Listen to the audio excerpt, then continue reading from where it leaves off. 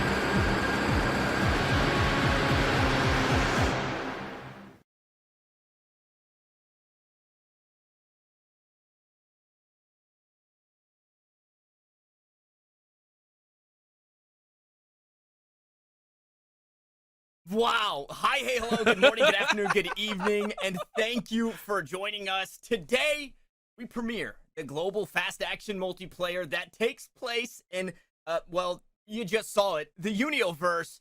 It's Hoverdrome. Hi, my name is Tanner Metro. I'm joined today by my good friend Orbital. And Orbital, if that video didn't get, if somebody in the world didn't get hyped from watching that video, there's something wrong. That got me pumped. I love the fact that they saved it for us. That was our first time viewing it. It opened, and Tanner, you heard me go, holy crap. Yeah. That is a wild intro. I love it so much, and the fact is, players have already been in here. Macedonians have already been in here playing over the qualifiers the entire time. They know what it's like. They know what it feels like. We get to experience it along with them here in the grand finals.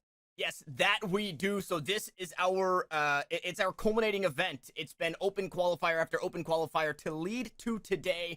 And there might be a handful of you who are familiar with the Unioverse, and there might be a handful of you who have maybe got your butts kicked in the proving grounds like I did, and you haven't heard of Hoverdrome, and you've been wondering what this is. Well, fortunately, we could sit here and talk to you about the fast action, the multiplayer, and all that good stuff, but we got a nice breakdown for you guys. We're going to jump away for a quick video to show you guys what exactly the Unioverse Hoverdrome is.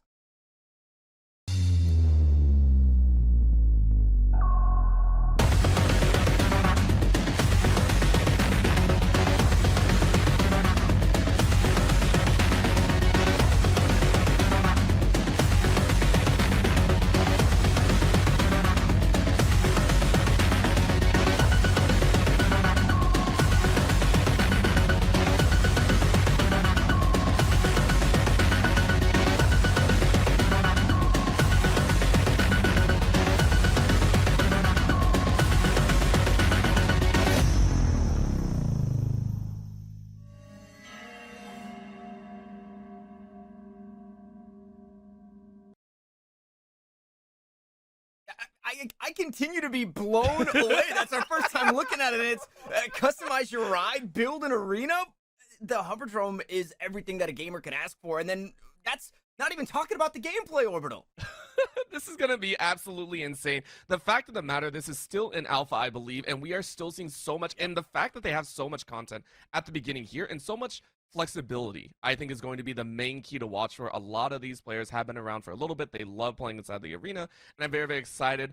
Trying to snag that pro sense, trying to go ahead and dominate your opponents in a 4-minute match, by the way. It is very, very quick. You got 4 minutes to show your excellence. 4 players are in each game, only 2 move on each time. I mean, this is going to be a wild ride. Yep, that it is. And if that video didn't really break it down for you, fortunately, I have the words to do it. So, Unioverse Hoverdrome, right? It's the fast action multiplayer game. It is currently in alpha. So what you see today means this is just the building block, right? This is just the baseline. We are only going up from there. And as you can see from that gameplay, it plays a little bit like Mario Kart and Rocket League, where you're going to be looking to score. You're not kicking a ball around or anything like that, but you're looking to grab that Pro 10 that Orbital was talking about.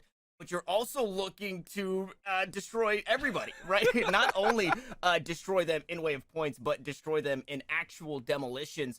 The bikes themselves have weapons. There are weapons on the map. It features AAA graphics, interoperable content with other Unioverse games. So this is really just the beginning, and it allows for that user-crafted content. So that is absolutely huge. Now, we have a pretty big day ahead of us, like we talked about kind of at the top there, Orbital. This is it, right? We've got 32 Macedonians who, they battled through the open qualifier. They earned their spot here today. There's a lot of games to be played, and there's also a lot on the line. Yes, there is. And I like to say, anyone from veteran to newcomer is in this grand finals. We have players, we have Macedonians that have been here for 50 games plus in the open qualifiers. They have played an extensive amount. And then we have players that have been in here for 5 games and they have qualified. That shows the lengths and the skills that a lot of these Macedonians currently have. And that makes it so much fun because, as you mentioned, Tanner, we have a very large prize pool on the line. 15,000 USDC plus. I believe it is 300,000 Unio inside of the game as well. There's so much available. I mean, my camera can't even keep up with it because this is going to be an amazing day. 32 competitors, and not just that, outside of the top prizing, everyone gets a piece. You have qualified in, and that means inside of the Hoverdrome arena, you are still rewarded, even if you fall in the early rounds. Yep, that you are. So if each game, right, 32 players, each game has 4 players in the lobby. Everybody obviously doing their own thing. We don't have any teams here. So the top 2 from each game, well, each lobby, I guess I should say, because they're going to be playing 2 games. Let's go ahead and start over here. We've got 4 players to a lobby. Each lobby is going to be playing 2 games to get us started here in this round of 32. The top players, or the placement points rather, so for that first game, 9 points for first place, 4 points for second place, 2 points for third place, fourth place is going to get 1 point. Then we go ahead and run that back, and the top 2 teams from each of these groups that we see at the start of everything, which is 8 groups that we're going to be running through, will then jump forward. We're going to go ahead and shuffle things up and get it. And it looks like we will have a leaderboard eventually. We haven't played a game just yet. Shout out to the producers for putting that together. But we will be following along with our players that are standing out today. And speaking of standout players, we've already got a few to take a look at from the open qualifiers here, Orbital. Oh, we have an amazing set. So keep in mind, these are all players that have already cemented themselves inside of the Hoverdrome. They have fought very, very well, and there are a multitude of ways to win. To dive into a little bit, we mentioned the capturing of the Pro 10. It spawns randomly around the map. You go ahead and grab it, and you try and space forward into the center. Now, there are a lot of obstacles that we'll dive into later on as well, which can get very dangerous, which can get silly, but your main adversaries are the other players, and because of that, points are awarded on multiple different steps. 1, how long you hold on to the Pro 10, essentially how long you hold on to a football. If you score with the Pro 10, if you bump someone who has a Pro 10, and then just straight up eliminations. Now, granted, doing damage and actually eliminating someone are 2 very different factors, so we are going to hopefully see some different varieties depending if you go against someone that very much like Psyche, who we have to point out in the open qualifiers had the highest points scored in a single game of 2445. Once again, that is 2,445 points in a singular game. Considering a Pro 10 score is only 200 points, you can only imagine how hard they worked to get that score. Yeah, that's a lot of goals scored, and fortunately, we don't just have to talk about goals scored because our players are chomping at the bit to jump right in. Our first couple of groups are going to be difficult ones. They're going to be nail biters. We've got the first one ready for you here, so we are looking to jump right on into the action. We start here in the round of 32, and we talked about groups of deaths, groups of life, all of that. This is going to be, I think, one of our most contentious groups here. Everybody nearing that 2,000 best score and that 1,000 average scores. We get started nice and early. Now, eliminations from, you know, destruction here. You see the rockets coming flying through, and there's already a first early demolition, and Lonsky's already got an early goal scored. I love this tech. So you open up very well with the missiles. That is an upgrade to your weapons. Normally it's just the lasers. That is something huge that you can carry on. Remember, we talked about the eliminations. We talked about the destruction. If you're able to destroy someone at the end, you get 33 points in the own. However, the Proton is the big part. You go ahead and run forward, and you can see it. The Proton currently in the hands of Lonsky, but your free fire target as Lonsky gets eliminated as well. Yeah, Lonsky gone after looking for the second score of that Proton. Now having to slow down just a bit so they don't get smashed, but Galaska is going to find a grab of their own. So this one, it looked like it was maybe getting away from the lobby. Lonsky looking to get out and ahead, but a little bit closer now that we've got another scorer on the board. And you can see, you get a general idea of where that Pro-10 is coming from, where it's going to spawn next, and everybody is chomping at the bit to get to it. I mean, they're trying their hardest, really. My eyes are on Zemo, who average score of 1,200, one of the top scores in the early qualifiers, is actually sitting at the bottom of the tables, has not found their own route. And right now, those eliminations are the big problem. The Pro-10 literally sitting in front, and Zemo is able to slide in to score. What a wild grab to stay in the running.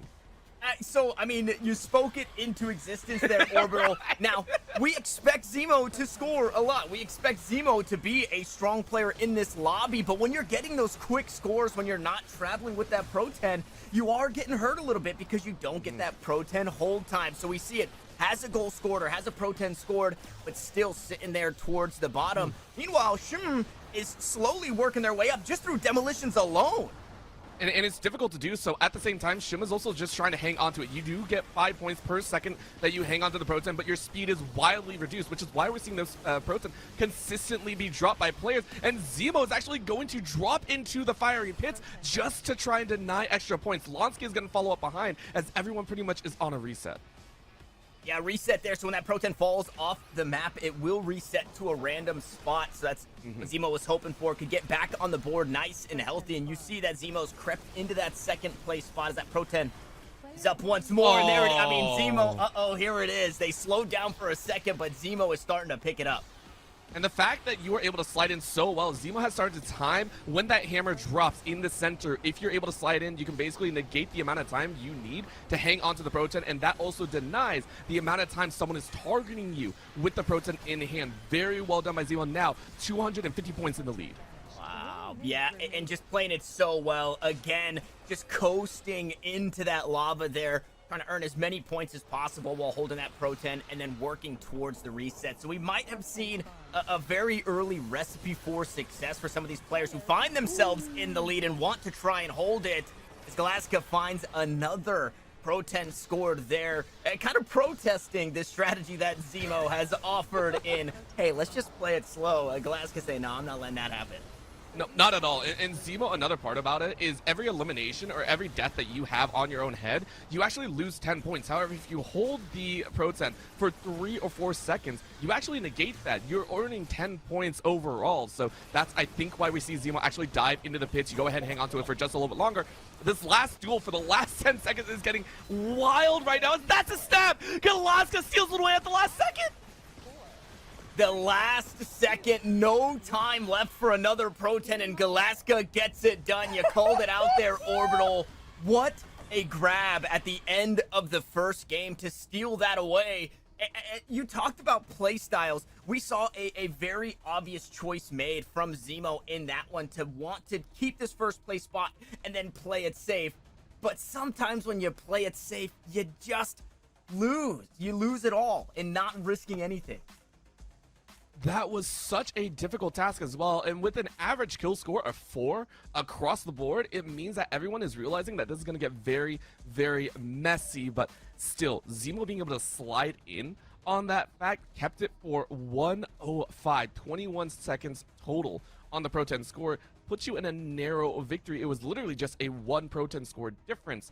That's going to be really fun going into game 2. Now, keep in mind, the bottom scores are the main ones. 9 points to first place, 4 to second. Those total scores at the end do not matter unless your placement score is a big part. So Zemo still has a chance to go ahead and tie it up, but so far, getting messy already. Yeah, and tiebreakers, right? It's very apparent, right? It's very possible that we do find a tiebreaker if we see, you know, the second place and first place spot flip. Now, with that, obviously, it goes down to points scored, right? Where you're sitting. If you're Zemo, okay, foot off the brake, man. You can't be playing this slow game anymore, right? We're not playing the reset game anymore. If you're going to tie, you have to make sure that you are up there in points. You have to make sure that you're clearing Galaska specifically in this matchup, in this lobby, to make sure that that tiebreaker does go in your favor. But man, that was, if you blinked, you missed it. It came and it went, and we've got an early winner in Galaska with Zemo in a close second. But I think, what do we see from Lonsky here in this one? Obviously, it's maybe a far cry to find a first or a second place here and then maybe work their way into the next lobby, but they came out so incredibly hot. Of course, that's only at the start. You have to keep that pace for the entirety of the match, and of course, if you do not, it falls very, very quickly. Lonsky so far has taken a very aggressive stance. Step up to the front. You can see the eliminations pretty much off rip.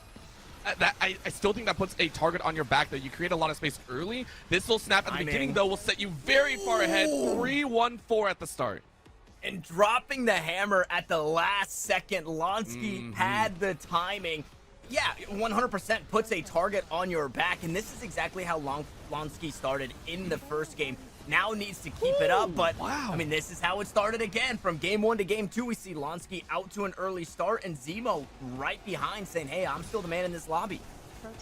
It's actually on Galaska that we're waiting to actually prop up. Now remember, with 9 points, you pretty much have secured a spot. It's very difficult to actually overtake, so if you win one, you can kind of sit back, but you don't want to do that. 24 points so far. You need a little bit more, as that's a crusher. Feels so bad. Lonsky is going to be killed, but with the Proton just popping out again, no one's getting that 200. Zemo's going to try and grab him. Maybe you do. Oh, no. That last second. Oh, Zemo got it. That is...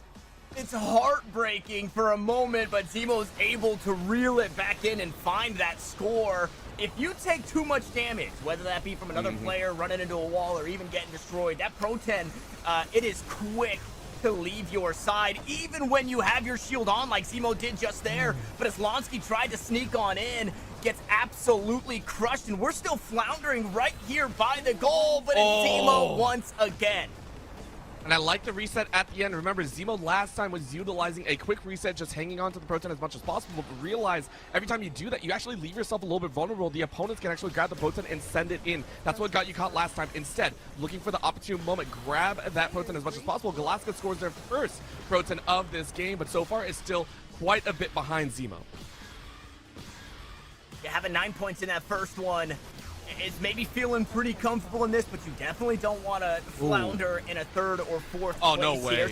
Oh, Zemo. I was about to say. Not long for this world driving into the lava like that, and that allows perfectly for Galaska to just try and walk this one on in, trying to dodge everything, and does so. Finds the score there, goes down just after. All right, well, Zemo's been able to capture a little bit more, but Galaska being able to close it so quickly, this last minute and a half is going to be very, very important. Keep eyes on the HP bars. If Zemo or Galaska get low enough, it's going to be a disaster, as that's another pop out. Galaska cannot finish it off. Zemo wants to score, but he can't. Wow, doesn't make it through the lava. And that allows for Shroom to try and play Disruptor here. Just picks up the Proton, grabs a couple of points, wants to find some more, but look who's here to play spoiler again. Zemo scoops it up for just a moment. Galaska comes flying through past 2, will find another score. And with a minute left on the clock, Galaska finds himself the lead. And Zemo, you have to reset here. I love that drop into the lava. You get full HP. You got 45 seconds left to make magic happen. That last Proton score is going to be so important, or else Galaska is going to push you out of first place. Either way, you might move on, but this is going to be dangerous. Yeah, another reset there. Lonsky trying to keep their name in the running. What a Galaska steals it in the middle of everybody and gets it done. And this lead continues to grow as Zemo destroyed once more, not able to get out of the fight for that Pro-10 that was no longer there thanks to Galaska.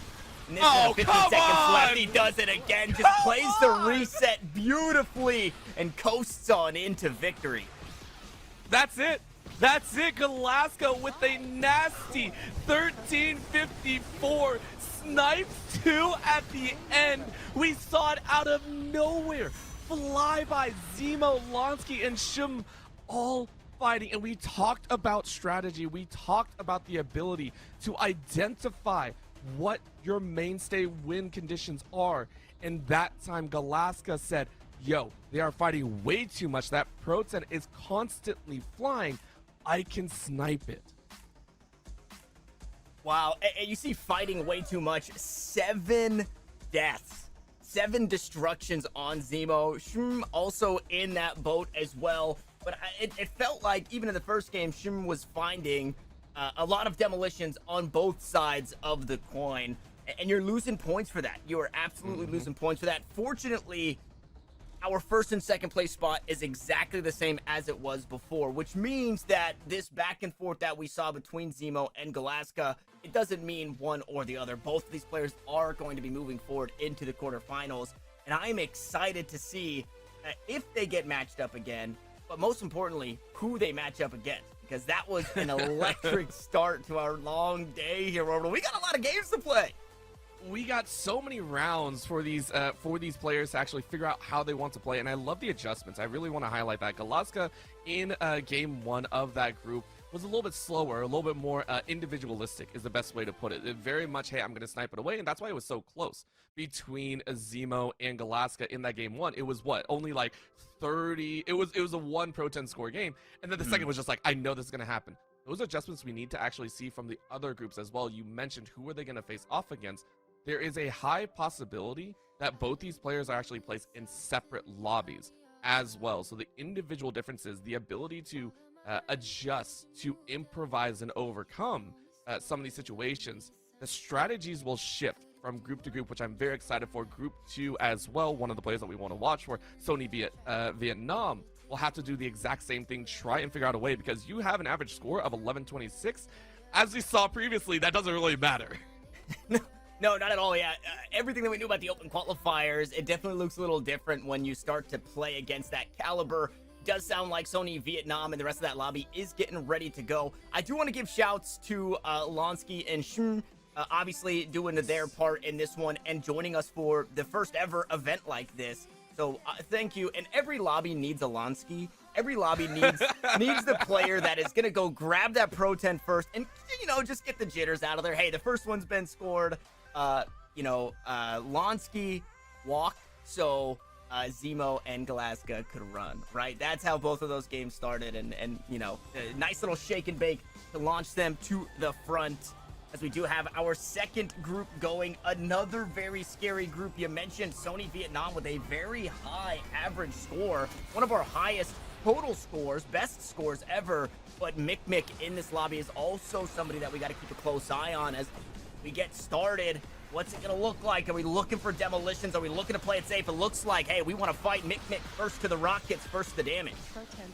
I mean, that's a great little tap, but of course you have to watch for the rest. We love seeing the players try and figure out exactly what they want to go for. Are you going to go for a little bit softer? Are you going to go for a little bit quicker? Are you just going to go for the hold? Or are you going to go for the score? The Macedonians get to decide. Is that a quick boost? And that's going to be Mick. You just mentioned it. Someone that can sneakily steal away a game. Yeah, and the finesse with these fights, right, to be able to pick that up, scoot their way across the lava, the timing that they've got on that crusher in the middle, it is not easy to get this Pro-10 to its home, and we've seen it time and time again. Zembera unfortunately goes down there. Scooping up though is Sony Vietnam. Pro-10 can go ahead and be reset as too much damage comes through. That's not a lot of health, unfortunately, for Menki there. And it means that Menki will be annihilated, and Sony Vietnam is on the board.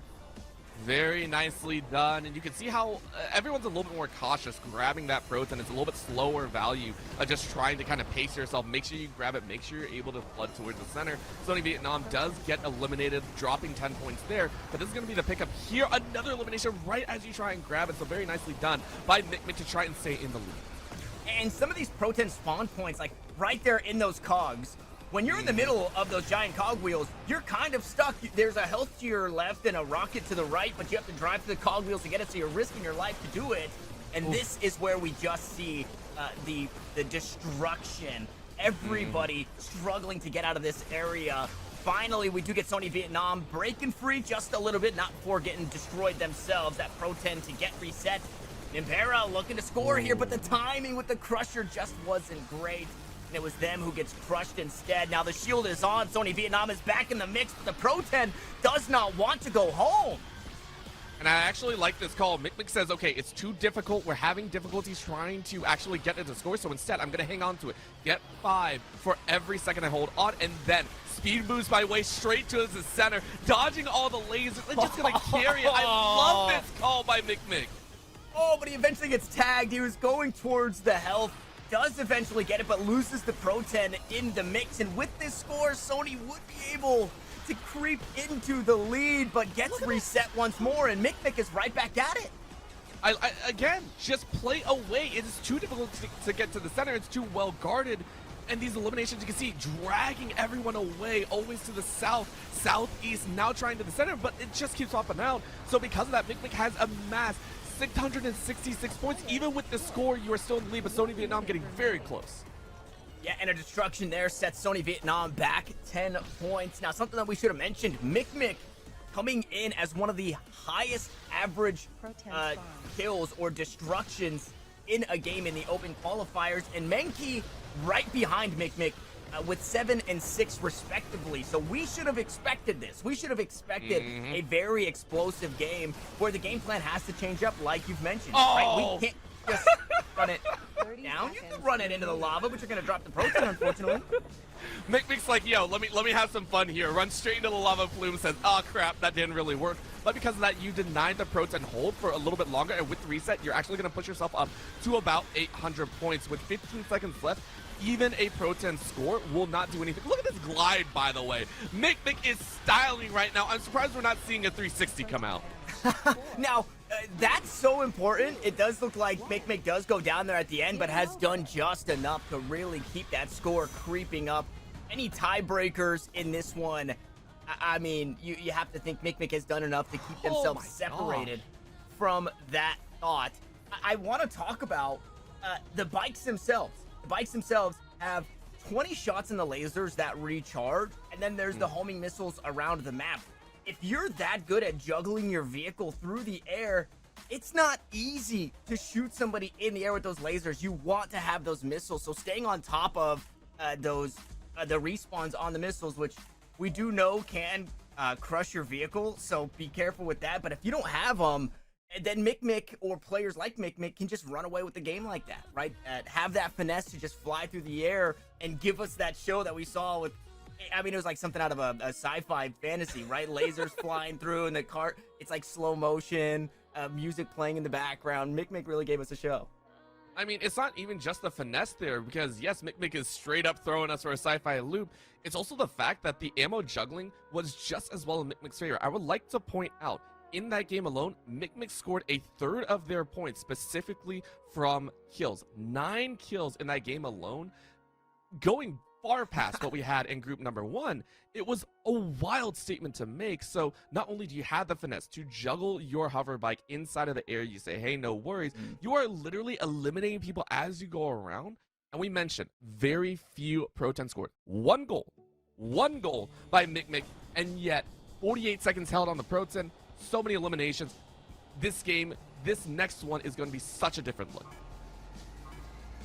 Yeah, what does it look like? Does it look like for the 3 other players that same Pro 10 rush back to the center to try and score, or do they try and take that, slower approach? It looks like Mick already trying to get into the mix here early. Out comes the Pro 10. The rockets fly back and forth, and nobody's fallen just yet. It's actually Menki to scoop up the first Pro 10. Nope, it's Menki to go down. It's Mick to have it, and it's Sony to steal it at the end.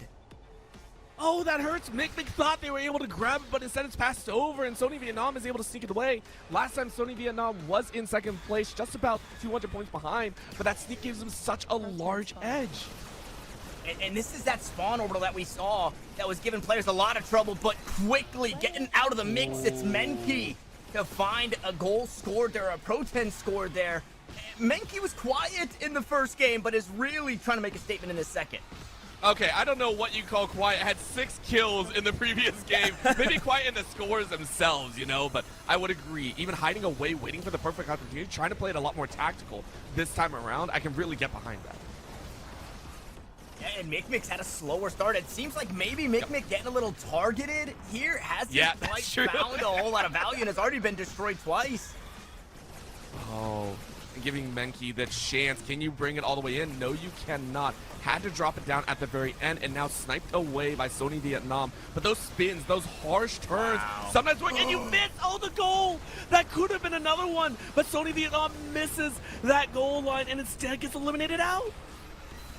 And who is right in front but Mick? Now, Mick showed us with 1 goal scored, they can run away with the game.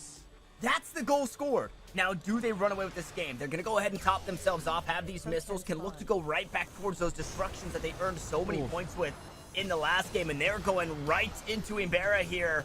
That Pro 10 is going to go down, unfortunately. Some destruction on the obstacles as Mick goes up and over the top, but gets slowed down, will get smashed in the mix, and Sony's right there to collect. And it's starting to turn into a game of who's on second. The early bird may get the worm, but the second mouse gets the cheese. That's how this works right now. It feels if you can snipe it away from your opponent at the last second, that is your opportunity to score. A big duel on the northern side of the map right now along that hillside is going to leave that Pro 10 a little bit high and dry inside of that lava. And the dueling out leaves another elimination as Sony Vietnam sent right back to the respawn. Yeah, and that Pro 10 dropped inside the lava. Everybody trying to pick it up is taking so much damage to do so. You know, mind you, there's players shooting at you as well. It is going to be Mick to get it out of that position, but loses it. This spot right here is very scary. Fortunately, the Pro 10 was on the low ground because we've seen players do things like this. Look to fly their way directly into that score as Mick goes down once more. And it's a 3rd place right now for Mick. 50 seconds on the clock here, and Menki trying their best to do it once more. I mean, you can try and fly, and you're actually going to drop it into the pits here, so this is an opportunity. Sony Vietnam tried their best, because it's eliminated as well. Is anyone going to snipe it? It's on that ramp. Oh, this is doable. This is so doable. Imbera is saying, listen, I want to get more points on the board. I know I might be eliminated here, but let me get a score down. Nah, denied as well.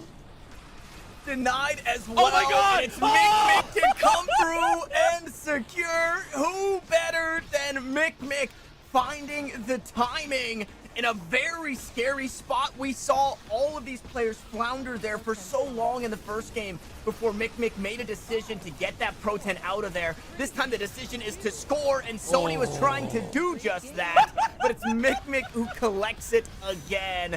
And Mick, your winner once more.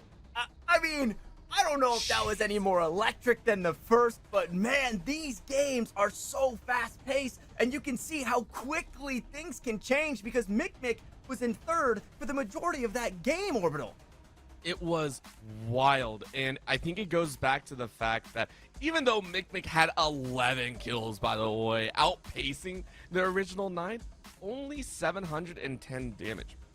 Getting those final eliminations are also just as impactful, but the sniping, once again, following in behind Galaska's style of where can you find those random stray hits? Where is that Pro 10 going to drop? And the predictive analysis from the players, I have to give huge props to them. They've been able to predict, they've been able to hide out, find those last grabs, and nail home the goals. That is what will turn good players to great Macedonians that will go into the Halls of Legends.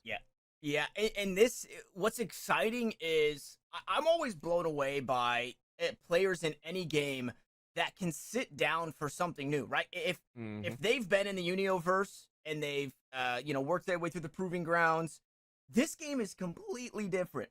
The heroes look the same, but it plays so differently. But for players to be able to sit down in a short span of time and really dissect and understand a game, that is so impressive to me.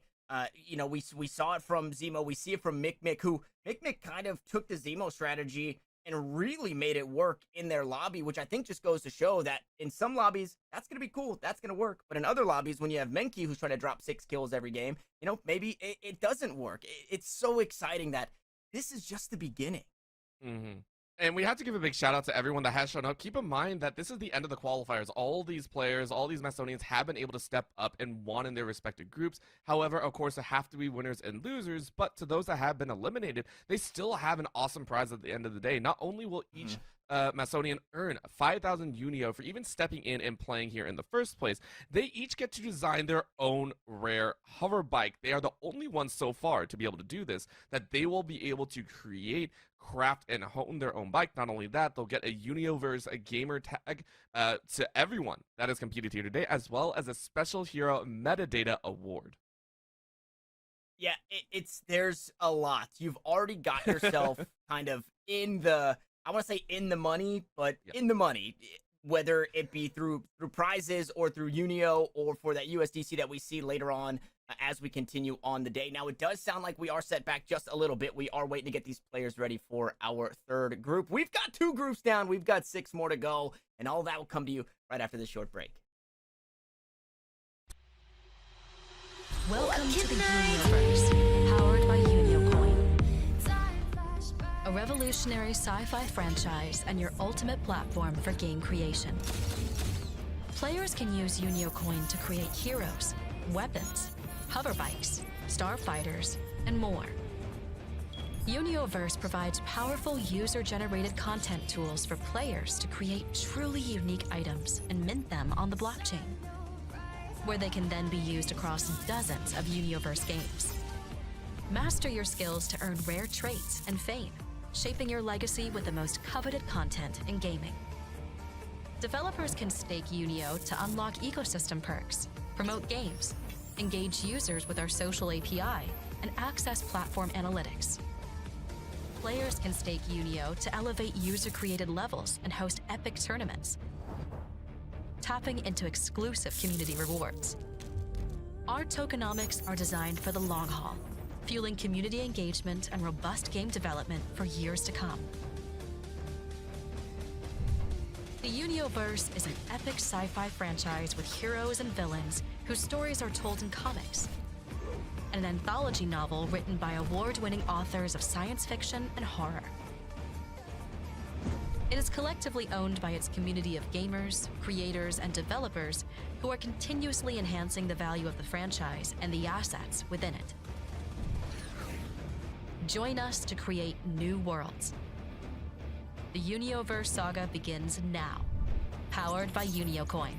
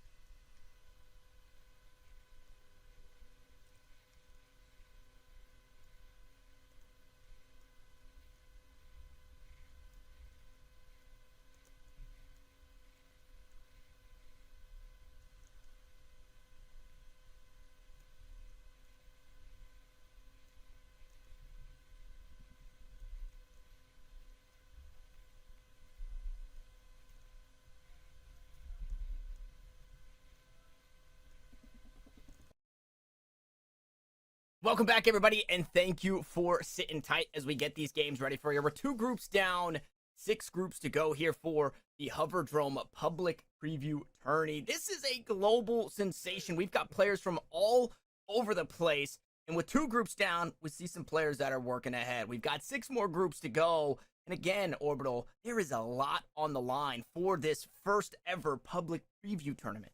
I mean, it's an amazing thing when you have so many players coming in for one specific reason to win. I think that's a big part about it. You go ahead and flaunt your stuff. I mean, there's prizing. We mentioned the large prize. Well, we got to break it down for what you actually get because, yeah, you know, if you come here, you get all the fun hover bike stuff, but there is some other stuff on the line. First place earns 7,500 USDC plus 25,000 Unio inside of the Unioverse itself. It is awesome to see. Of course, we'll get to that later as we're right into, I believe, Group C. Yeah, we are jumping into it. Our 3rd group of the day. We've got Sully, Clyfal, T-Pro, and Yukin. We'll see if they can live up to the hype that we got to. You know what? I know they're going to live up to the hype because that's just Hoverdrome. The game is just hype, so I know we're going to get it here.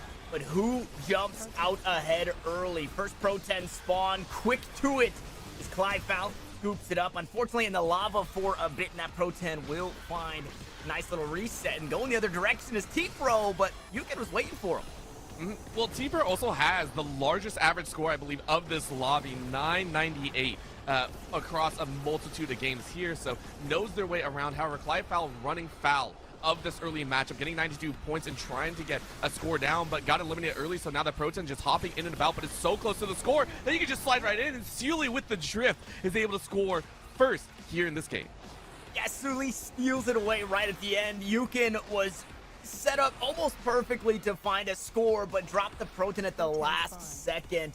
We have seen that a handful of times already where it looks good for one, but then it looks better for somebody else. T-Pro sitting with the Pro 10 in hand for just a moment, does eventually drop it. Now, you can sometimes see that these carts go blue. These players do have a personal shield that avoids damage, but it doesn't stop the Pro 10 from dropping, which is exactly what we saw there. And now, things are getting scary. The health bars are low. T-Pro's the healthiest one here. Healthy enough to score? Nope, doesn't look like it. Nope, but this is going to be a low speed 4 because guess who was there? It's almost Yukin, but it's going to hide right out and about. And Clyfal is able to score right before watching the explosion of pretty colors. So Clyfal running foul, everything now, but looking pretty dang good. 429 on the score. And comfortably taking that first place spot. Would maybe like to get another couple of destructions. Sully is just around the corner from being able to take that lead with another score. T-Pro couldn't quite get out of the corner there, and that Pro 10 will flounder once more. It's that same position, right? It's just outside of those large cogwheels, but I mean, when you do stuff like this, Clyfal, how about that clear of the Pro 10? Oh, what a grab. What a grab on the health pack. You go ahead, drive up high, and make sure you try and spot out. Of course, that raw damage is going to be a problem, but you try and spin it around to get the score. And T-Pro, the one that we talked about, the average score, is finally going to push themselves into 2nd place, but they need a little bit more. Here in the last minute and a half, you need to find another score if you can. Going to sit on top of the Pro 10 spawn. Is it going to work, though? Are you? Oh, I don't think you can. Wow, what a pop. Holy crap. Yeah, it's trying to... Oh, no okay, way! Wait, never mind. T-Pro No made way! it work! Wow, okay, T-Pro, finally living up to this score that we set, this pace that we set for them as we jumped into this game. Obviously, as the competition gets tighter, you have to expect it to get so much more competitive in these games specifically. So these top scorers might slow down just a bit, but T-Pro is looking to live up to that average as he sneaks away this time. Not looking to score right away. Man, it is so heartbreaking when you do so much work with that Pro 10, but you're doing the work for somebody else, and T-Pro has just made that possible by the work there of Clyfal. And now that Pro 10 sits and flounders. If nobody picks that up anytime soon, it will reset, and it will mean that T-Pro keeps that lead for a moment longer.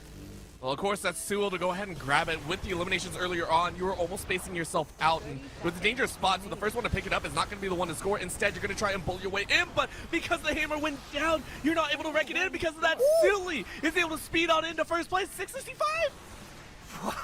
Sully was doing the work for somebody else, but then eventually was like, no, I'm taking matters into my own hands.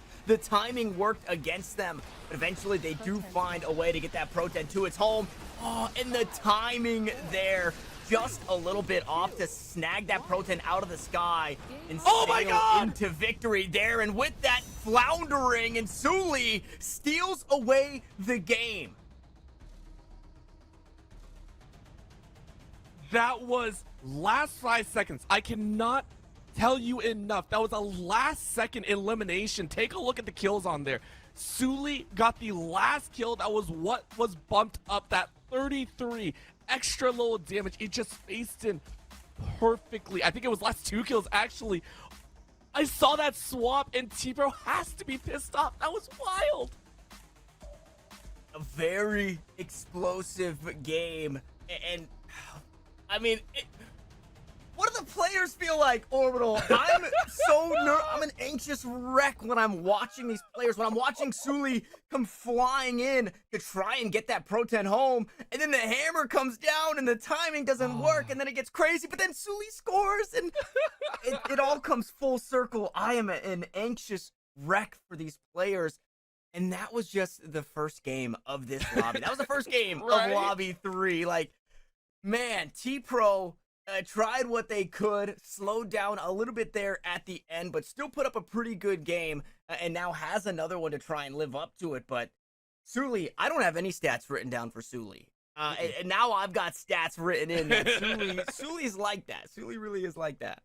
I mean, that was also the crazy part, is that we only had 5 Pro-10 scored between all 4 players this time around. The Macedonians were not able to really lay it down with the hover bikes as much as they would have liked in this group, and that is a wild stat. So you actually have to look at the other statistics that are offered. So those kills, those holds on the Pro-10s, those eliminations, the damage, the deaths as well. This all comes into play, and this is why we were mentioning it is so dangerous to try and play a game just focused on one aspect. It is the dynamic factor. How well do you adjust?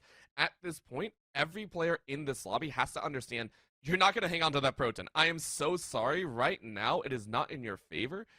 I would also like to point out, Suli scored, I think, all the points in the latter half of that game. Under 2 minutes is when all 732 came by. So if I'm T-Pro, I'm sitting there going, okay, I need to look at those eliminations. I also need to keep track of where Suli is. Suli is known now to be a little bit sneaky.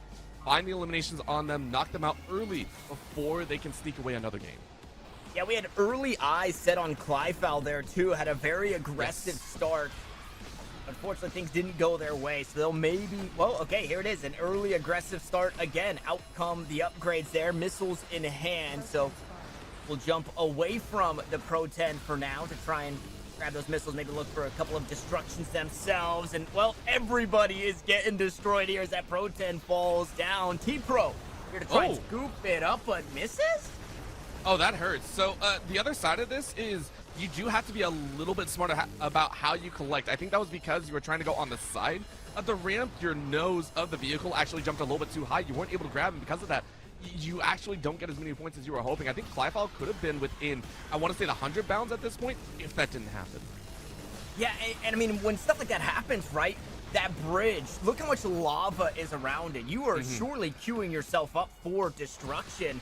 So what do, right? You have to make that decision. Do I let somebody else put themselves in a bad spot to get that Pro-10, or do I go for it? And unfortunately, it didn't work for T-Pro then, but it does look like it's working for T-Pro now. Takes a bit of damage, finds a reset though, and actually is, I mean, this is the plan, right? You sit back, you just try and pull everybody to you because they have to stop you from holding the Pro-10, and then as soon as they come your way, you look to find that beautiful air glide into the score there of that Pro-10. And although it hasn't been a score just yet, look at the score. T-Pro slowly creeping up further in first place. Oh, this is beautiful job, but there's the other side of it. Clyfal, snubbed in game number 1, is going to go ahead and drop that score and reset pretty much everything on the board. T-Pro is going to reset their HP bar and waiting for the second factor. Now everyone hunting towards the northern side of the map. We talked about this bowl. We talked about this danger whenever the Pro-10 spawns here. It's going to be a difficult one. Yeah, waiting for it there. Able to sneak away as Clyfal. He's away with it and maybe able to just punch it all the way in. Clyfal, it gets a free one.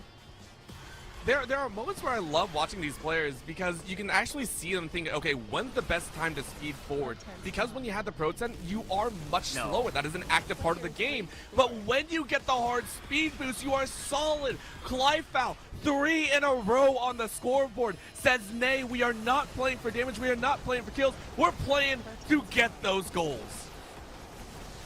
Clivefoul's not letting up, trying to secure that first place, going toe-to-toe here with T-Pro as they fight over the Pro 10. Oh, and it goes T-Pro's way. I think Clivefoul thought he had scooped it up, but yeah, finds that full heal. It won't stop that Pro 10 from leaving your bike if you take too much damage, though. So T-Pro headed the opposite direction. Clivefoul trying to sneak away and hide behind this magma waterfall to just secure a couple of points. It's exactly what Yukin was looking to do, but T-Pro has something to say about it. And right now, Suli, someone else that we mentioned, this actually could be the disastrous part, sitting at the bottom of the tables, has not even been able to push up.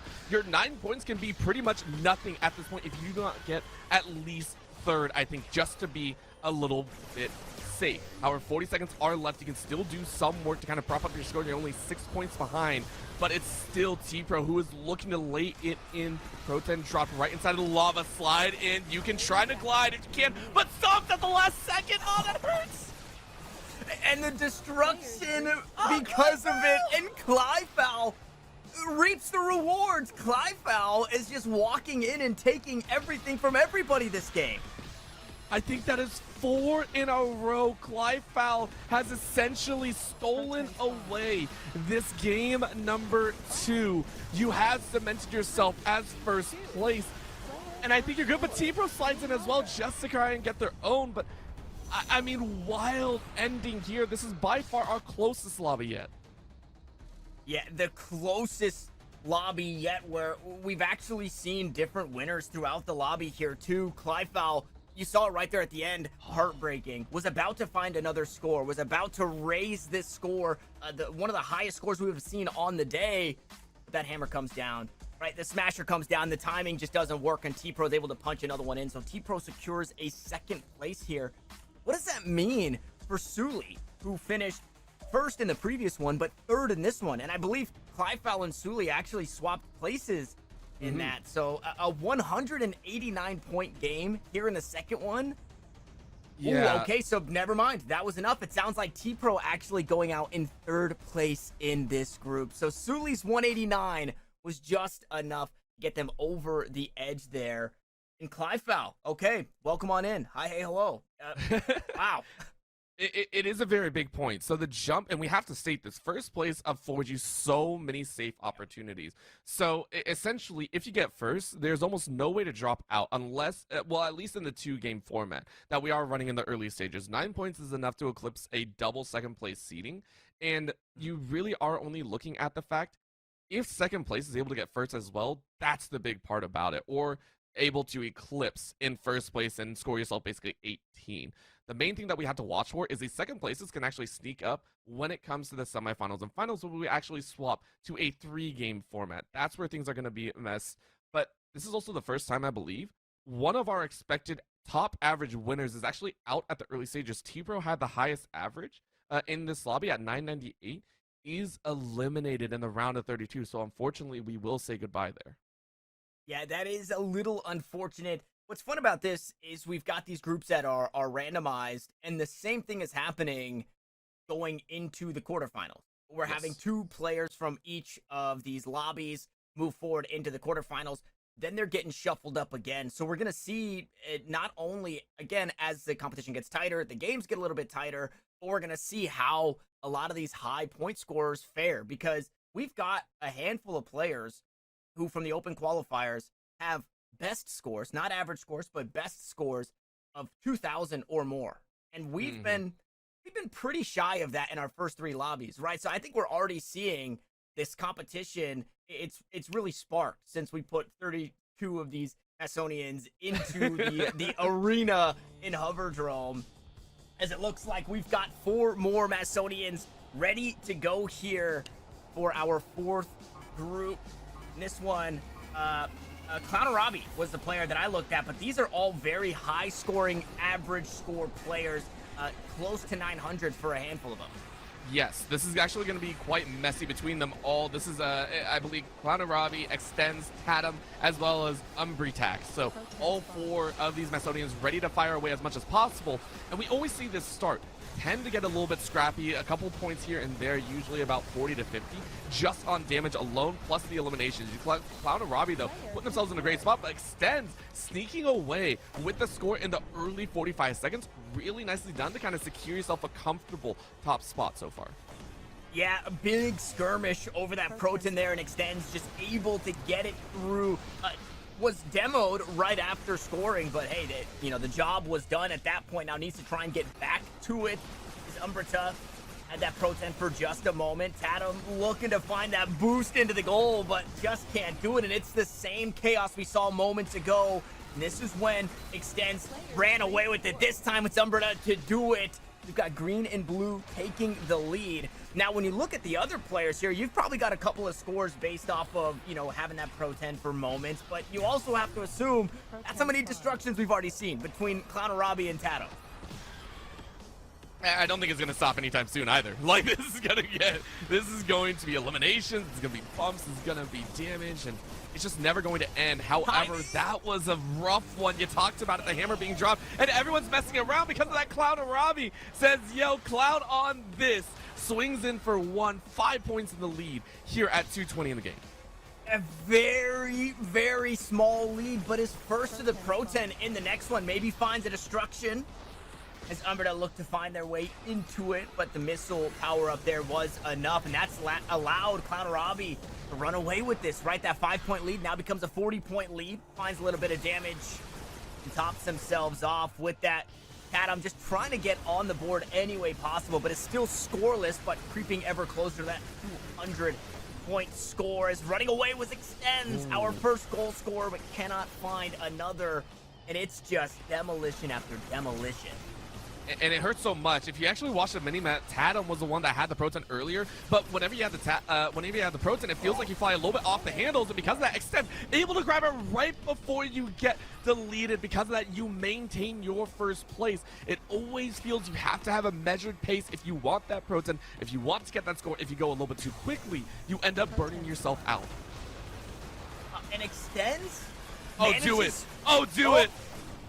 Oh, Tatum trying to take it all the way home, gets destroyed as it comes down, and Clownarabi there to grab and steal away the lead from Extends again. You cannot allow another score for Clownarabi, and you've only got a minute to try and stop them here if you're Extends, who, mind you, both scores was just by an inch that they were able to get that Pro 10 home. This time they've been destroyed. That Pro 10 flounders. That's actually a bit of a battle between Tatum and Umbrita to try and get this Pro 10 out of there. Nope, the whole gang's here now. Everyone's here. No one's going to play for fun. I mean, this hurts. This hurts. However, Extends has a chance to actually tie this up, and Clownarabi can't do it. Extends scores. It is so close. It is a single kill game right now. 30 seconds left. Very, very doable. Very doable, but again, by the skin of their teeth there from Extends as that hammer comes crashing down, finds the score. But it looks like they've done enough. Clownarabi has done enough. Extends not in a position to be taking any fights and does not want to die here. Oh my god! Oh my god! He got the elimination! He got the kill! No way! Oh my god, Extends!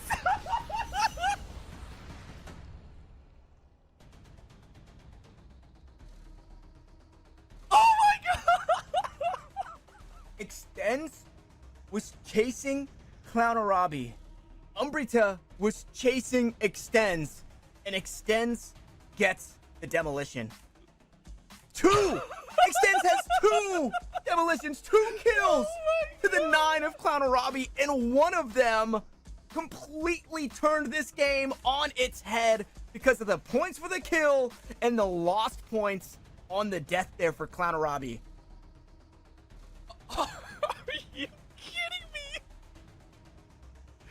Are you kidding me right now? I am losing my mind with the absolute abandon. These players are going at it. These Macedonians are wild. Not till the last second. That is now the second time we have seen a score swap under 5 seconds left in this game. It is getting out of control. It is getting terrifying for anyone that is watching. We are in what? Group 4. We still have 4 more to go, and it is becoming highly apparent that these are the best of the best. There is a reason they have made it here in the qualifiers. They fight to the bitter end, and it is known. At this point, it doesn't matter if you are a kill leader. It doesn't matter if you are a striker and getting those goals at the end. You have to be aware at all times, and you cannot let up even in the final seconds. This game, they've all been hectic. But this game, scoring and demolitions, name of the game. This was one of those lobbies that it seemed rare to us because the game plan for the previous 3 seemed like, yeah, I love scoring the Pro 10. That's cool and all. But I also like hanging on to this thing.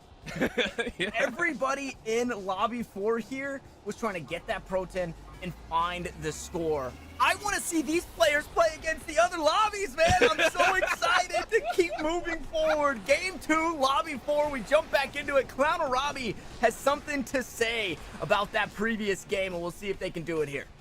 An 8-point difference better be changed up here. Clown and Robbie is pissed that they lost those 5 points, and they are ready to fire right back. Tatum, of course, in their own right with an average fairly well, got 4th previously, and once again out to an early start, but gets eliminated, meaning you lose 10 off the rip. Extends going ahead, getting some good damage, 45 sitting in second. You're going to go ahead and pick it up as quickly as possible. Can you boost as far? I don't think anyone's actually in pressure, but the hammer got dropped, and so you're eliminated so quickly. Once again, timing leads Clown and Robbie to score first. Wow.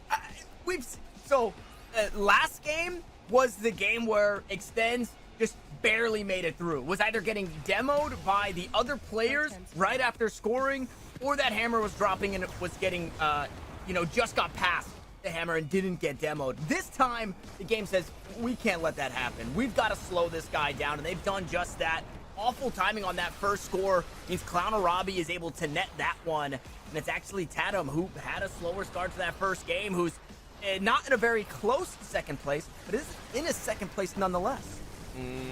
And, I mean, remember, we said, as long as you score first, if you get first, you pretty much secure your spot. However, what happens when the 4th place gets first and everything goes crazy? That's going to be our question, as that's a quick score. Tatum is now sitting in second place, about 100 points behind, which is doable. But I'm still watching Umbrita and Extends. They are going to be looking at that moment to get a little bit crazy, get messy, and try and knock out the leaders. Oh, man.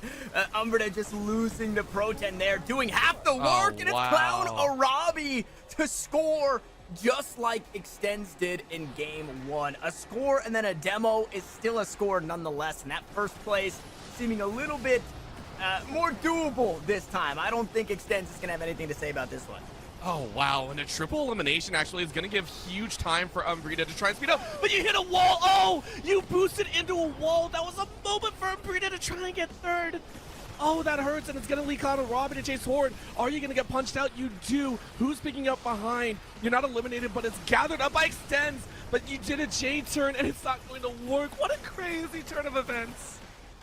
No, and as Extends was going to score, right? The hammer comes down again. Yeah. Finally able to do it, though. Hung on to that Pro 10 for quite some time. When I said Extends was out of this one, I was lying. I didn't have the script in front of me, unfortunately. Extends now just a score and a kill away from maybe being able to sneak back into that first place. But Tatum not happy with their performance earlier. 2 scores, and this one keeps them in the running. I love that call out. You mentioned Tatum not happy. It is true. You are now 20 points behind, and we see what happens when there is double-digit scores left. Eliminations come out of the woodworks for Extends, though. It's another play that we're watching. Remember, when you place first, all you need is 3rd or so to really secure your spot. However, Cloud and Robbie try to chase in. You're very low on HP. Might want to reset your HP bar, and you will get eliminated right there. 722. A chance and a half. But Tatum, can you boost your way? You timed the hammer just right. Swing on in for the score, and now you're in first place. And now you're in first place. Clown Robbie, though, just around the corner from being able to steal it away. And what a steal that would be. 6 points would separate them if Clown Robbie can find a score. But Tatum, quick to that Pro 10. able to pick it up, able to keep that lead marching forward, does drop it there, but a 7-second score from Clown and Robbie from downtown. I think that one is just out of reach, and that will do it. Things get shaken up in Lobby 4, Orbital. Oh my god. I think Clown and Robbie's out. I think Cloud and Robbie just got eliminated. It happened again. Yeah, 2 second places for 8 points. Oh my god. A fourth and a first would be 10. And then extends a first and a third. Wow. Yeah, that hurts. That hurts so bad. And we mentioned these tight races between all of the players. This is the wildest thing about this game, and I actually really like it. Some people might say the scoring might be off, you know, 9-4-2-1, but that's what makes it so good. You have to fight for the right to be at the top. Clown and Robbie was just a little bit off this time around. Fought like a madman though. 5 kills, 474 on the scoreboard, and I think got targeted just a little bit at the end. Feels bad. Well done to Extends and Tatum though. Yeah, well done to Extends and Tatums. It sounds like we've got a leaderboard ready. Remember earlier when it said we haven't played a game yet? Well, now we have. We've gone through a handful of them, and we can see this is what our leaderboard looks like. These are our players that are moving forward into our quarterfinals. You know, 1 through 4, I don't know if that's going to be the group. I would think that we're still waiting to shuffle there, but these are 8 names that you can expect to see moving forward. I see. Okay, so left to right. We got a little wonky. We like to keep you guys on your toes here in the Unioverse. So Galaska and Zemo, the players that we saw earlier in the day, kind of adopted. I feel like Zemo showed us that, hey, let's just hold on to the Pro 10 strategy. Galaska was like, hey, I don't like that strategy. I'm just going to score as many times as I can. And, well, Galaska did just that. Yeah, this is it. These are our 8 names so far. We've got 8 more still to join them, Orbital. Yes, and I would also like to point out, you mentioned Galaska and Zemo. I would love to also point out Mick, some of the best accuracy we've seen so far inside of these top 32. 11 eliminations in 1 game alone, and it was a majority share of their wins. And then Clyfal, I believe, being tied up with, I believe, no, Clyfal was the one. 4 in a row in goals scored, and that is the highest so far of the top. I think tied with some of the others, but still, massive disparity in terms of how you want to win, how you want to make this happen. And it's just not going to end because we just saw the closest 7-point difference, I believe, through first and second. That's actually what pushed Extends into the lead. Like, everyone has a different strategy, and we are only going to see more as we go further on. You talked about making it happen, and we want to talk about some of our friends who helped make this happen here, putting on this event here for the Hoverdrome, this public preview tournament. It's Community Gaming. You guys probably see the name everywhere here. If you guys aren't familiar, Community Gaming is helped put on this production. They also run weekly tournaments for games like Marvel Snap, Hearthstone, Garana Free Fire, and many more. This is just the tip of the iceberg, as well as supporting a wide variety of grassroots tournaments, offering tools and guidance for organizers to help supercharge their events. So if that sounds like something that you're interested, whether it be an organizer or a player, please do check them out at communitygaming.io. Now we are 4 lobbies down. We've got 4 more to go. We're going to hop away for a short break, but when we come back, we're going to be closing out the round of 32 and pushing forward. We'll see you guys on the other side.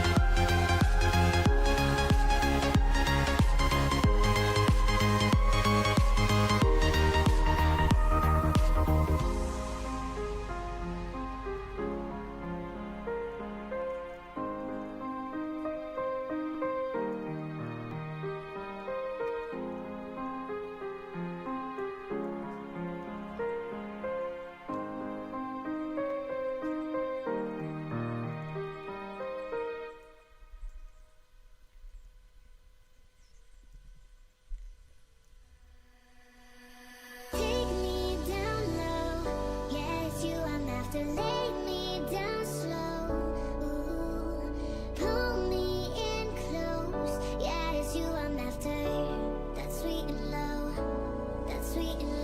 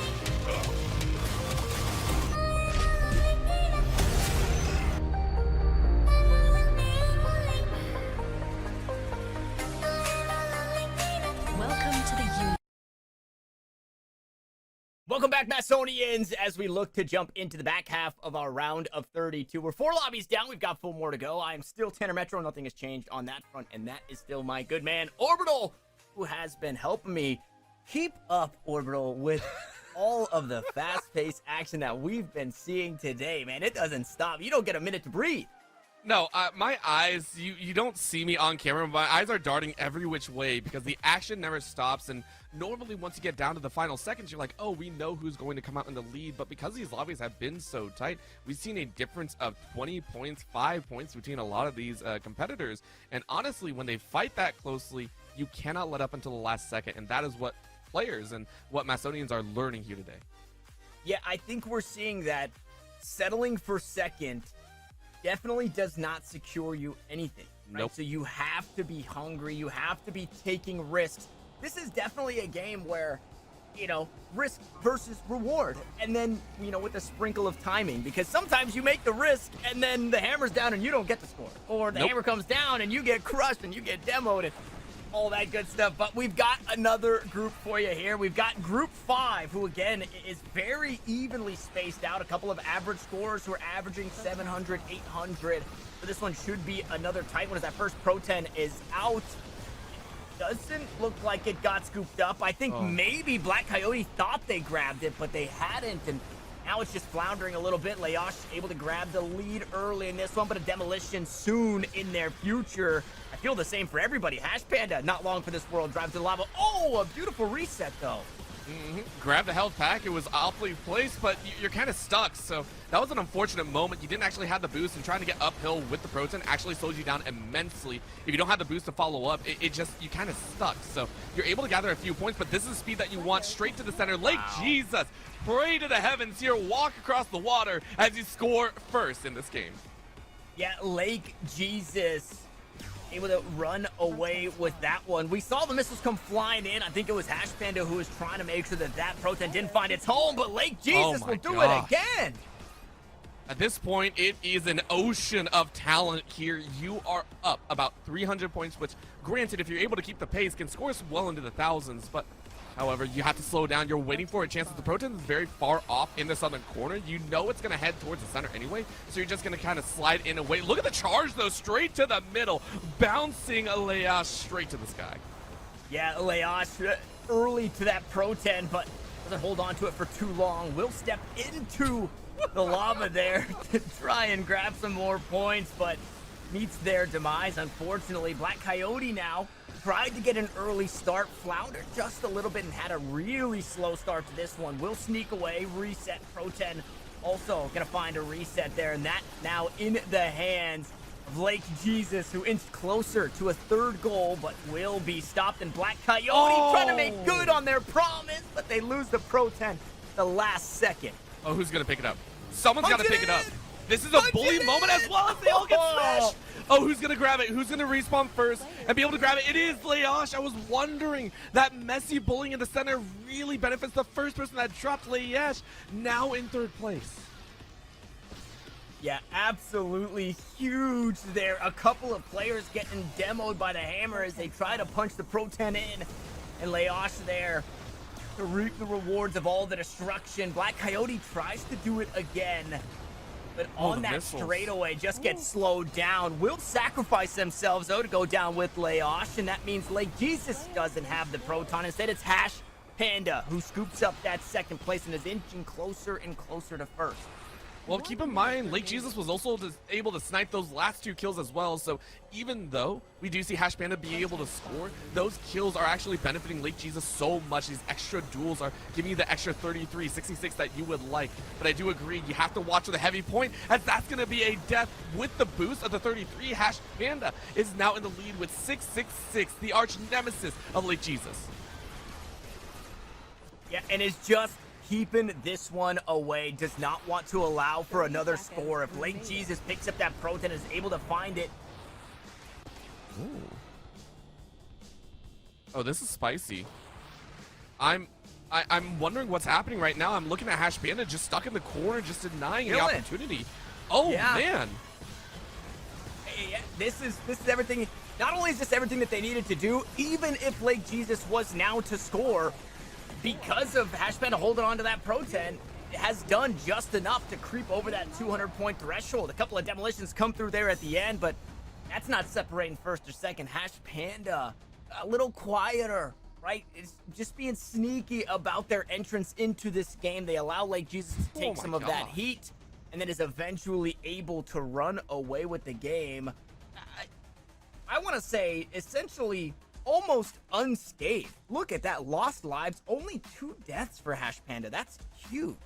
That's actually the largest KDA difference we've actually seen so far. Keep in mind, when we saw Mick ran up, I believe it was 5 or 6 deaths in there, so the kill to death ratio was a little bit offset.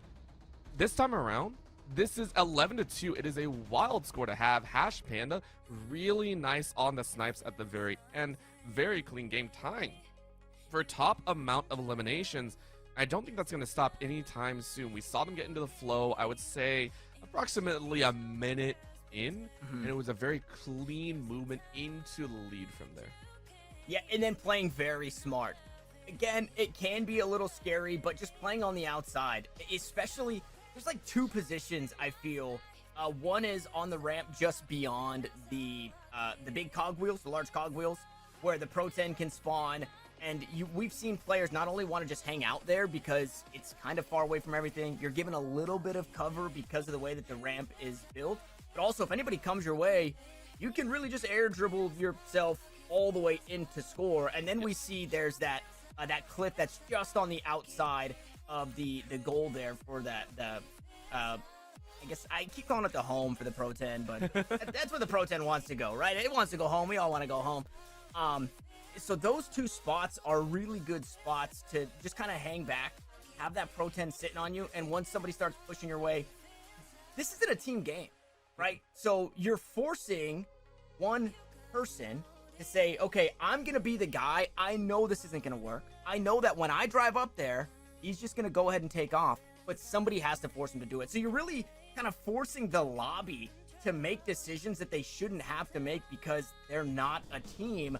And we saw Hash Panda do that beautifully there at the end. Just hanging back, holds on to that Pro 10, plays it safe. I talked about taking risks previously, but that was a beautiful time to not be risky for Hash Panda. I mean, this time you're going to have to be more risky because you now have a massive target on your back.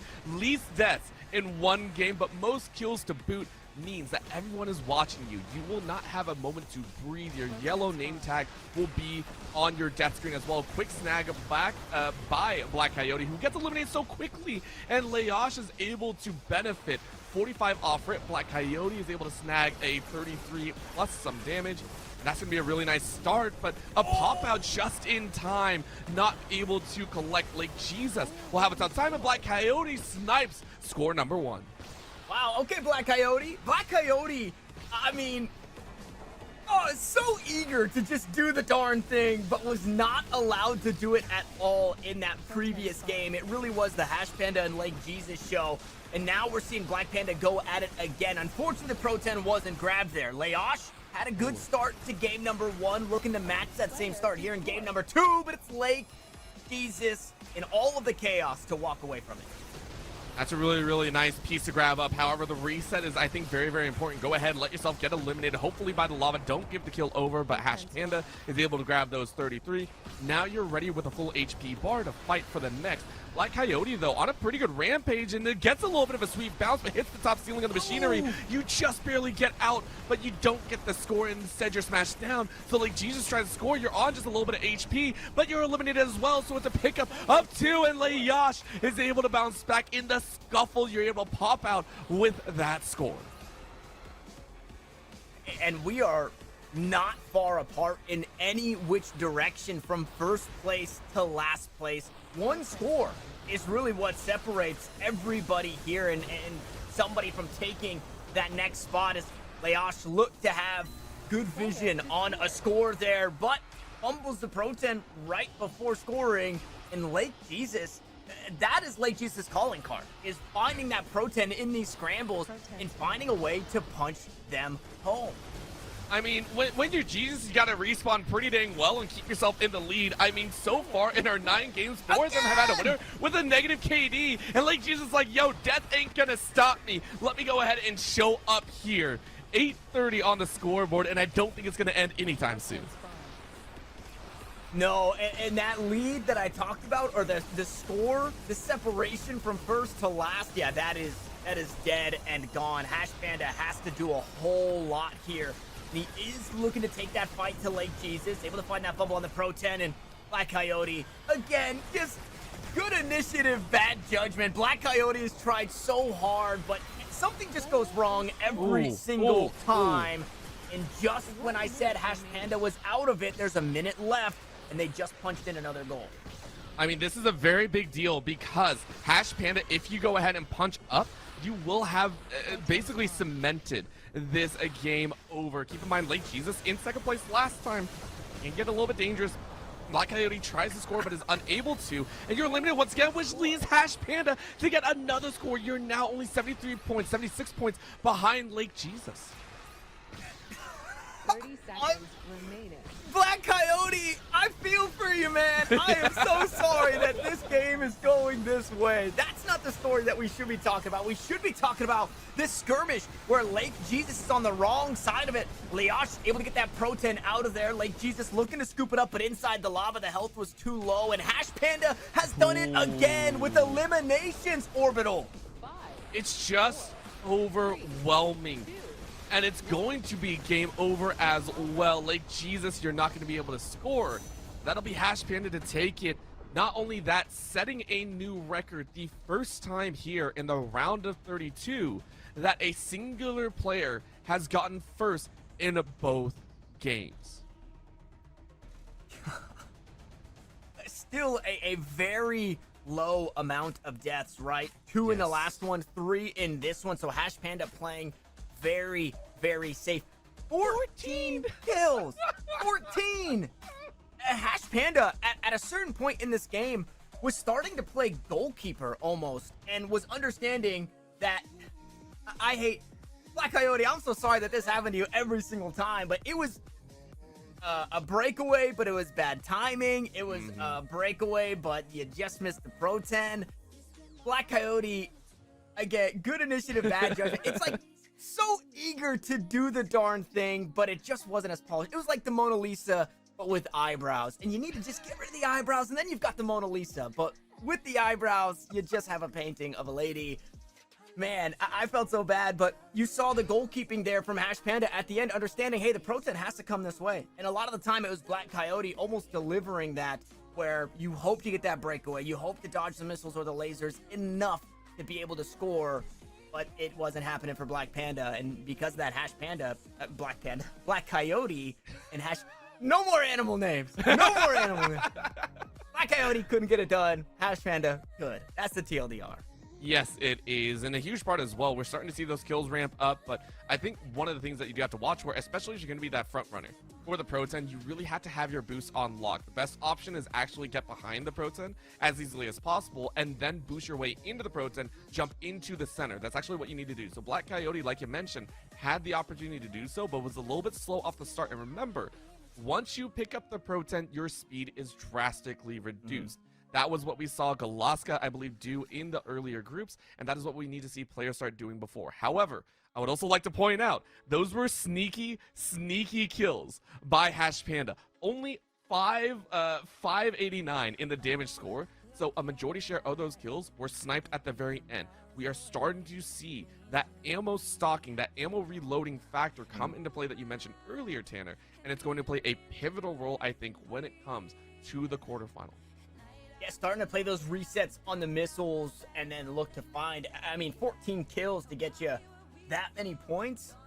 It's a very, very viable strategy, especially when you kind of can play goalkeeper. If you are proficient in demolitions, or if you have the homing missiles, which don't really miss, you can just look to stop people from scoring and just look to find demolitions.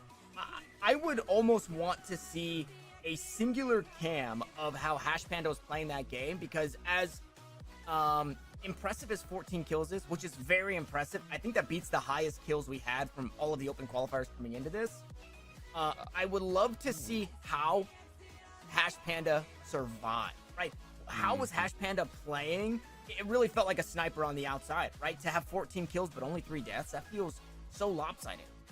And especially with the amount of skirmishes that they actually had. Keep in mind, in that game, we had some of the messiest late game scoring positions of them all. We saw basically all 4 colliding right inside of the machinery, and the Macedonians, I mean, they're kind of brittle at the end of the day. You hit one of them's going to blow up. The hover bike's just like, okay, we go back to the gate. Sorry. But it was very messy. And the fact is, I think you called it out correctly. Hash Panda was not really sitting inside of the mix. That was Black Coyote. That was Lake Jesus really getting into the mix.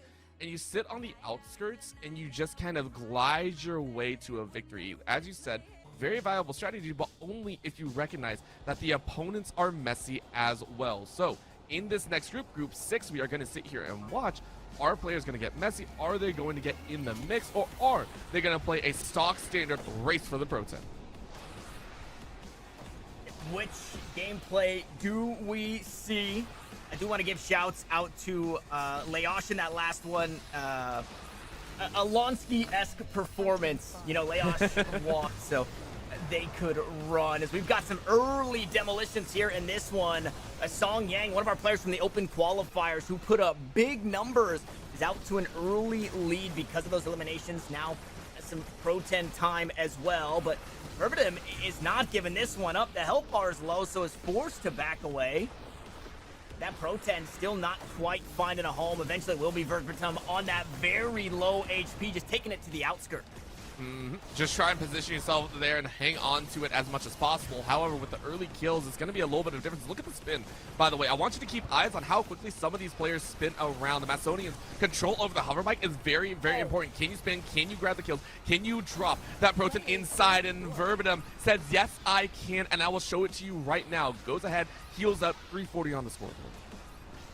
Yeah, and that Ryu clone, well, that's just the stock standard name, but that is going to be Tauntaun joining us in yellow. So I guess we could call him Ryu clone, or we could call him Tauntaun. But yeah, Hoverdrome in a really awkward spot on low health for a long time. Is able to punch in the first score of this game.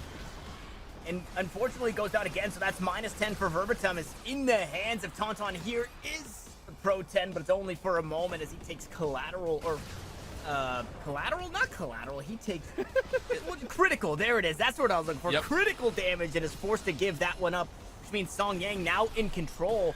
And look at the game Song Yang is playing, just dancing around the map here.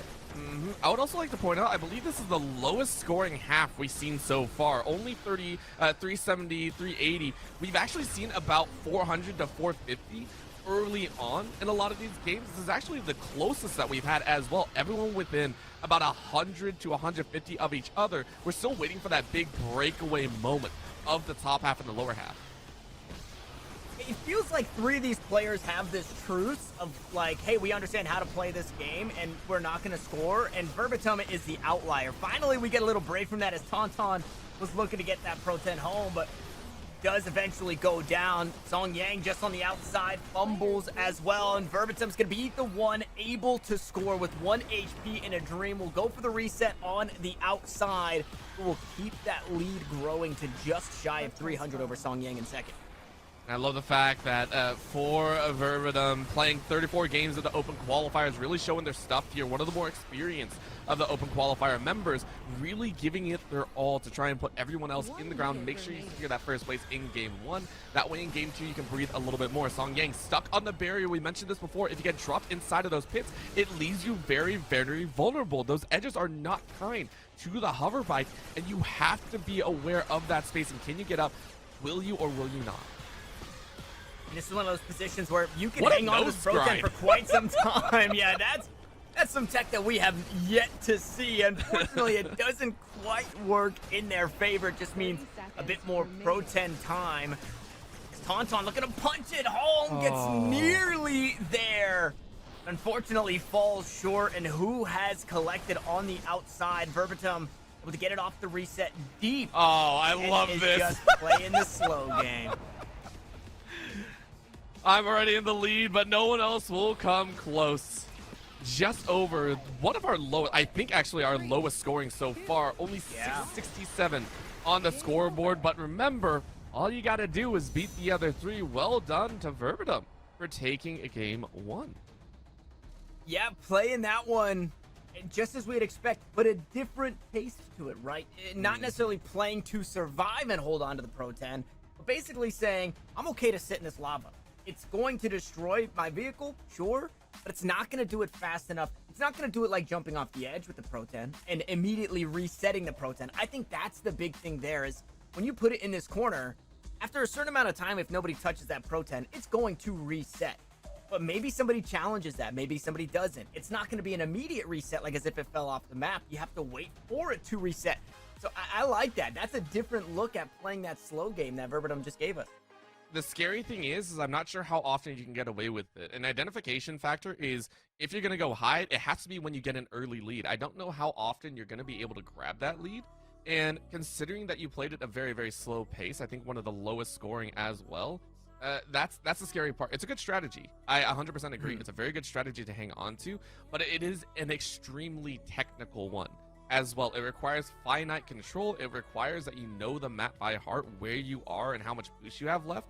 So I love the technical strategy, but it's such a high skill cap and it can easily be blown up. So as much as I love you for that one, it's a scary one to try and pull off 2 games in a row. Well, it is. It's that risk. It's that risk that you have to have. I think you need to be a risk taker in this game when it comes to, again, forcing people off of areas for the Pro 10. You have to take risks to, am I just going to play for eliminations? Am I going to play to try and score? Am I going to play to stay on the outside? Because it is not easy to score. I think the risk takers really shine. And then it's almost like it's, you know, you hear calculated risk. It's almost like calculated safety. I think in this game, you get punished if you try to play too safe because you do eventually just get, you know, demoed and then somebody scores and you're like, oh, well, you know, I wish I wasn't just sitting on the outside. I think we saw that from Zemo. Zemo kind of played it a little too safe or was playing the Pro 10 game where he was going off the map, you know, dying to maybe whoever had hit him last, giving up those points. And I think that right there, playing that safe, can get punished like we saw. So this game is all about risks and calculated safety. It's everything that you wouldn't expect it to be. And that's what makes the Hoverdrome so freaking awesome here in the Unioverse. Like this is the finals. These are the best of the best, and they are competing and giving us a taste of what for. Every champion gets there at a different point. They have different ways to win, and that's what makes it so thrilling. As we get an absolute bloodbath in the southern corner, this is well-known trap for multiple members where getting up the hill is dangerous, getting down is even more so. Yeah, and this is so far away. Whoever picks up the Pro 10 here is probably not scoring it, unfortunately, because you're on the opposite side of the map. You have so much ground to cover. We saw a little bit of that ground covered there. That shield only stops the damage. It doesn't stop the Pro 10 from falling. And with this being the first spawn, it's just barely a minute into the game, leaving this spawn point. All of those points are literally from eliminations and damage. There is nothing else behind it. They are just now bringing it towards center. And you can see, I think everyone that has held onto it for more than a second has been eliminated. It is a painful lesson here, but it is going to be you to carry it on. Lands themselves on the higher rope, still very low on the HP bar, so I don't know how much further you're going to carry it. But you're gliding around. It's not a health pack, though. That feels so bad. You were hoping it was HP to stay alive a little bit longer. Picked up, though, by Song Yang, who in their own right is hoping to get a few more points on the board. Remember, placed second in the previous game. Yeah, and second place does not make you safe. If that first place spot swaps up at all, you are then in a very bad spot, and if it is not you in first place. And Song Yang is also one of our highest scorers coming out of the open qual, so we have high expectations, but they're just not finding the points that we would expect from them just yet, as Verbatim finds beautiful timing. No, it's slowed down momentarily. Can somebody steal it away? It's Song Yang!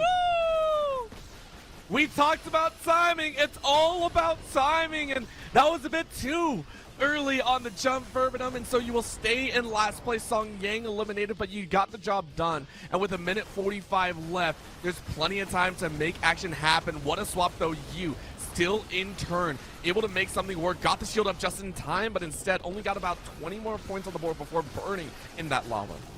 Yeah, beautiful usage of the shield there. Low HP allowed for a bit more time with that Pro 10. Does eventually get demoed, which allows Verbatim to now try their hand at getting this Pro 10 out to safety. Meanwhile, Tauntaun, hey, we've been quiet with Tauntaun, but Tauntaun's in first place. I mean, that's a great way to do it. Remember, as soon as you secure first, you're pretty much set to go. No worries in the bucket. If you can do so and carry on, that'll be great. Goes ahead, grabs some missiles, ready to lay down, and I love the sneaky play. We talked about the machinery. It's a possibility to just get in the mix, doubling up as well. That means whoever comes by is about to be in a world of pain, and you do. What a snipe! TomTom grabs it, but are you able to grab that Pro 10? No, Verbatim instead grabs it because that is going to be a slide. There you go, TomTom. What a big Bane play. Yeah, and this is where it gets scary. There's 40 seconds. Look who's in second place, Orbital. This is not where you want to be if you're Song Yang. It's a painful one, and I don't know if there's enough time. What a snipe. Song Yang is eliminated once again. Verbatim sneaks in. 481 on the scoreboard with 25 seconds left. Sweat being wiped off the brow. Wow. And I mean, at this point, it just feels like take your victory laps, right? Obviously, these players are still playing for it. Hoverdrome looking to get that Pro 10 cleared. Will just offer himself to the gods to allow for a reset on the Pro 10. And sure, we're going to see some demos here at the end, but it just gets away from Song Yang. And it's Tauntaun, who is, I mean, the person to talk about in this one. The guy who played Judge, Jury, and Executioner here in Game 2 walks away with a huge first place.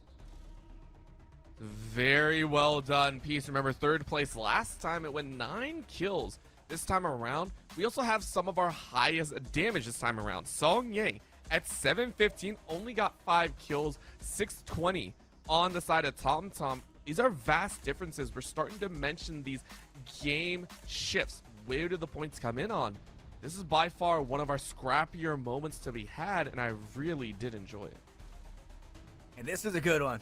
This Yep. not that any of the others weren't, but this was one where we were really seeing things play out right before our eyes as we take a look at the leaderboard once more. We've got a few more names punched in there. We've got Hash Panda, Lake Jesus, Verbatim, and Rayu Clone or Tauntaun. We've got 4 more, which means we have 2 more lobbies to play here, Orbital. We're going to be looking to get into Group 7 and Group 8, where the action does not slow down. I did want to give a little bit of love.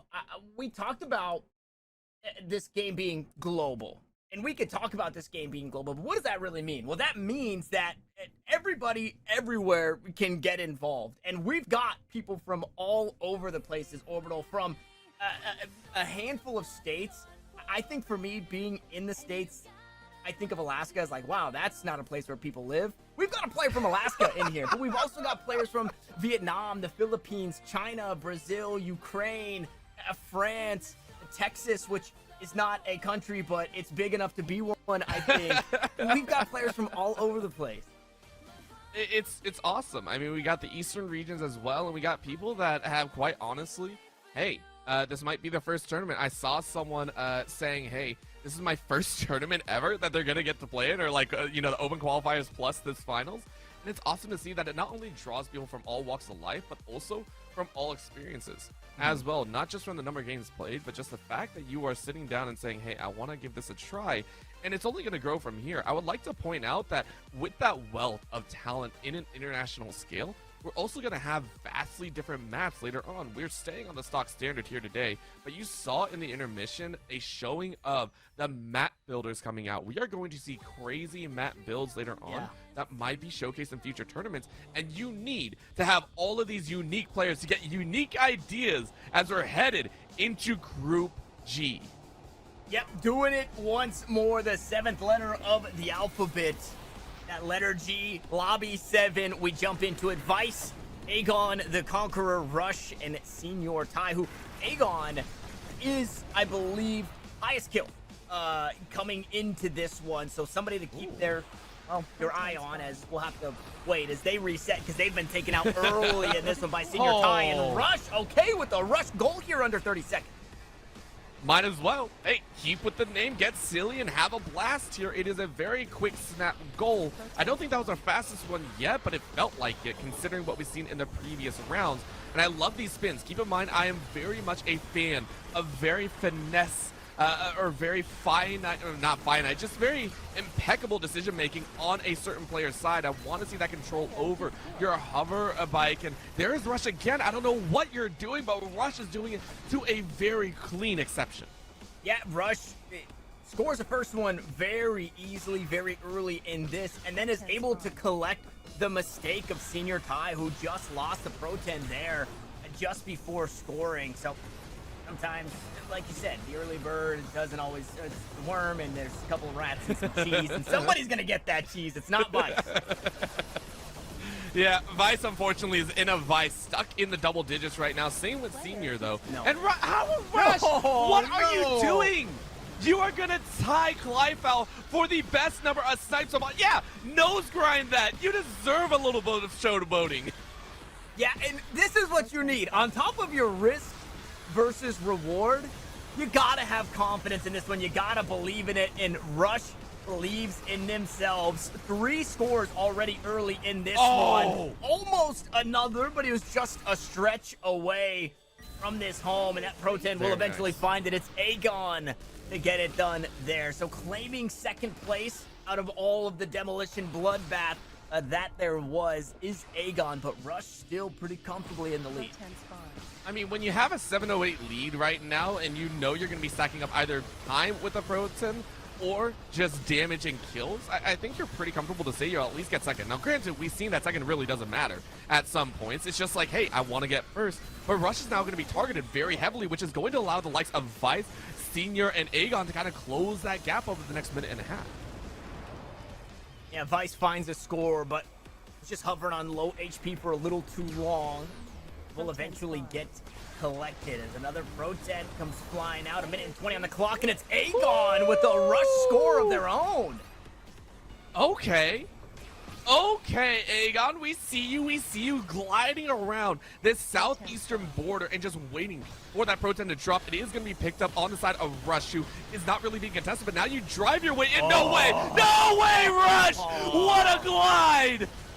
That's the those are the scores that we're talking about, right? You wait for that Pro-10 to spawn, it bounces up, you've got that beautiful flight, you've got that trajectory, that path, and it looks like Rush is trying to do it again, but mistimes it, unfortunately, and Vice is Oh gonna my show us that they know God. exactly what we're talking about. This is singularly the best game of individual handling. We have not seen that Pro-10 get dropped as often. These are singular pickups into singular scores by both Rush, Aegon, and Vice. All 3 of them have shown immaculate control so far. It's only when it's dropped that we see that spice of life. Aegon is able to bring up an 893 with only 15 seconds left. Yeah, 15 seconds. Has Rush done enough? Is going to be first to the Pro-10 here. It will maybe collect an the extra bots? couple of points, but Bots? maybe not if he gets demoed here. Is going to push his way on Okay. through that boost to keep it alive. That rocket is chasing, and into the lava pits it goes, and Rush will finish in that first place spot. But what a close game between 1, 2, and 3 there at the end. I mean, look at the Pro-10s picked up. This is what I was talking about. I mean, that was Rush rushing to victory right there. And I also want to point out Aegon. 5 pickups, 3 scored. One of our highest averages right there. And it was something that I mentioned, just the ability to grab and go was so on point for this lobby that it left some people just kind of high and dry. Very well done to Rush and Aegon. Yeah, and we haven't seen, I don't want to say that we haven't seen, I don't think there's like a set way to say this is how the game is played, this is how you should do it, because this is one of those games where if you didn't catch it there, Rush had 0 kills. Also had 7 deaths, but was really just looking to play the objective, right? And I guess the objective is subjective, because if your objective is killing, then you just get 14 kills like we saw earlier in the day, but was just looking to play that Pro-10 and didn't really care to, you know, he was just throwing caution to the wind, right? Wasn't worried about getting demoed, was just worried about getting those pickups, hold on to that Pro-10, and trying to punch it home. And, I mean, had a 300-point lead at the end of that one. One of our, I don't want to say one of our higher scoring games, but we've seen definitely scores less than 1,100 in first place on the day. So Rush sitting right there in the middle.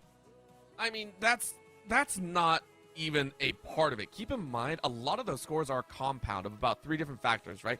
Time held with the Pro-10, kills, and goals scored. This is the obvious difference. Rush said, screw kills. I'm not even going to worry about that. I'm going to speed by everyone. With a majority share of points inside of the Pro-10 held, that means you got 0 points from kills. Maybe a little bit of damage, but damage is barely a percentage. That is 7.5% of your total damage held. No, Rush said, screw kills, and I love that mentality. Very well done. The only player to have 0 kills in a game out of the entire library, not just winners, of the entire top 32 right now. Yeah, and on the opposite end, Senior Ty was the one with 7 kills and 2 deaths in that last game. So maybe not putting enough attention on this Pro-10 to get that one scored, because he finished in 4th place. Vice out to an early start, but gets demoed. wow. Seems like finds a demo in response, though, to punch themselves back to the top in 1st place. And Senior Ty, heard me talking about him. Here come the rockets, here come the lasers, and there goes Senior Ty. Everybody wave goodbye.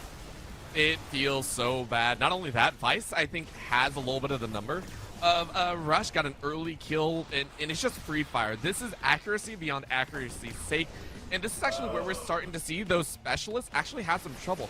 Rush is currently sitting at the bottom, was not able to get that early fight, and that's actually going to leave Senior, Vice, and Aegon in a really good position to use those kills and utilize those fronts. Because this might highlight a weakness of Rush. If you're not able to speed away, if people actually target you, you can't utilize your strategy. It doesn't seem to be working the second time around for Rush. Meanwhile, Senior Tai still sticking to the game plan. Hey, let's find as many eliminations as possible, but also put a little effort, a little love into that Pro 10. Aegon able to smooth sail into the score there, just waiting for that hammer to reset before he finds a home for the Pro 10. He'll secure a second place for now. Rush still floundering on 57 points, not able to get into this one, and we're about the halfway point here, Orbital.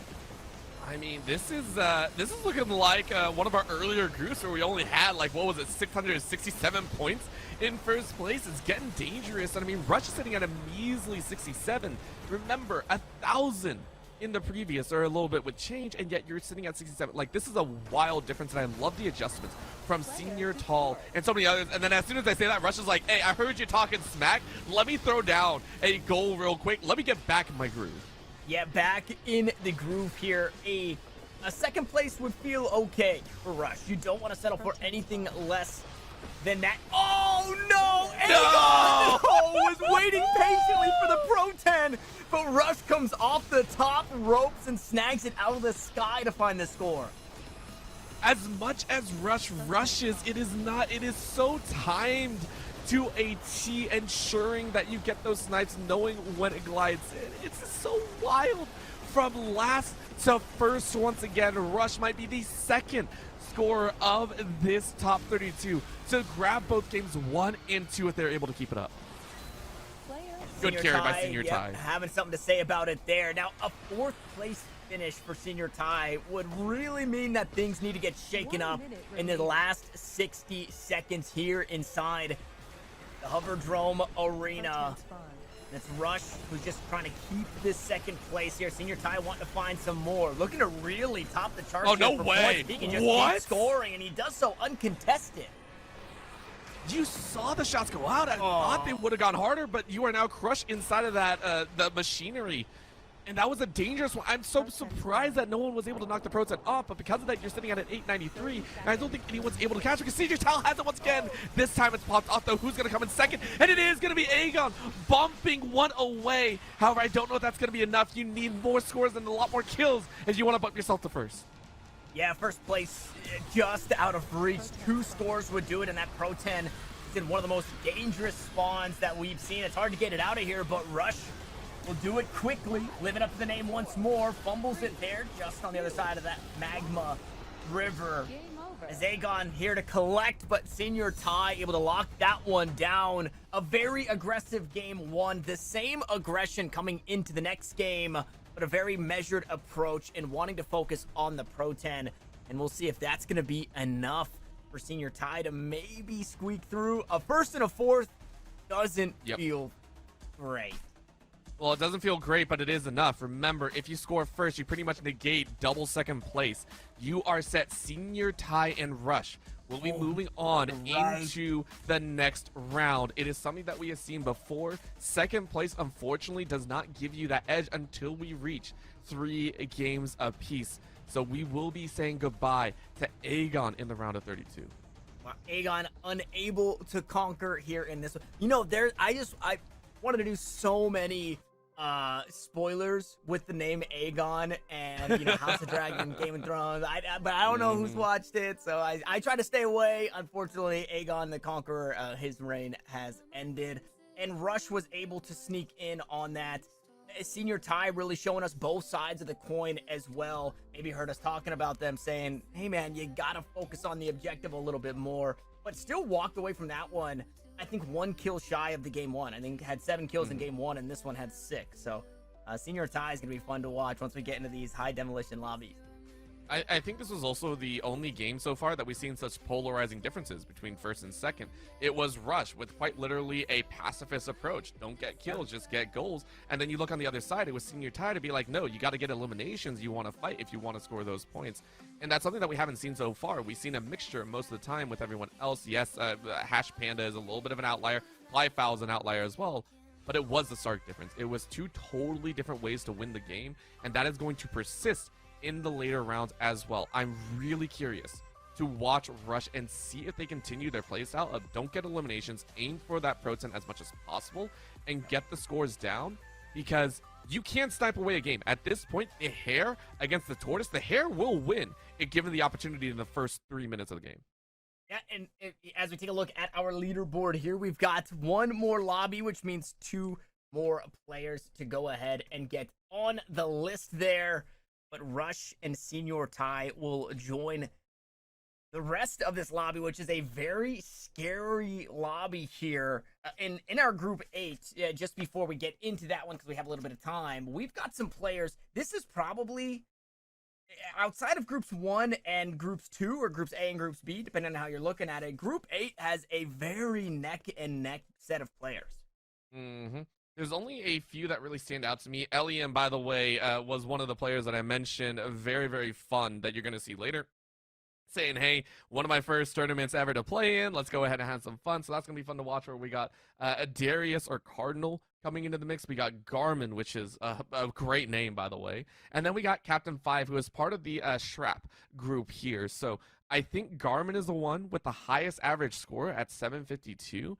And yet, as you mentioned, Tanner, this is very average. Across the side, everyone is relatively close, which means that across the number of games that we've seen played so far, this one might be the best, scrappiest, where we see kind of that first and second weighing very heavily. Yep, one more group to go. It does sound like we are just waiting on some of our players. So in the meantime, while we do that, we have talked a whole lot about this prize pool and what exactly is up for grabs here for the players. Now, $15,000 USDC and 300,000 Unio. That's getting dispersed top to bottom from first place to 32nd place. We talked about it a couple of times, but what we didn't talk about is who is making that possible. All USDC prizes have been sponsored by GSR. And if you guys aren't aware of what GSR is or what GSR does, GSR leverages over a decade of deep expertise in the crypto market, which is right where you're at if you didn't know, as both a market maker and an active multi-stage investor. Obviously, we've got them investing here in the Hoverdrome tournament. Their premium service is built on a foundation of high-touch support, transparency, and a robust balance sheet strength, ensuring tailored solutions that meet the specific needs of their clients. So GSR, obviously a huge thank you for helping us put this one on, as it looks like our players are going. But please, please, please check out our friends at GSR, because it seems like they do hold it down in many different aspects in this crypto world that we are all living in. Speaking of it, we're living in the Hoverdrome arena. We're back at it for our last group here before we jump into the quarterfinals, and it's Garmin, who's GPS'd his way to an early Proton here, but might get nabbed. No! Okay, a little bit of flub there from Alien, who was trying to get that Proton as it went up, but he didn't have the height. And now we just get that scrap around the hammer. I mean, that's the danger. We saw Garmin positioning so early, but you give yourself away. Honestly, it feels better to speed into the Proton as quickly as possible. You do not want to be the first one there unless you're bulleting your way to a quick nab. And I think Garmin has to adjust to that one. You're not going to get the freedom to position as neatly. You're not going to get the time to set up. You need to be ready to hit the ground running as soon as that Proton spawns. And Cardinal, the one to not only sneak away with that first score of the Proton, but has the second one as well. The lasers come flying through, and was hoping to grab those missiles, but loses the Proton in the process. And with that, Alien tried to work it forward, but ultimately it ends in a couple of destructions and a reset of that Proton. I mean, this is going to be difficult here. Cardinal with the early nab is saying, okay, I can do some work here, and I really want to keep eyes on where they are on the minimap. You can see the chase for a little extra damage.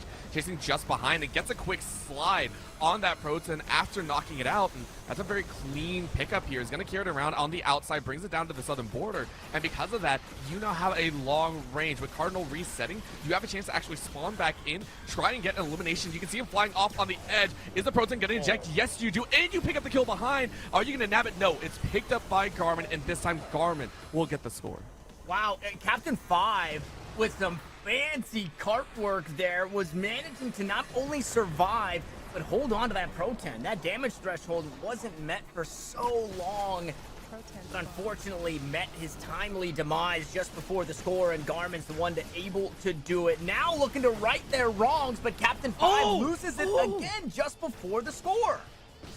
And that hurts. The hammer timing is just so unfortunate. The gamble is not really going to pay off. The Pro-10 is on the hammer. It's got to reset. My God. Oh, no, it fell. Yeah, it had to fall down. It was popped up in the air, but Garmin still picks it up. So Cardinal, all the early work is gone, and Garmin able to garner 400 points and then 186 in change on the side with a minute and a half left. Is going to put themselves in a pretty decent spot. Needs a little bit more, though, to put yourself in first, or to keep yourself in first. But for Garmin, that's a really great spawn for that Pro-10, right? Keeping it deep away from being able to score here. You know everybody's going to be fighting over this. And speaking of fighting, Garmin able to collect a demolition, not only themselves, but picks up that Pro-10, try and walk it forward. Some extra points, and is trying to, at the very least, work towards a 2-score game, but it's just shy of it as Cardinal looks to shake things up here. Pro-10 still floundering behind the magma waterfall, and I mean, this is why it's a blessing and a curse. This Pro-10 spot, it's so hard to get the Pro-10 out of there. I mean, you know it's gonna pop out. I actually watched as Garmin was like, okay, I'll wait for it to actually drop out of that side. Instead, I'll wait for the extra pop here, just like now. However, that slide did not do you any justice. You're actually stuck behind that sheet wall. It's instead picked up by Elian, and Elian is able to snipe away second place. If you get one more score in the last 25 seconds, you can actually boost yourself into first place. Asking for a whole lot. Especially when it is spawning deep. Again, it's not quite behind the waterfall, but it is just as far, and it is just as scrappy for this one as Garmin receives yet another death. This is a chance. This is a chance. Right at the end, going over. That is heartbreaking as the game comes to a close, just narrowly missing the center there, and does not score, which means a third place for Cardinal, but just by a cup.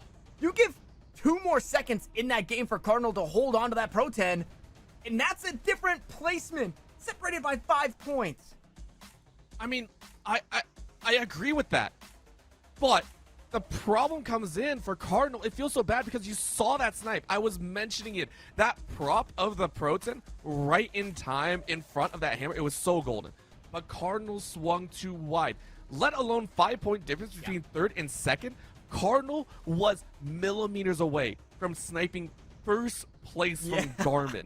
It was that close, and that is the absolute adrenaline that we get here in the Hoverdrome that I don't think you can really get anywhere else. Well, and this is where it gets really fun to see. We're about to lose the scoreboard there, but you see 3 kills here, 6 kills here, 8 kills there. And when it comes down to these really close games, it's a full bowl. It's a full bowl. There's a lot to digest in this, between scoring from the Proton, between scoring from just holding, or the Pro-10, holding the Pro-10, finding eliminations, making sure you're not getting eliminated. It is really fun to see when these games come down to the wire and you're starting to look and see, okay, how did this happen? A 5-point lead from second to third. Sure, it could have happened with some Pro-10 time, but Cardinal had so much Pro-10 time. Instead, it happens in way of scores and in way of kills, which put Elian above. And I talked about Black Coyote earlier. Captain 5, man, I wish I could give you a hug and a handshake, because what a rough go at things, finding multiple breakaways, but either fumbling the Pro-10 in the last second or just not finding the timing because that hammer comes smashing down. And it just allowed for the rest of the lobby to shine. That's tough for Captain 5. I like how we're saying that it's a shining lobby, but honestly, I have to say it was pretty dull in the way a Pro-10 scored the lowest scoring Pro-10 score game, I believe, with only 4 total between 3 players as well. That actually hurts a lot, which is why the score was so drastically different. I mentioned earlier as well, it feels like Garmin had a little bit too much setup time. You take a look at the comparison between Rush and Garmin. Rush was on top of that, off spawn, and notice that, hey, even though the timer ticks down, even though it's 5 seconds to spawn, that last extra second at the end gives you time to reposition and basically take it off gun. Garmin actually sat in front. I'm pretty sure Garmin could have had maybe 2 or 3 extra goals at the end if you were not positioned 5 seconds beforehand. I think if we're looking towards later rounds, because we do, I mean, we're at the tail end of the round of 32, that players are going to be more advanced at the timing mechanics of this Hoverdrome event. And you have to recognize that sitting in front of the spawn point for the Pro-10 is not going to be your friend. No, it's not good. And also, sometimes being the first one there, right? Being the first one to the few spots that we have where you can catch it out of the air and score, that's great. Be set up there. We absolutely love that for you. But when we're talking about those deep spawns, whether it be on the opposite side of the cogs or all the way out towards the lava waterfall, if you're the first one there, you almost have to have this mentality of, I'm going to clear this Pro-10. I need to do it in a way that doesn't set anybody else up, because I'm definitely getting demoed. I need to respawn, but man, does it stink to have it stuck behind this waterfall, right? So you have to be thinking about all of these things. Yeah, I think we got a handful of the lava side spawns for that Pro-10, Yes. which just puts you in a bad spot. If you're setting up early on that lava side, I mean, you got to hope that nobody else has that same idea, which is just not the case when you have players like Alien, coming in with 8 kills on that lobby, right? They are looking to fight before that Pro-10 spawns, because that's all you can do. At some point, you just got to kind of give way as well. I'm really waiting to see some of the players that are just sitting there. Some of the Macedonians just like, yo, let me go ahead and give space. I know I'll find you on the back end, and that's where like the big brain moments come out. Of course, Alien opens up with a great barrage of missiles, takes 1 elimination, but quickly falls into lava behind, and Garmin is once again sitting on the top ropes with a beautiful play on the Pro-10. You're going to try and carry it on. How far can you swing? It's quickly popped off though, so just shy of 100 points. You're going to try and free fire back, but really it's a very, very slow pace. The hammer goes down. No one has a Pro-10, but Cardinal comes in from the sweep on the backside, and even though you only got 8 earlier, you get 200 for the score.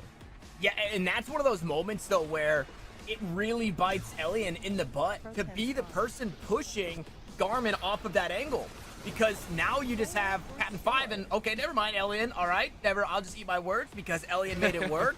But Cardinal was able to collect that first score because of Alien pushing Garmin out of that corner where he was just hanging onto the Pro-10. Fortunately, Alien has been able to collect a score for themselves. So that not only punches them up into first place, but it feels a little less bad. Now Captain 5 gonna go for it. Yes. Captain 5 will get the score. Let's go, baby. No more bad luck. Okay, well, now you just jinxed them, and we all know what cast cursing is here. And it's going to be a dangerous one, but I love the fact that you pointed out Captain 5 seems re-energized going into game number 2. One of the players that we said we wanted to watch for, and now you're tied just with about 18-point difference. However, the elimination, the triple elimination here on the back end leaves Garmin a little bit open for a chance to spawn your way forward. Take a look, the gunning run leaves them wide open, and Garmin scores a second, or actually the first right now, but 368 in bucket feels good. That it does. Now everybody has a score, and we've just reached that halfway point, so you have to assume we're getting more scores in this one, and Cardinal wants to be the one to try and punch it through for the 5th. Instead, will get slammed down, loses the Pro-10, loses his life, and Garmin there to collect. I mean, this GPS is just reading all the turns perfectly. When you're told to snipe behind someone else, you know that GPS is solid. However, this waiting game is actually going to put you at a deficit. You're quickly eliminated. It's going to be picked up on the back end by Elliot. We mentioned this before. Garmin getting a little bit too confident and being able to sit behind. It's not going to do you any justice. That's going to be Captain 5 trying to carry it, hiding behind those pillars. But it's not going to hold. 307 low HP. You might want to reset here with 1:20 left. This is a very close race. A very close race, and when you think about demolitions, when you think about a Pro-10 time in holding that Pro-10, we are not far. Garmin is not safe in this first place spot and needs to continue to keep that pressure on, because again, that score is just, it's not far enough to just be sitting at 580 points right now, and Cardinal is looking to make this one hurt. Shots from the back there as Garmin scoops up that Proton, can't quite sneak away with it in hand and will be eliminated himself. Now Cardinal gonna look to go right back to it. Okay, here's that remix, but the timing is just awful. The damage is there, the Pro-10 is not. The shield is on. It's Captain 5, but he missed. Come on, the timing again. Oh, who's gonna get Captain 5? Oh my gosh, it's not real. Remaining. The messiness at the end, and all kicked off because Cardinal hit the side of the hammer, got popped up, was not able to cleanly go in, and then the juggle of the Pro-10 right in the middle leaves the chance for Elian, who once again props themselves up at 850. The score has explosively changed up. Cardinal once again on the run, drops the Pro-10. Elian gets killed on the back end, grabs the Pro-10 for themselves, and they score! They have now put themselves double over Garmin's score. All of a sudden, Elian looks like a massive shoo-in for first place. Wow. What a game. And it starts with Elian pushing the pace, making sure that Garmin can't just sit with the Pro-10 in hand. And look at the kills. Not the highest we've seen, but Elian playing both sides of the Pro-10, playing for demolitions, somehow staying alive, right? Only 3 demolitions on themselves. And then also having 3 scores, a handful of pickup time. Wow. Nasty work. Nasty. And with that, we have also locked in our top 16 of the 32 that have competed here today. We are looking at the 16 who will be moving on, and keep in mind the way that we are placing them into their next groups of 4 is 2 winners, those on the left side of your screen right now, plus 2 of the second place players through 9 through 16. We place it in a lobby, hopefully all randomized, and then we will see who moves on from there. Man, this is... Woo, we've cut it in half. We look to jump into the quarterfinals, and all of the games, especially between first and second, or in some of these games between first, second, and third, have been so exciting, but we have seen a good head-to-head. I think in most of the games, our 4th place has kind of just been out on an island, right? Yep. So to take these players that either just squeaked in, or these players you like in Group 1, where you have 2 players who first and second, okay, not a problem. We know they're going in. We've got 1 player who, you know, went double first. Now we get to see all of that come together, right? I think going from Group A, Lobby 1, all the way to Lobby 8, we really got to get a taste of who is going to be, you know, who's going to be them, right? Who's going to be Himothy, right? That's what we got to see. And now we get to see them here shortly go head-to-head, Orbital. That was... Can we breathe now? Is that okay? Can we breathe now? I don't know. I'm not going to lie. I'm a little lightheaded. There were some moments in there where I was... Again, last 5 seconds of the game, and that's what determines if you get 4 points or 9 points. And I love the fact that you pointed out that someone has to step up at the end of the day. The scary thing is, whenever it comes to these early rounds, you know for a fact 2 games doesn't always show the whole story. Once you get into those semifinals, that's where we're going to see the strategies really set themselves apart. And that's what I'm terrified about. All of these games, you mentioned it, only 1 player has really been able to secure 2 games in a row. I don't foresee that happening ever again. I hate saying that, but I think all the players that have made it so far, it's just scary. They have so much experience with the Hoverdrome at this point, and the Unioverse is so large that these players from all walks and aspects have really given it their all. The top 4 to 5 different strategies are all going to clash once again, and I do not see a single one being better than the other.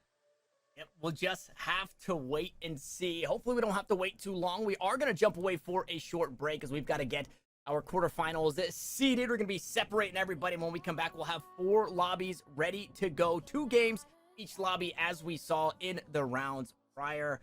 But please, please, please do not go too far. The Unioverse's Hoverdrome public preview tourney continues just after this. Coin, a revolutionary sci-fi franchise and your ultimate platform for game creation. Players can use Unio Coin to create heroes, weapons, hover bikes, starfighters, and more. Unioverse provides powerful user-generated content tools for players to create truly unique items and mint them on the blockchain, where they can then be used across dozens of Unioverse games.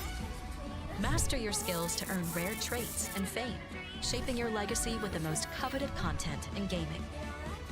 Developers can stake Unio to unlock ecosystem perks, promote games, engage users with our social API, and access platform analytics. Players can stake Unio to elevate user-created levels and host epic tournaments, tapping into exclusive community rewards. Our tokenomics are designed for the long haul, fueling community engagement and robust game development for years to come. The Unioverse is an epic sci-fi franchise with heroes and villains whose stories are told in comics. An anthology novel written by award-winning authors of science fiction and horror. It is collectively owned by its community of gamers, creators, and developers who are continuously enhancing the value of the franchise and the assets within it. Join us to create new worlds. The Unioverse saga begins now, powered by UnioCoin.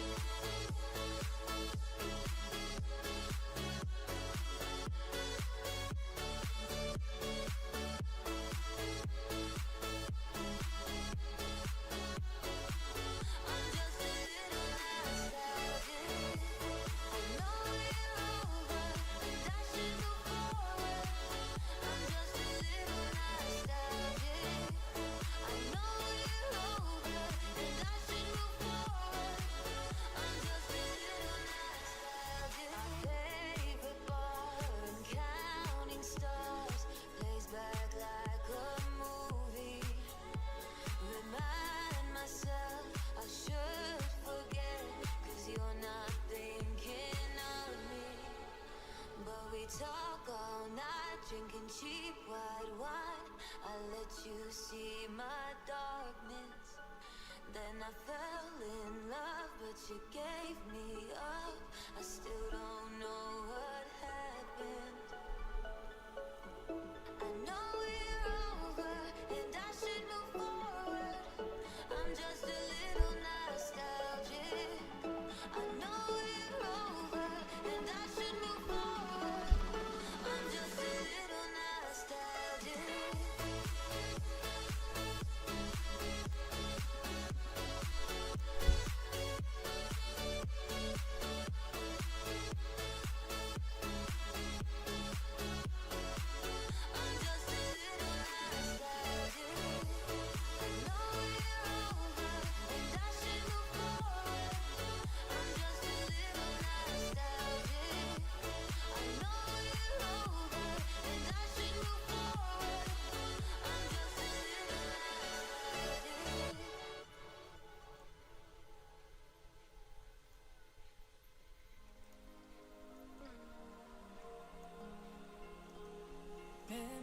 moments fade away. Wither out, but I can't ignore the ache. Lying deep underground, you must have lost your way. Look around, all we can do now is pray. Make it count. I've lived through what I have lived, seen pain you can't imagine. These days you take for granted, we fought out so you could have them. This truth you hold for ransom, buried beneath the static. Don't do the hardest damage, fight is cold and love is tragic.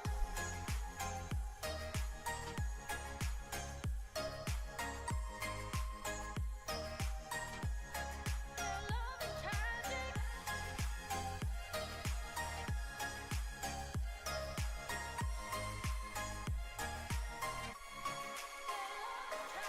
We wait up for the dawn, through the night, though our better days are gone.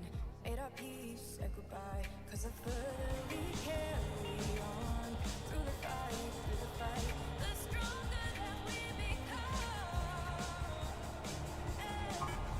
I've lived through what I haven't, seen pain you can't imagine. These days you take for granted.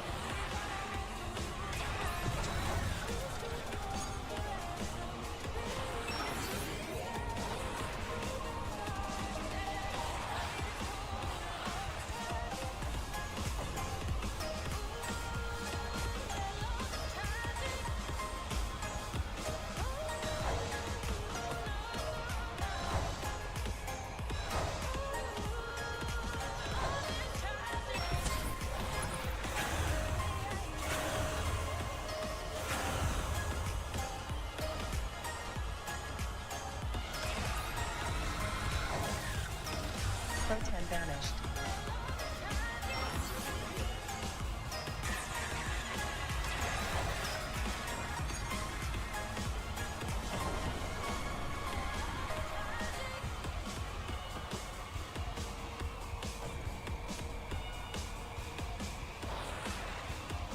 Let's take it slow. Where you go, we go too. And if you hit the bottom, I'm going down with you. Let's take it slow. Who cares where we gotta be? You know you'll have a good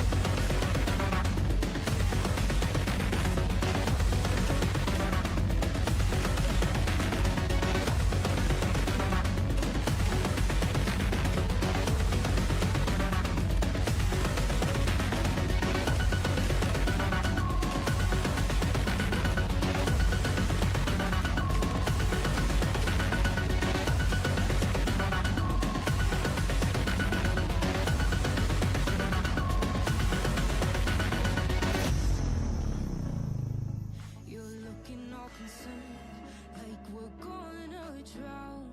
But we both know how to swim. Let's take it slow.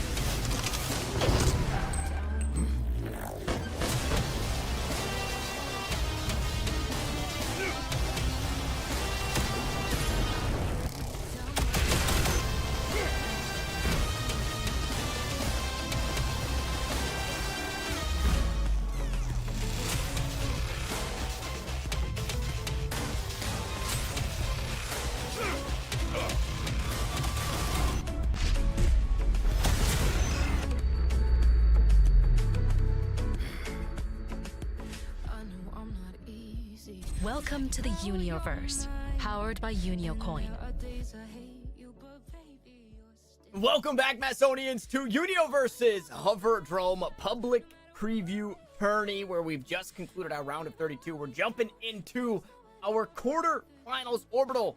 Everything has been shaken up. These teams have been moved around. These lobbies, sorry, I always say teams. I mean these lobbies have been moved around, and we finally get to see some of the best continue to keep on doing it.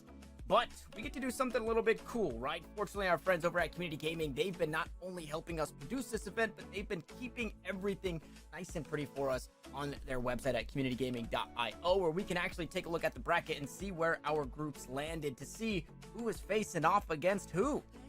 I mean, this is the best part. You can take a look, massive prizing there, but let's take a look at the groups here. We have a total of 16 players joining us here right now. The Macedonians are ready to go in Group 9, or our first quarterfinals group. It's going to be Hash Panda, Suli, Verbidum, and Lake Jesus. And keep in mind, Hash Panda currently holds the record for most kills in a singular game thus far. And Suli not far behind. Suli up there in total kills as well. So we can expect demolitions here. Lake Jesus, also our player who just managed to find a way. Would part the metal seas from all of the demolition. Was that? I don't think that was Jesus that did that, so don't fact check me here. But Lake Jesus able to part the metal seas to find Pro 10 scores right around that skirmish point when we see timing gets a little weird. That Pro 10 drops before somebody scores. Well, Lake Jesus was the one who was always there to collect. All right, let's take a look at the second group as well, because this is going to be a little bit dangerous, I think. We got Parasha, we got Garmin, Senior Tai, and Mick. And keep in mind, Mick was one of the more damaging members, if I remember, was very aggressive in their stance. We just saw Garmin and Senior Tai struggle a little bit in getting their pacing down, so I'm very curious how well they're going to match up against the likes of a very aggressive and overbearing Mick.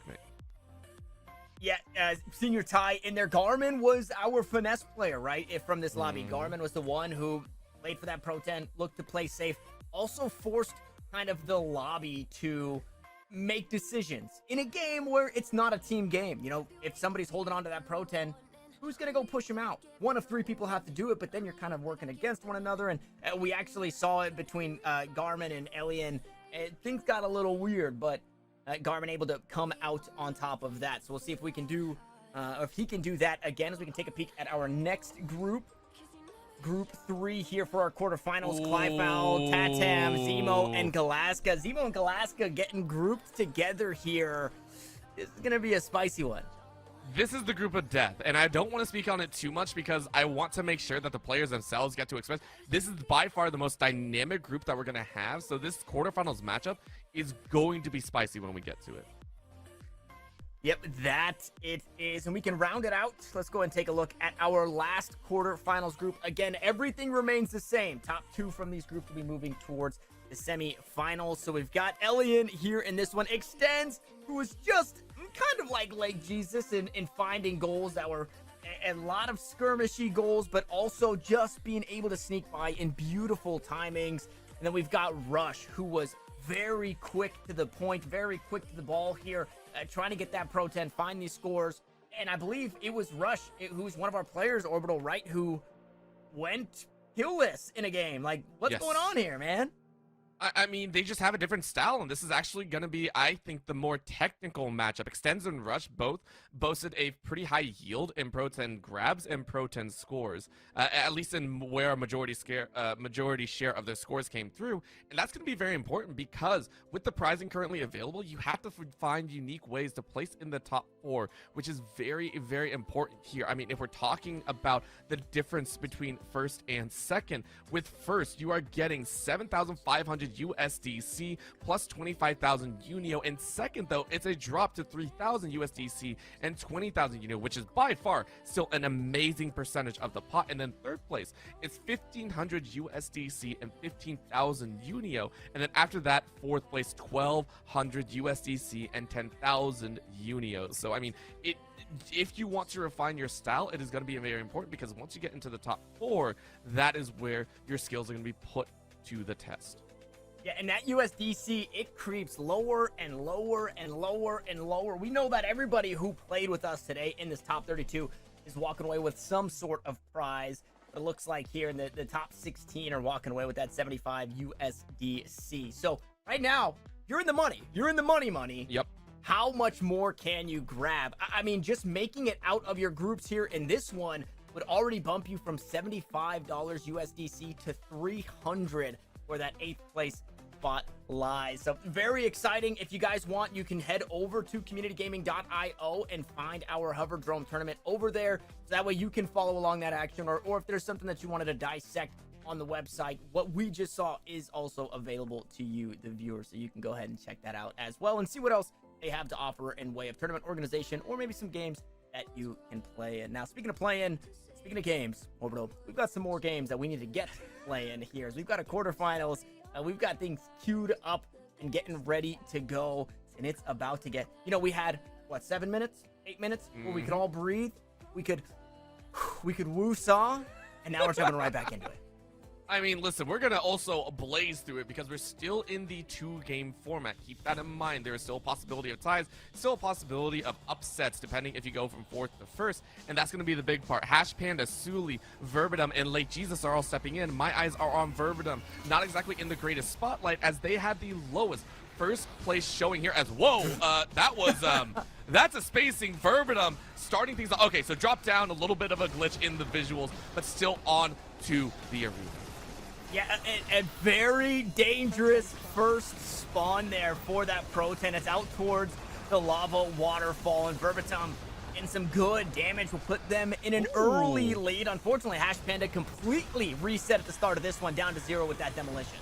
Oh, that hurts. That hurts a lot, but this battle over the Pro-10 is going to be a little bit messy. Great drive by Hush Panda, is able to grab a little bit extra with that DPS. Of course, grabbing the missiles, turning with a quick 180 to try and fire away, keep everyone off their back. And around that waterfall that we mentioned being one of the worst areas to be in, puts them in a really bad spot. Out goes the Pro-10 and everyone dueling it over. Look at the HP bars, everyone living on life support. Yeah, this right here has been a game of demos. Sure, we've seen a bit of that Pro-10 contention and a bit of possession from some of the players, but more over than that, it's been kills and deaths going back and forth. Now we finally see Lake Jesus, who walks across that lake of lava, no problem walking across that there. Drops the Pro-10, however, and Lake Jesus is choosing to be the hero, right? Somebody has to get it out of that bad spot. I'm gonna be the one to do it, and this is what happens. This is what happens when you try to be a hero. Unfortunately, you live long enough to see yourself become the villain. Speaking of villains, Verbatim's going the wrong way. He's playing the game in a completely different capacity. Well, listen, I want to go back to Lake Jesus. Lake Jesus is sacrificing themselves for the sins of others. Yeah. Listen, living up to the name, give them their just rewards. Hash Panda, though, stuck behind this curtain of water and pipes. And this is one of the slower remaining games, as, again, the hammer comes down to stall out another chance at a score. And quickly, that Pro-10 is constantly being shifted away. As you bump your head, Verbatim is able to finally score, but it took forever. But you're still able to put yourself about 190 points up. Yeah, Verbatim has had some of the most awkward camera angles that we've been given from the start of the game to then running into the hammer, but punching in that score. And again, doing it right here. Loses that Pro-10 after coming off of the high ground, and will eventually lose their bike as well. That's now been picked up by Lake Jesus, who played hero earlier and is still kind of suffering from doing so. Has not found much success outside of being able to reposition the Pro-10, but not for long enough time to secure second place, which Suli is about to with that score. I mean, you go ahead, snipe it away, and with a minute 15, we know how quickly it can change, considering between 1st and 4th, you have under 200. As soon as it's under 200, as long as it stays under 200, it is always going to be a little bit of a bloodbath. Now, as soon as I said 200, it is actually more like 250, but that's going to be the mess that they have, and that's a drop. Verbatim actually loses 10 points there, and a crucial moment as well. You wanted to stay on board to secure your first place. That does not help you at all.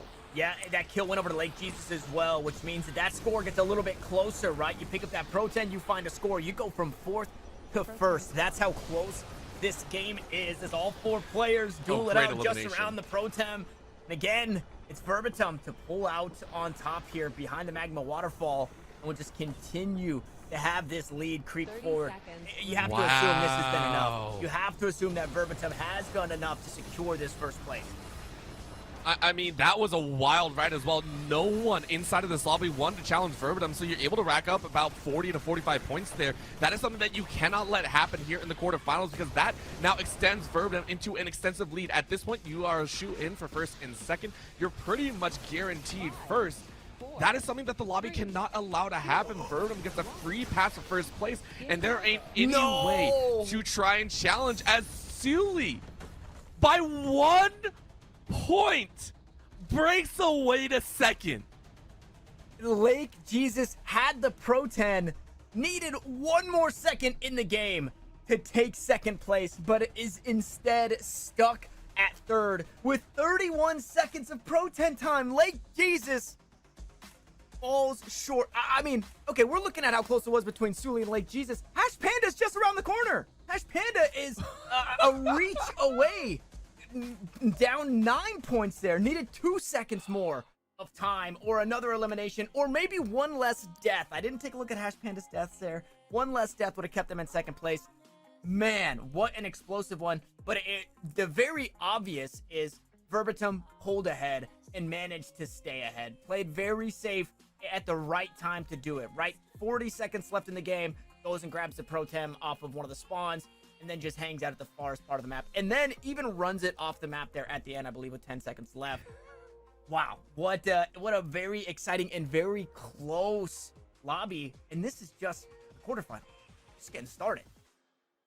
The other part of this one is I want to highly point out this is once again the lowest scoring game that we've actually seen inside of this entire tournament. And the reason that I call that out is because you've actually destroyed and decimated 2 of the highest kill leaders in the game. Remember, it was Hash Panda that is currently boasting, I believe, the 14 kills total, has gotten, only 7 this time around. You locked them into the lower place, which I mentioned before, for Verbatim, it's a whole mismatch of identities. What style is going to come out in the lead? And it feels like for Verbatim, I need to see 1 more game, of course.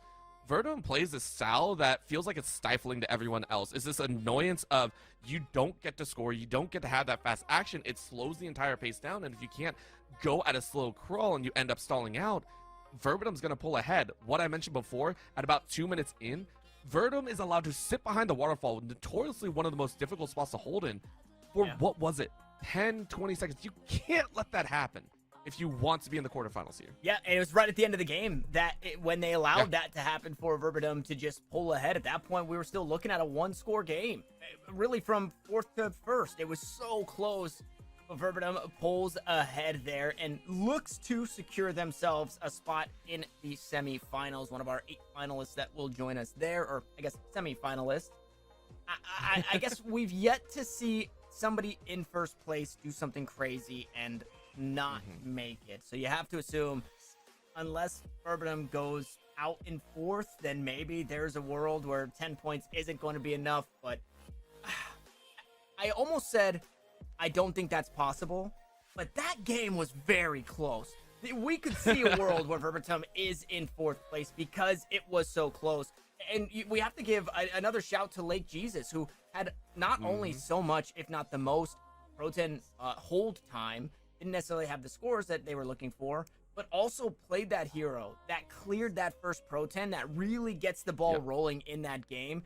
And sometimes, you know, the hero wins, but in order to write a good story, the hero has to lose something, right? Nobody wants to watch the hero just win the whole time. That's why Uncle Ben, spoiler alert, had to die. Oh, no, you're not going to do this to us too, how huh? it is.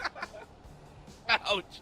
Ouch. Not only that, I would also like to say Lake Jesus sacrificed the kills as well. Highest damage to enemies at 613 in that match, and yet one of the lower kills in the lobby, actually tied for lowest. So sacrifices all around. Sometimes you got to get a little bit selfish. So for Lake Jesus, I do want to see that selfishness come out. I want to see them play hard. I want to see them play strong.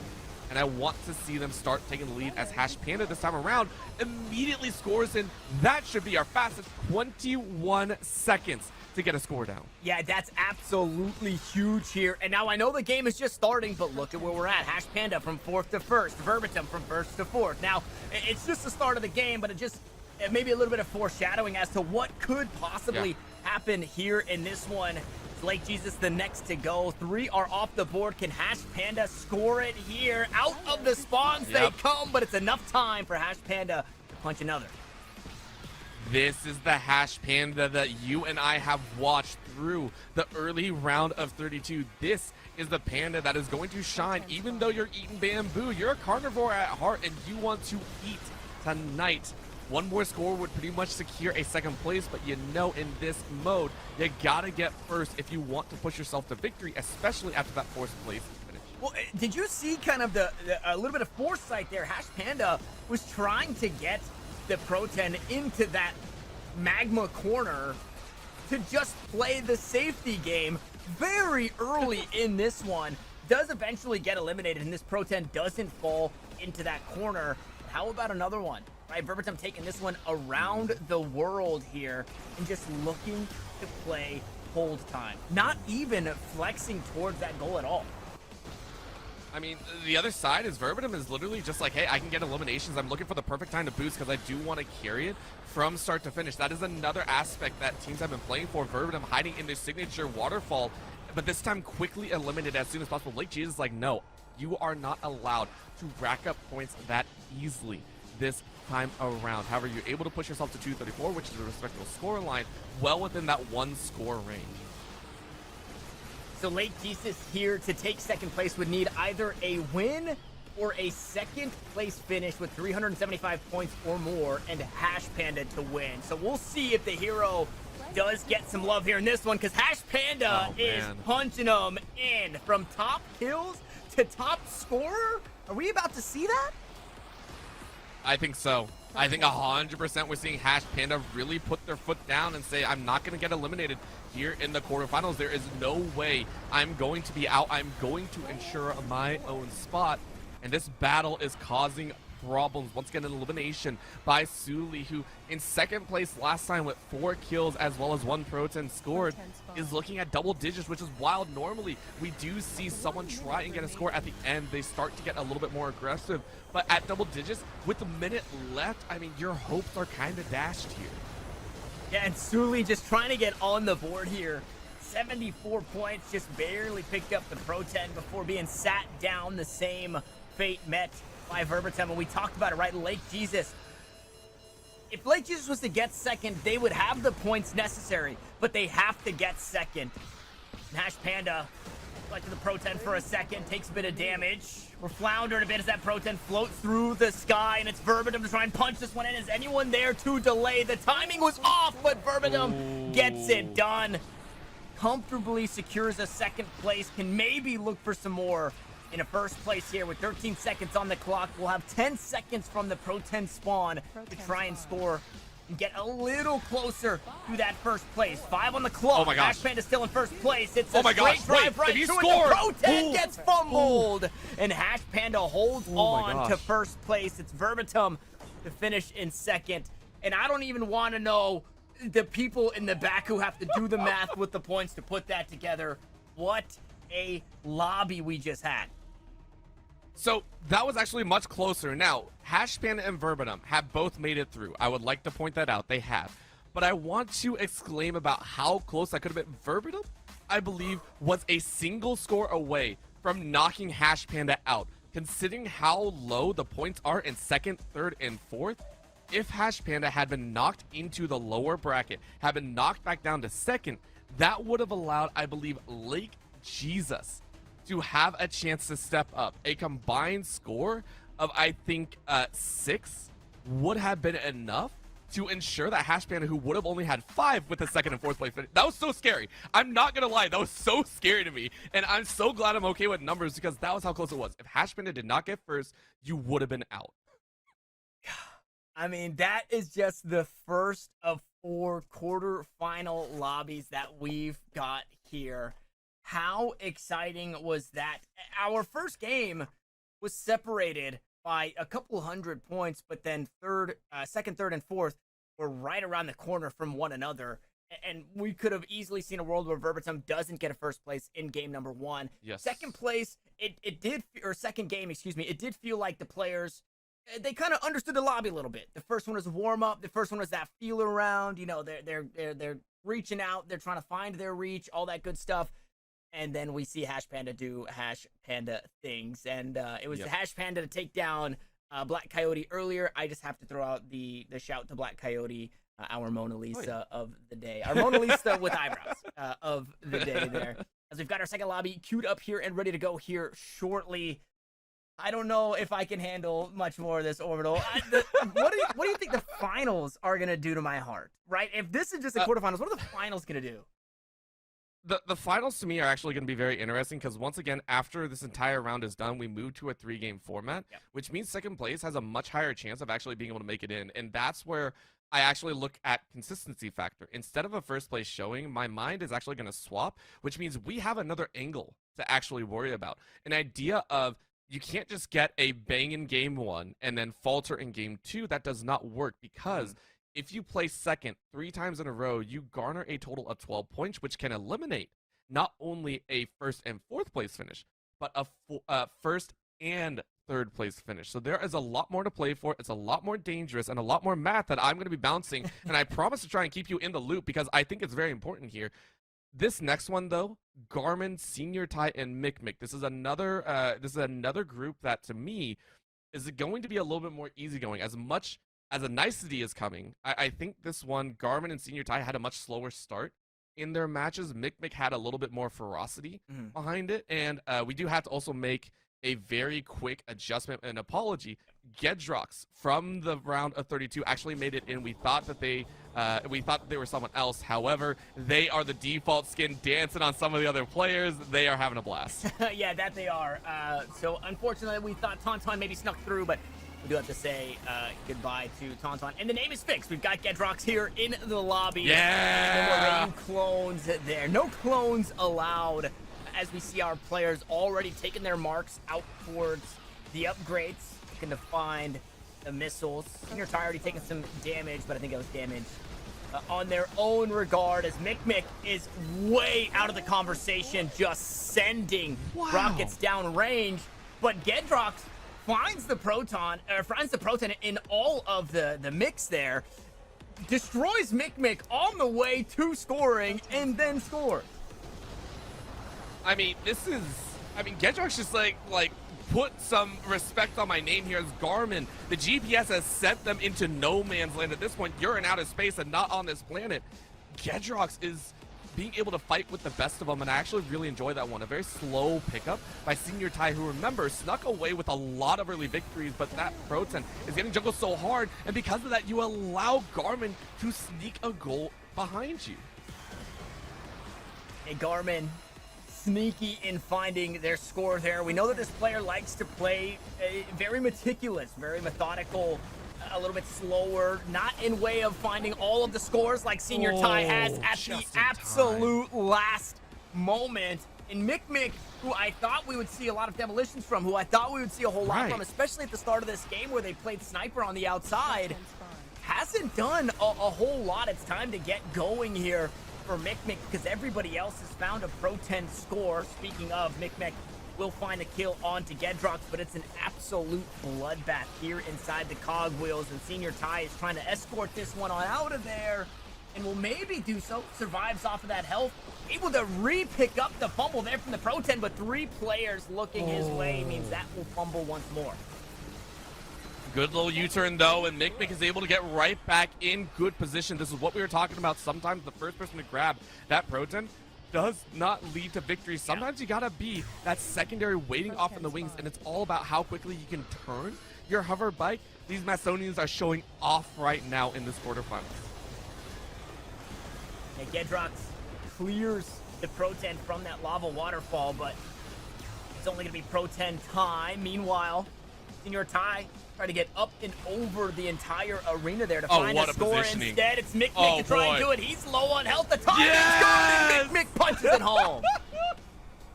That is what you mentioned it before, Tanner. You mentioned there are only select spots where you can pull that off. Mikmik finds the glory right there, slams it home. Now, granted, it's still within a 140 score limit, so this next minute can be very dangerous.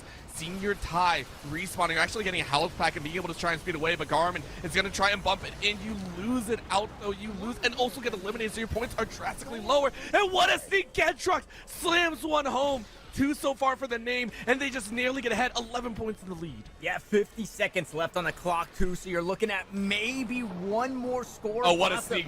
Oh, get it. Okay, you're good. Okay, yeah, that's a little dangerous. Sometimes you take a little more damage than you get back from that health there. Meanwhile, Wow. Mikmik's got height. No. Okay. No. This is cheesy, I believe. No.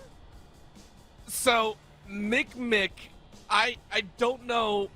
So as you can tell, they're currently high rising above and are currently hiding out, and that is, I mean, that's a way to use. I believe got a nasty boost off the top corner rope, and they've been able to speed their way and are now going to try and dive bomb, but get sniped out of the air by Garmin. So that was, Gedrox. If Gedrox is able to get it, no, Mick able to slam 810 points.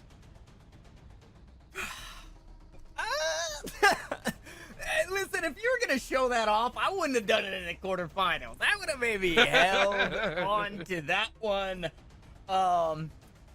Maybe we will have to see how, Hey, and it's what shit they say play on. So play on, baby. Mick able to secure a first place there. Gedrox was off to an early start after we had misspoken. He said, put some respect on my name, on an early Pro 10 score, and finishes this one in a second place. But again, it's just a score away between second and third place. Senior tie a little lower in kills than we've seen previously, and would have liked to have had that one extra Pro 10 score to maybe eke out a second place there. It's so dangerous, and I have to give props though, because even though Mick used a very unconventional method to get their first place, it shows that the quarterfinals cannot be snuffed at. We knew Mick was at the bottom for a majority share of the first 2 minutes, and it was forced out of him. You mentioned, hey, I wouldn't pull it off in quarterfinals. Sometimes your entire hand is forced before you get to the point that you want to be, and I think that's actually what happened. So really well done to Gedrox, to Senior Ty, to Garmin, all of them kind of showing their stuff. And now that it's been shown, there is a counter. It's not like Mick is the only one that can pull that off. If you can get to the high ground, you can challenge up on the air, and it's very dangerous to stay up there. So these little bits and pieces are going to fall into this favor. And honestly, I do also see some finagling in there if you so wish. There is a thought that if you're in second or third, you actually allow Mick to take another lead, and then you fight for second. So there is theoretically other ways that you can mess with these standings. There are so many little ways that you can try and gain an edge in this tournament. Yeah, I do want to say, too, that it just goes to show the players who came into open qualifiers, playing this game on their own time, went into that practice mode. I'm not saying that Mick's the only one who knows of it, but is somebody who has been testing the limits of what is available to them inside the arena. So, whether it's good, whether it's bad, Mick has played around. The arena has become Mick's playground, and with that does secure that first place. Like you mentioned, we'll see if that fight for second place is on here. It's obviously very close between second, third, and fourth. Again, a score away from each of those positions. I could have found each of these players in a different spot. We do have one more game to go with this team. Garmin, kind of quiet. Kind of quiet. I know we said that, but we also said Garmin was one of the few players that had a little bit slower start. In their opening round of 32, one of the issues that I took note of is they are a setup player. As a Macedonian, you need to be a little bit more light on your toes, and they're very, I want to say flat-footed. They have to plant their ground. They have to kind of set in stone what they want to do. They get there early. They kind of prep themselves. You can't pull that off here. You need to be a little bit more dynamic. You need to be a little bit more ready to improvise at the drop of a hat. As we get underway with game number 2 here, Garmin, of course, player number 1, trying to aim for those rockets. I don't think was able to pick it up, and instead eats quite a bit. But what a slam! You grab the Pro 10, it popped up, and you're able to gather about 25. Yeah, not bad points in finding that Pro 10 there, but runs right into Senior Ty, who is ready with some rockets. Meanwhile, Mick maybe looking to find another spot to play this hover bike. Oh, and Senior Ty punches it through as that hammer comes down. So, I mean, look at this. Did we not talk about Mick earlier, who was just flying through the sky? The finesse to just hold on to the Pro 10. You're so hard to hit. The laser cannons don't home like the rockets do, like the missiles do. So if you have that finesse with your bike, you're in such a good spot. Now, hasn't quite found the same success in your tie with the first score. Mick able to collect on that one just in front of the Demolisher there. And Now it's Mick and Senior Ty who have pulled out ahead early in this. I mean, those are both net 190 scores, by the way. Both Mick and Senior Ty had to give up their life, which may or may not come into play later on. At some points, as you mentioned, we're seeing the 1 point difference, the 5 point difference. You got to learn how to get a little bit cleaner with those dubs as much as possible. A swing into the middle, though, leaves Gedrox high and dry at 159 only. And then it allows Mick to come in as a secondary to score another. This time, Mick doesn't have to hide, doesn't have to wait. Says, I'm going to slam home these scores, and you are going to do nothing about it. Yeah, Mick, one of those players, right, who you look at game one and they say, oh, come on, man, don't do that. And he's like, okay, I'll just beat you like normal then. That's fine. I'll just play the game normally and I'll beat you. Mick proven to be a really strong player in this one. And look at what Mick is doing. Mick picked up the Pro 10, went on a world tour to pick up all the missiles and just waste them. So that way they couldn't be used on him. They can't be used for players trying to find demolition. It's going to be all about the laser cannons now, which, again, it's not easy to hit that laser cannon shot by any means. You have to lead. It's not hit scan or anything like that, and I honestly really love the devs for that. Shout out to the devs for making this a very skill-based style. I mean, I'm sure there are air tricks that players have not shown that are able to kind of diverge away from getting hit inside of the air. But right now, what a slide. Can you do the U-turn? You cannot. What a slam opportunity as Garmin and Senior Ty both lose their lives. And it opens the stage for Gedrox to pop on in. Remember, sometimes if you can go too close to the hammer, that Demolisher takes your life. And now Gedrox just a score away from first place here. A couple of players hanging out right in front of that Pro 10. Shields are on, but is that going to be enough? No way! Garmin hangs on to the Pro 10 the entire time there? I mean, that is perfect sniping position. However, you do have to reset here. Minute left on the clock, but you're waiting to see who grabs it. And keep in mind, if Mick is able to hang on, second, third, and fourth are very, very important. A little bit of a low ball chance, though. Gedrox trying to scan their way in. Low HP. Can you dance out? No, you're not. Senior Ty trying to rush their way forward. Rockets going out here. 30 seconds left, though. Who is going to pick it up? Mick grabs it. Are you going to score one more time? Now, we know Mick's game. We know Mick's game. Mick just looking to hang on to that Pro 10, get it as far away as possible. And then when everybody thinks that we know Mick's game, he switches it up. And Mick will find yet another score there. Pro 10 goes to its home once more. 5 seconds on the next respawn. Not going to be enough time to be able to score the next. And this is where we lie. Maybe a couple of eliminations. Garmin trying to punch it home, but not going to be enough. No time on the clock. Mick goes out on his hover bike there.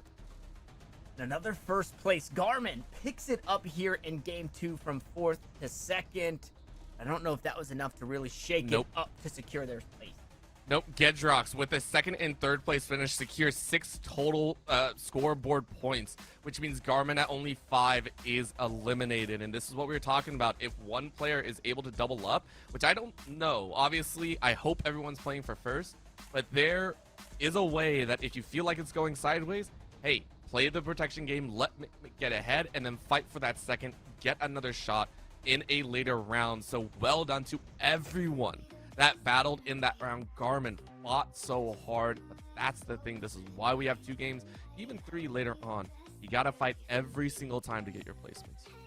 Yep, and we are 2 lobbies down. We've got 2 more to go, and we can actually take a look. Just a reminder, or for those who are just joining us, to see the names that are going to be moving forward into our semifinals. We've got a leaderboard ready for you guys. We've got a couple players who are going to be determined there, but we have a handful coming on through.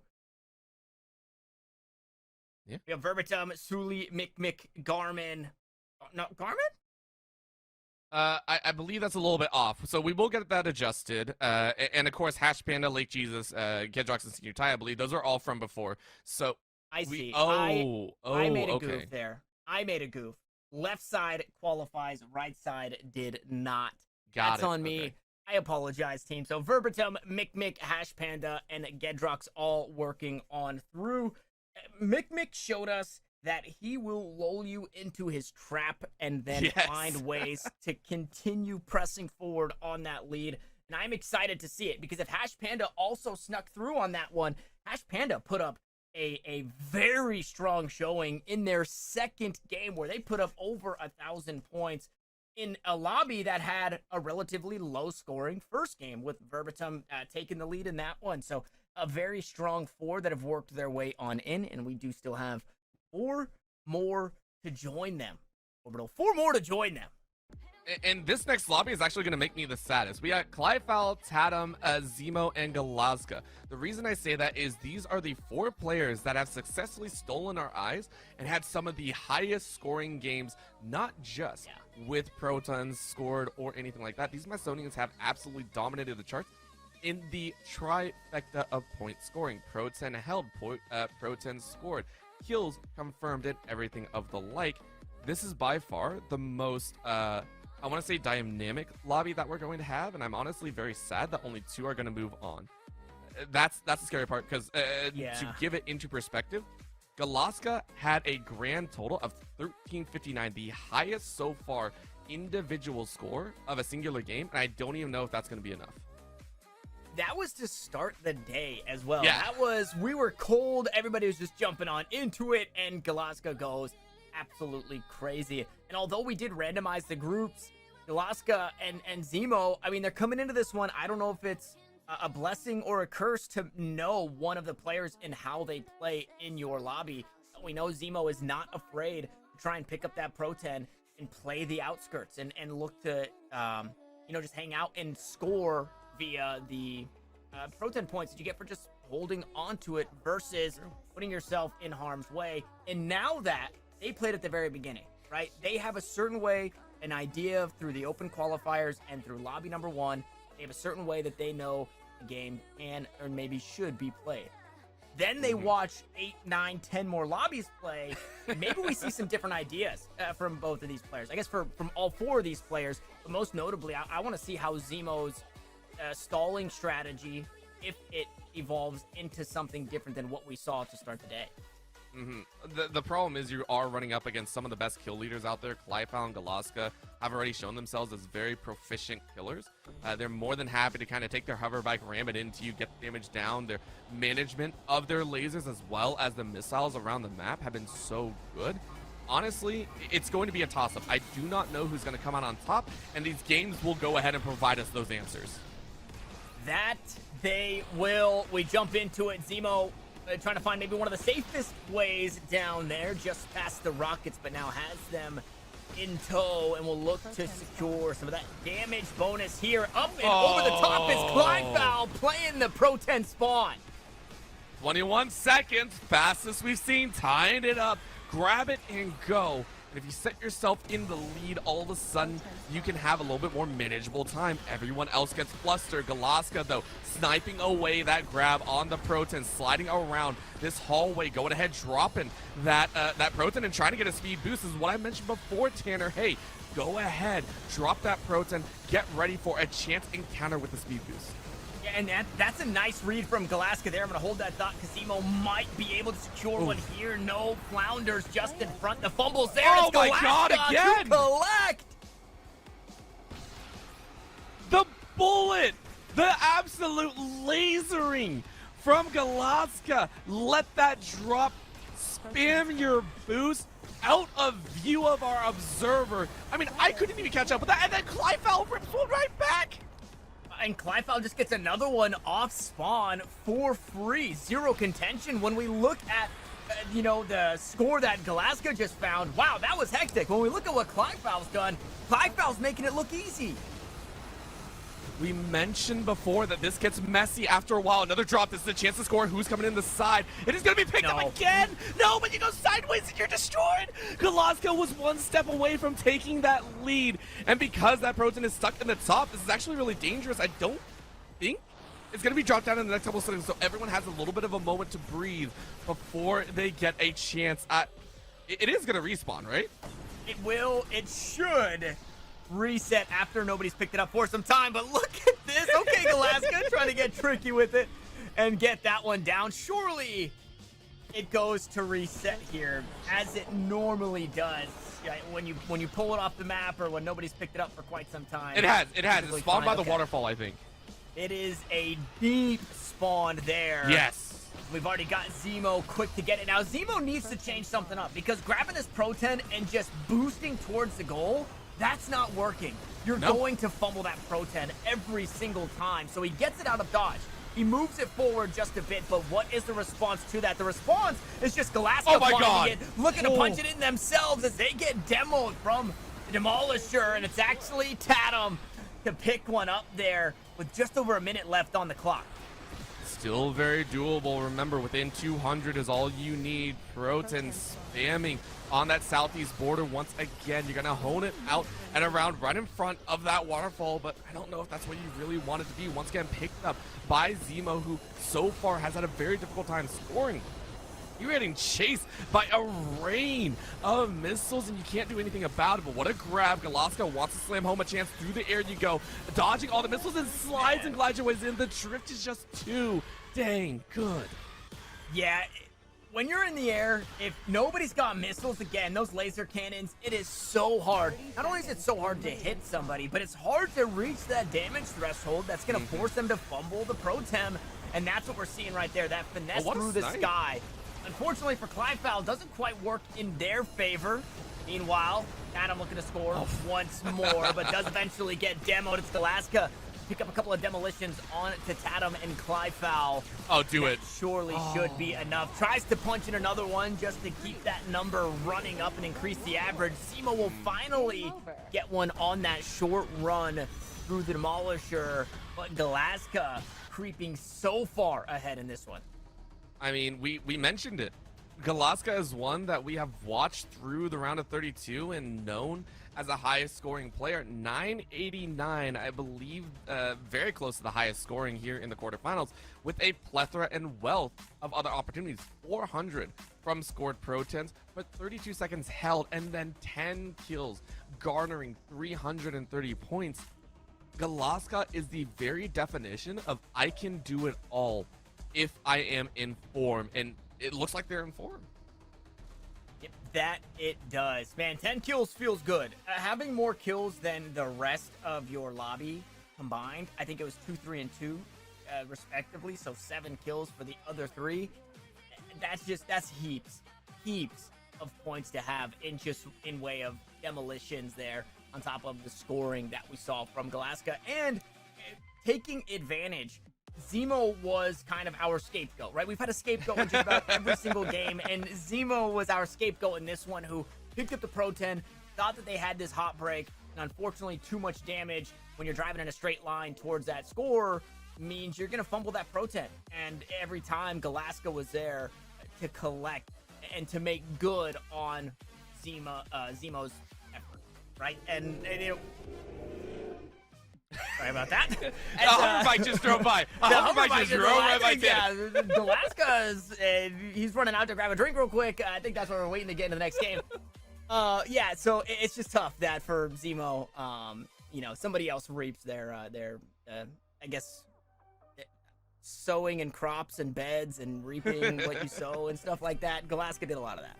Yeah, there were some awesome moments, and honestly, we do have to give a little bit of an update. Going outside of the map will result in a disqualification moving forward. We do appreciate Mick for showing us that exploit, so hey, get it fixed for next time. But this is going to be very interesting. Again, I love the fact that you mentioned that there are sometimes, some of these players, they try their hearts out, and there has to be a sacrificial lamb.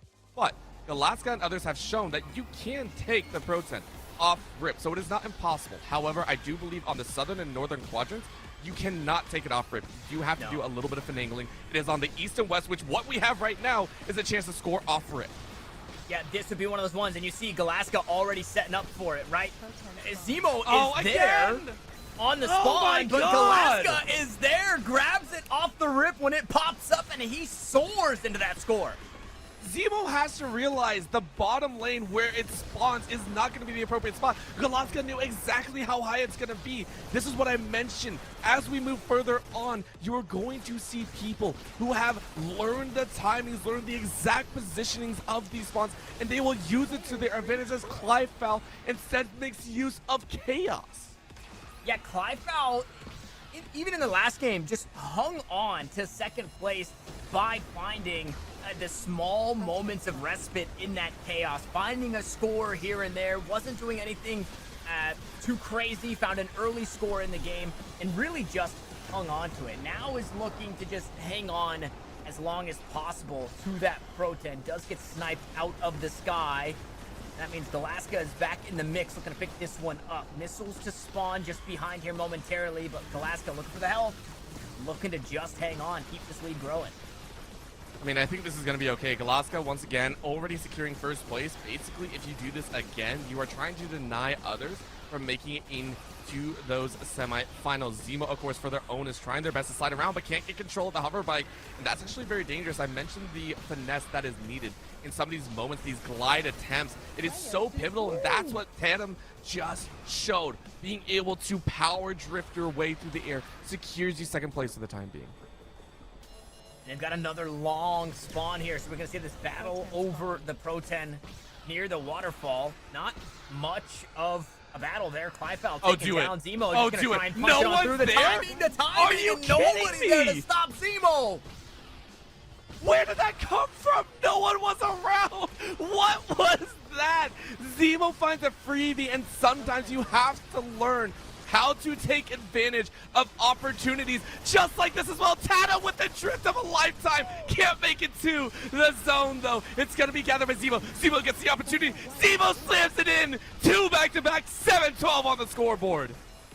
Wow, Zemo is saying, finally the game plan is working, right? This is how game one was supposed to go, but things just did not go their way.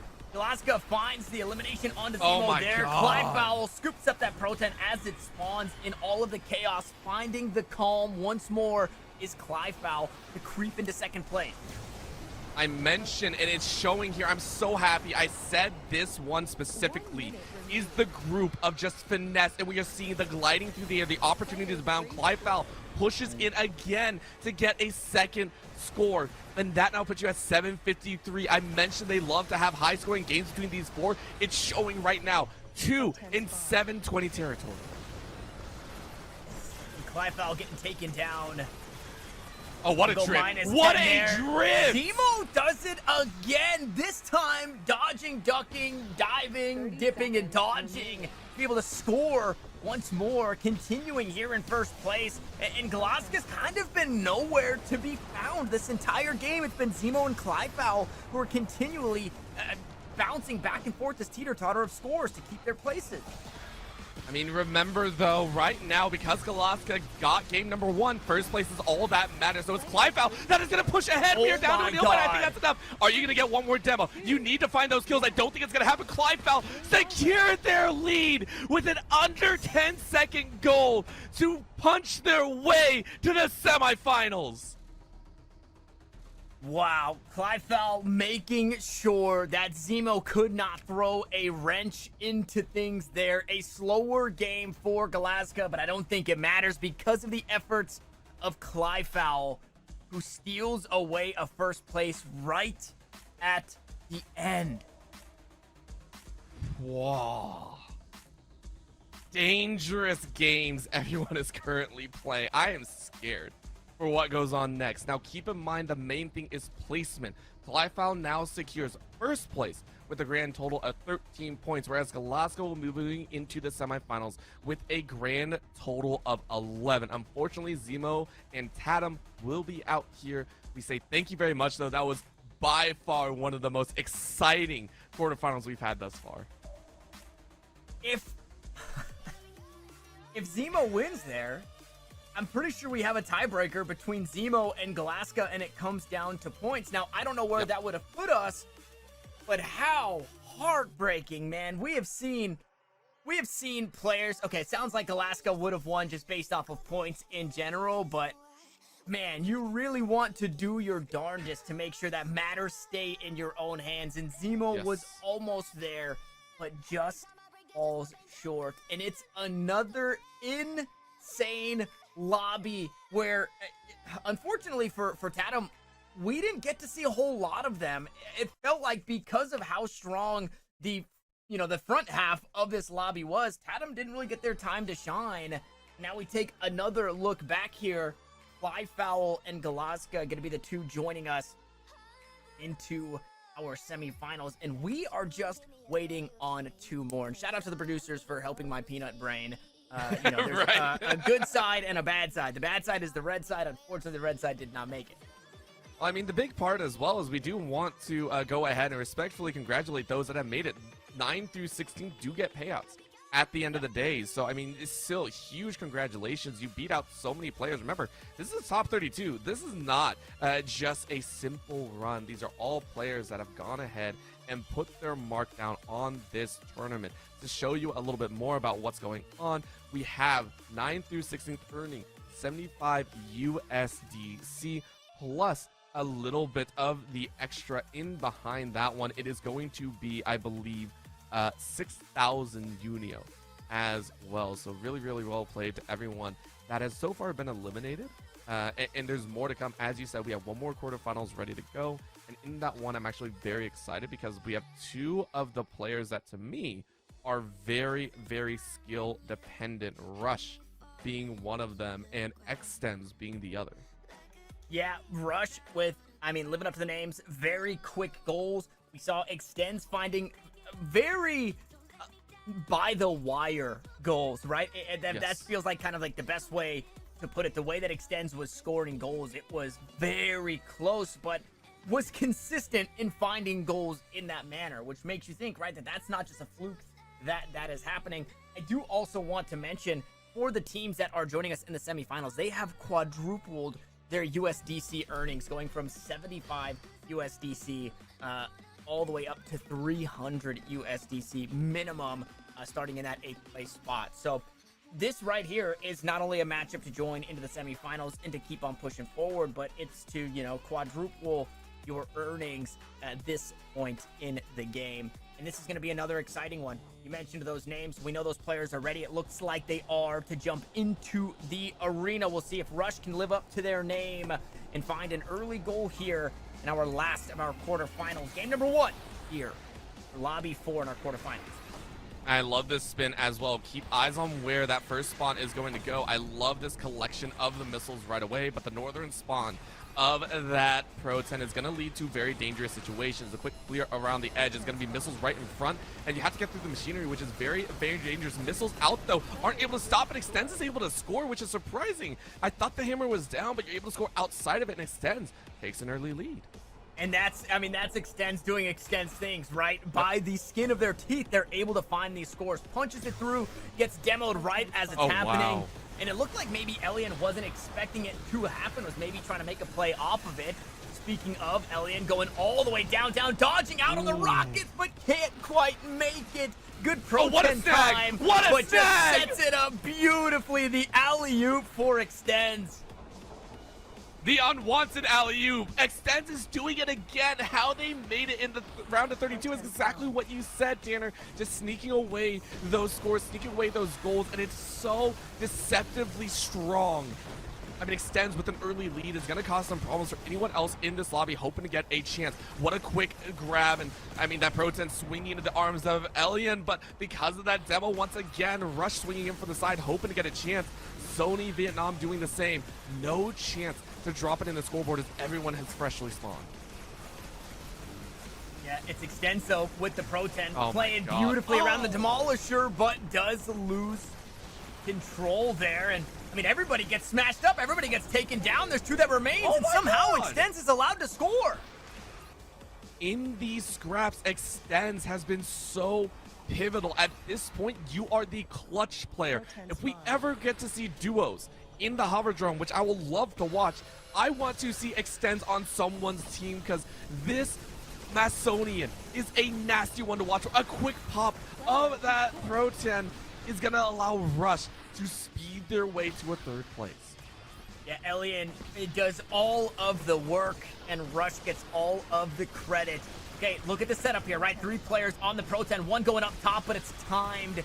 Unfortunately, not great, but it still works. Okay, Rush. I mentioned Rush is sneaky with it too, but they're a little bit more open and brazen with their attempts at that Pro-10. They love just kind of garnering a speed around. However, in this corner, it's a little bit harder to boost into the sky, so instead you're going to kind of fall to the wayside. You're going to collect speed around the side, launch, curve, hook, dance, but they hit the Demolisher again, denies! Oh, that hurts so bad, and it's going to allow Elian to get a second score.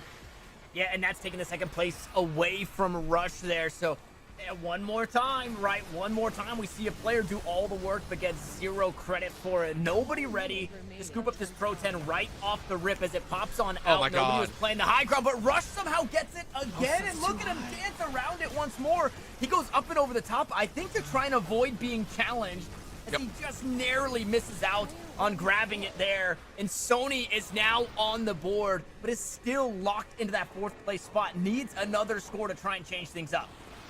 I'm not sure they're going to get it. They try and go for the heal, and unfortunately the pack is in between those cogs, and it leaves them all a little bit awry. However, double demolitions leaves us on the ground, and it is going to be picked up by Elian, but they're annihilated as well. This is an opportunity. Extens has a chance to grab another score, but it's quickly napped up by Sony, who is going to push themselves ever closer to 3rd place, but take a look. They're still just outside of it.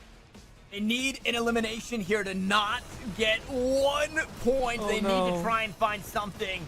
Rush is the lowest in health, is going to look to try and take the fight with Elian, who is able to top off with that health pack there. These rockets aren't going to be enough. It would be nice if Rush went down a couple of times to bump Sony up, but that won't be the case. And extends their lead early in this game with a couple of scores, and then just coasts to victory. I am highly surprised at this round. I want to point out that we have a grand total of 10 Pro-10 scored. Taking a look at the previous games, I do not believe we were even close to that. I think the closest was our previous group, which was sitting at a I believe an 8 goals scored. This is by far the highest scoring, yet it seems the lowest kill percentage, which is why the scores are all fairly, close together. Wild stuff from this group stage. Wow, and a lot of kills there. 9 kills for our 1st and 2nd place. Yep. That was explosive. That was explosive. That, you can see the confidence, right? In a player that is not only scoring Pro-10s, or even just controlling the Pro-10, we'll say, because there have been times where you don't need to necessarily score a handful of times to earn yourself a bunch of points. But when you're earning points on both sides of the coin, whether that be the demolition side or the Pro-10 side, if you're doing both, you're really proven to be one of, if not the strongest player in our tournament today. And we got to see a little bit of that from our 1st and 2nd places there. Now, can they keep it up? Because there's something about the quarterfinals, Orbital. There's something about the quarterfinals where our 4th place player just wants to go hard in game number 2. So we'll see if Sony can do that here. I mean, you got nothing else to lose. You already know it's do or die moment here, so you gotta make it look good. Grabbing the missiles early does set you in position to fight for this Pro-10 spawn, but once again, it's on the southern quadrant, which means it's a long haul. It's gonna be a little duel out. Rush is gonna grab it first, and I don't know if you really have enough boost to get around. Dodging out on some of the missiles, but it's propped off. You do get the heal, so you can reset if you wish. The early seconds are going to be good. Elian is able to pick it up, though, dodging around most of those bullets, but it is going to be dropped right in front. First score is in range, and it is going to be Sony Vietnam. You mentioned it, Tanner. 4th to 1st is there. I mean, this is just, it's been the name of the game. It takes a game for some of the players to warm up, and we have seen our 4th place Macedonian jump into 1st place here in game 2. Sony off to a good start. Rush trying to play the timing and just does it beautifully. That's one of those rare times where you can pick up that Pro-10 and just slam it home and not be contested. I swear Rush has some of the best boost control in the game right now. They are the only one that I've seen consistently find speeders in and around. This time around, though, you are challenged. So your style is slowly being negated here. The only times that we're going to see Rush really have an explosive start and an explosive point lead is if you are allowed to kind of speeder bike your way around. I think on the east and western quadrants. If not, it's Sony and Extends who are hoping for their best. And Extends picks it up again. in the middle of the scuffle. No chance outside of that. In the middle of the scuffle, at the last moment, sneaks that score. And that shouldn't be allowed. Extends was just on 0 points. Extends had 4 points and then got demoed and went down to 0 and was somehow allowed to score there. But Rush does it again, and this time he does it in reverse. I am telling you, Rush is one of the players with finite control. The only reason I'm not putting him at the top is they cannot do it consistently. But they have some of the best burst sprint action I have seen thus far in this tournament. And as long as they have open territory, they will run it. Extends, though. You're not in scuffle territory. You're not around that Demolisher. You're now just kind of in that mix. So big difference here. Around the Demolisher you go. Where that Proton sits, nobody knows. Yeah, nobody knows. Sometimes getting stuck up top this time. However, Elian, we saw one of those goals earlier, right? Where the timing, is it good? Is it bad? Is it just perfect? Who knows? The Proton was scored. That's the most important thing, and that's more points in the pocket there of Elian and Rush. Oh, Rush. Looking to do it again, dancing through the sky. It's the perfect timing once more. You can't keep getting away with this. You cannot keep getting away with this. This is daylight robbery. We mentioned, and I will say it to my dying breath, Rush is nasty when given the opportunity to count where these opponents go. Your only hampering is that Demolisher, but still you score 1,056. Everyone else still in the 500 range. Elian, though, needs to get something done. This is looking pretty grim for them. A second place in the last, a second place in this one, 8 points. A lot of the times is not enough, especially with the game that Rush has put up off of the back end of Extends' game 1. Now Extends looking to inch ever closer to the score there, but that Pro-10 up in the sky. Things get weird. Rush thought that maybe they had the Pro-10. Losing it there is Sony was trying to find one more punch in at the end of it all, but it's Elian to do it instead. And with 5 seconds just out of reach is first place, and Rush comes up absolutely huge in this game too. You know, there are some moments where I just sit here and go, what the heck is happening? And that entire scenery was that moment.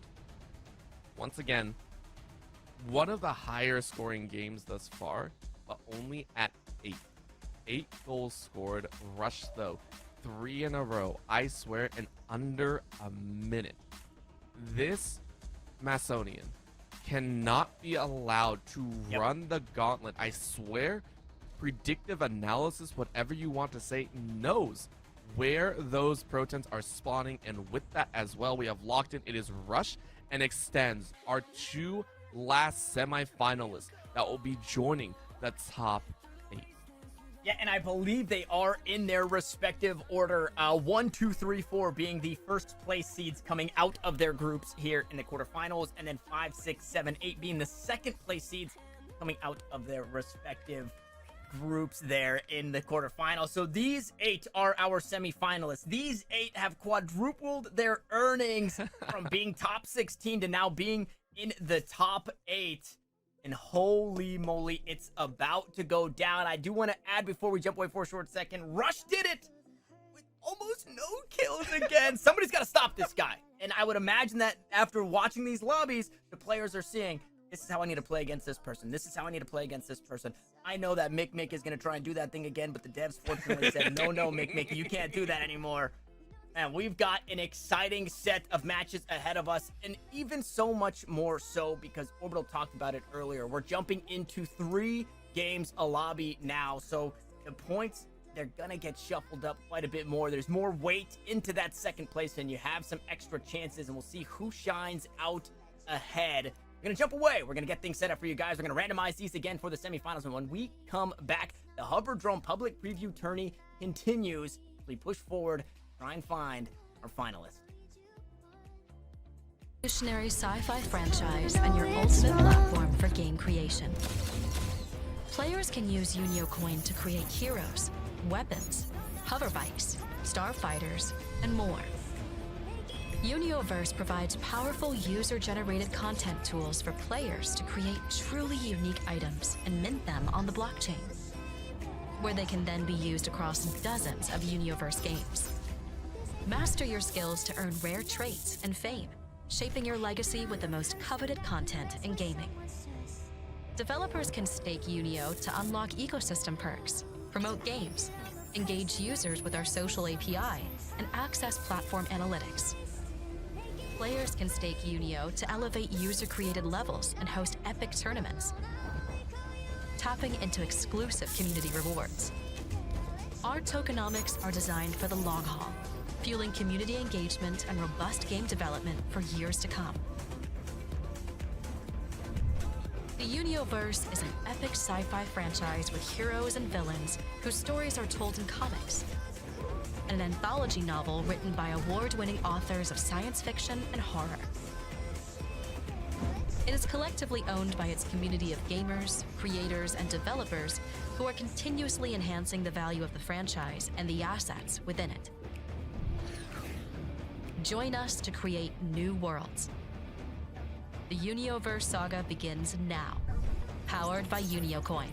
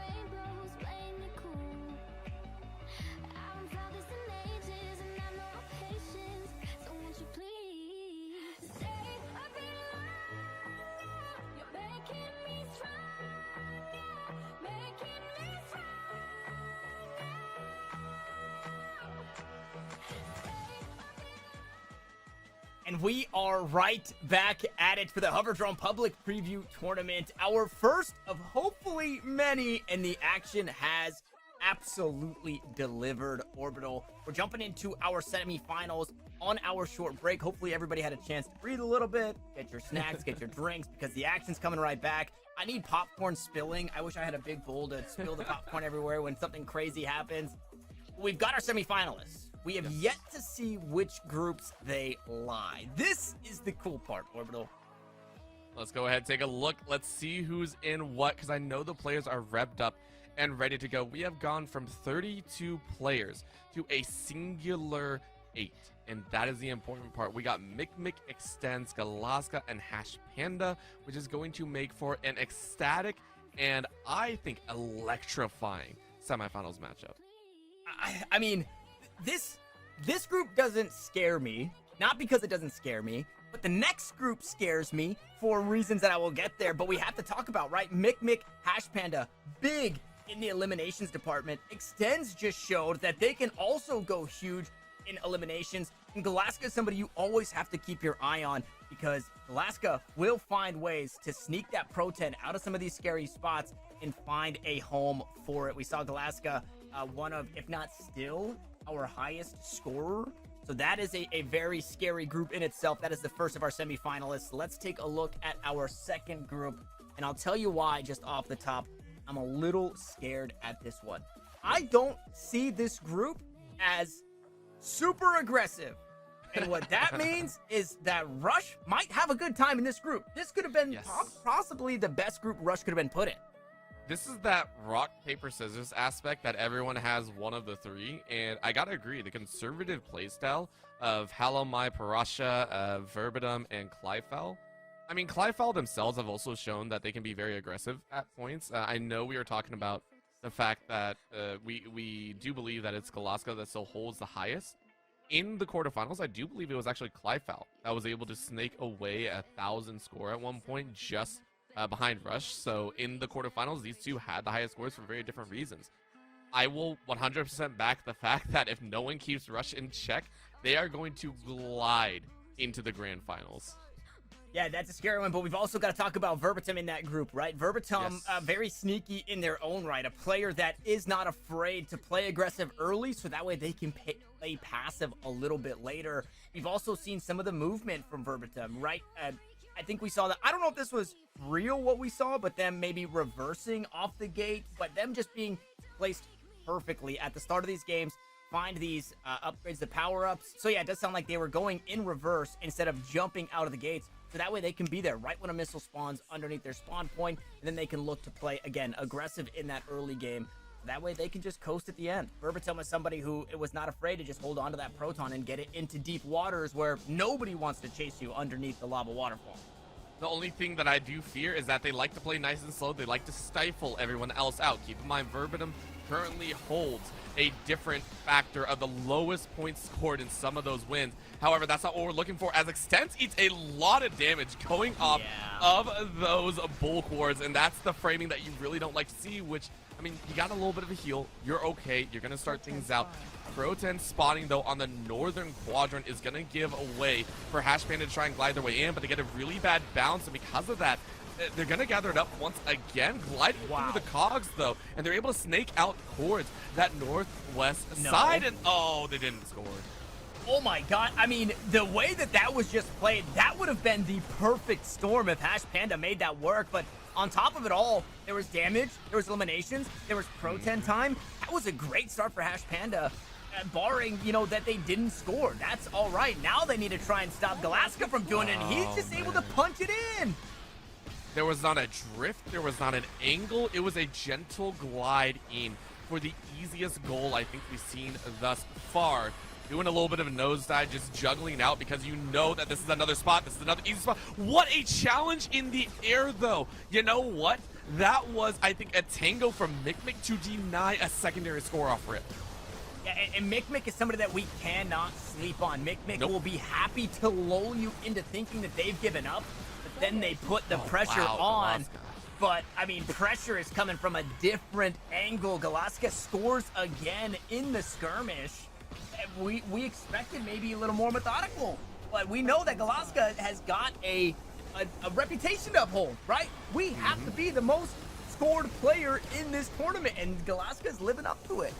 I mean, you take out an early lead as well. 542, we know it can change, but with the control you have, you're pretty happy about the current situation. Not only that, a Western Quadrant spawn means it's a dance of death. Getting around those pools and around that cave entrance is so dangerous, but Extends is able to sneak it in again. Extends plays so well when that Proton drops inside of that Demolisher. It is like their home playground.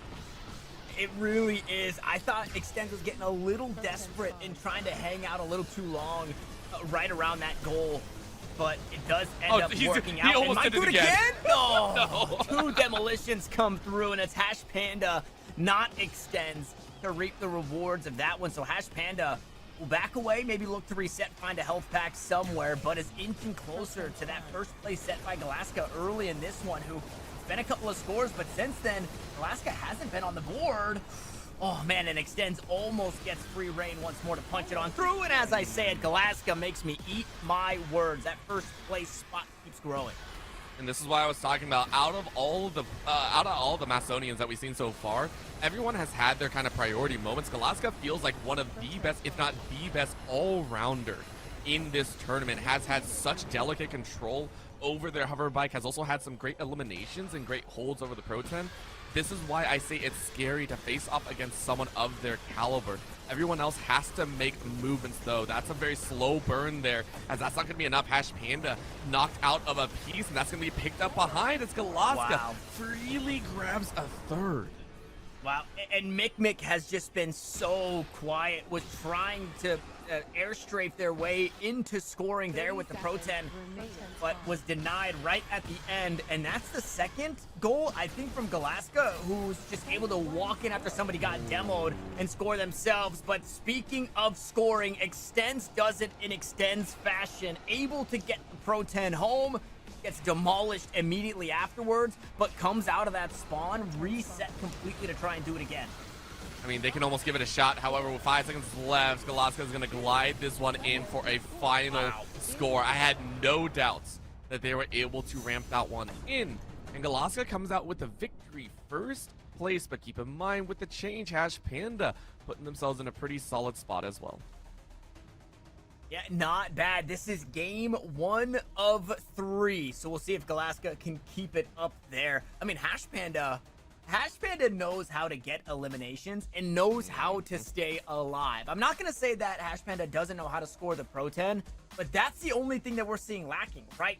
If we had a chart of, you know, like when you play a role-playing fantasy game and there's like strength and agility and it's like pulling in different directions, like we would see it very heavily favored to the demolition side for Hash Panda. That player is very proficient in doing that and puts up a lot of points in doing so, but now maybe needs to play a little more, less of the upsetter, and I don't want to say more of the upsetty because that's not where you want to be, but just wants to be the straggler on the outside, right? Because when you're looking at it and you see, okay, 8 kills in a game, 10 kills in a game, whatever it may be, especially from Hash Panda, that tells me Hash Panda's getting the elimination. That's great, but Hash Panda isn't the one who is making good on that elimination, right? Hash Panda isn't the one who's finding the score after making somebody fumble the Pro-10.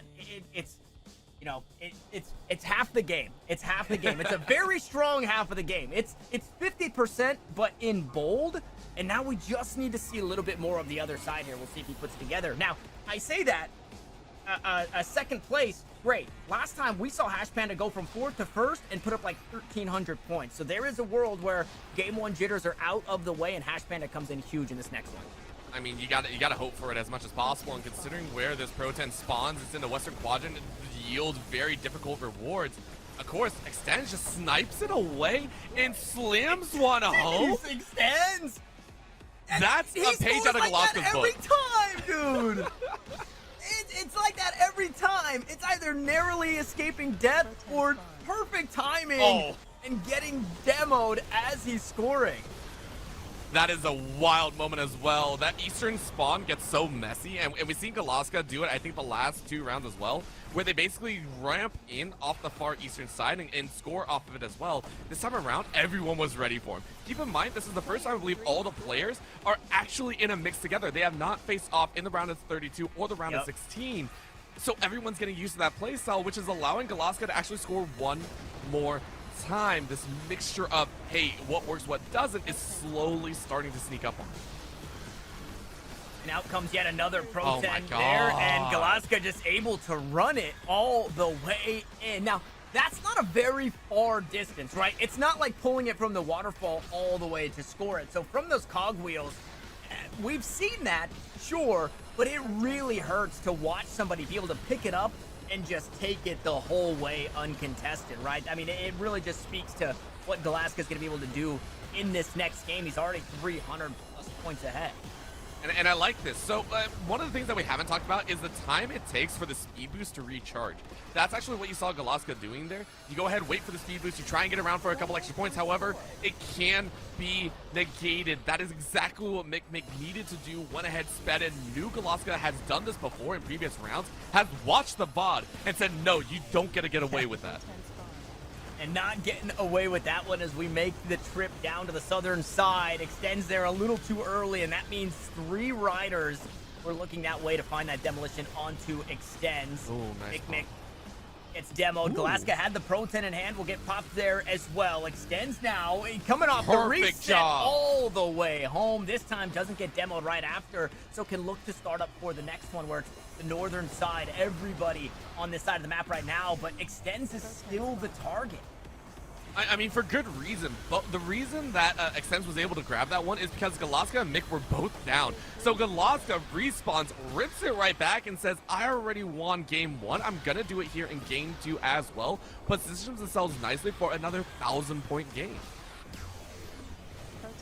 And out boosts the missiles right there to not get hit by those missiles and go down. Takes a little bit too much damage trying to play for this Pro 10 here, and the timing does not work in the favor of Hash Panda.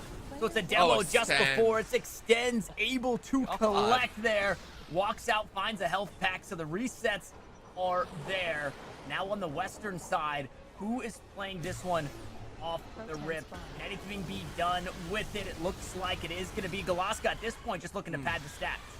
Yeah, well, we say padding because Extends has played so far in the paint that you are only about 210 points behind. If you snipe this one away, plus an elimination, you actually be able to sneak first place away. However, with that take from Mick, who looks like they are going to be able to score and push themselves to a 3rd place, it feels a lot better for Galaska. 10 seconds left here. This is the dangerous part. This could be a quick score. I mean, you can try. However, I don't think it's spawning in time. A little bit of a ramp up, chase as hard as you can, fly on in. It's over in the air. So Galaska, 2 games in a row, 1st place in both. Yeah, and we talked about what the 3 games can do in shaking up the score. You have to think Alaska's probably doing all right, right? I think with a couple of 1st place, Galaska is looking to be one of our finalists. Things still maybe shaking up, things still maybe up for grab for the rest of the party here. So we'll see. What does Galaska do with this? Does Galaska look to play spoiler? Does Galaska say, hey, 961 points isn't enough? How the heck, Orbital, were we getting 2,000 point games? I want to see that. I think a big part is that's open qualifiers. You're playing against a different mix of people. These are the best of the best, and the best of the best are going to deny you your points scored. I mean, if we're talking about elimination, we're talking about the Pro 10 scored, it's much easier to do maybe against some fresh faces to the table. Now, with 2 games completed, I do want to talk a little bit about what is going to happen next, because with those 2 first places, we actually have a massive fight for 2nd, 3rd, and 4th. Yeah. And remember, 2nd actually makes their way in. At the current moment, Extends is actually doing okay for themselves. 6 points for themselves with a 2nd and 3rd place finish. In 3rd place, I believe, is actually Hash Panda with a total of 5, and Mick is sitting just below at about 4.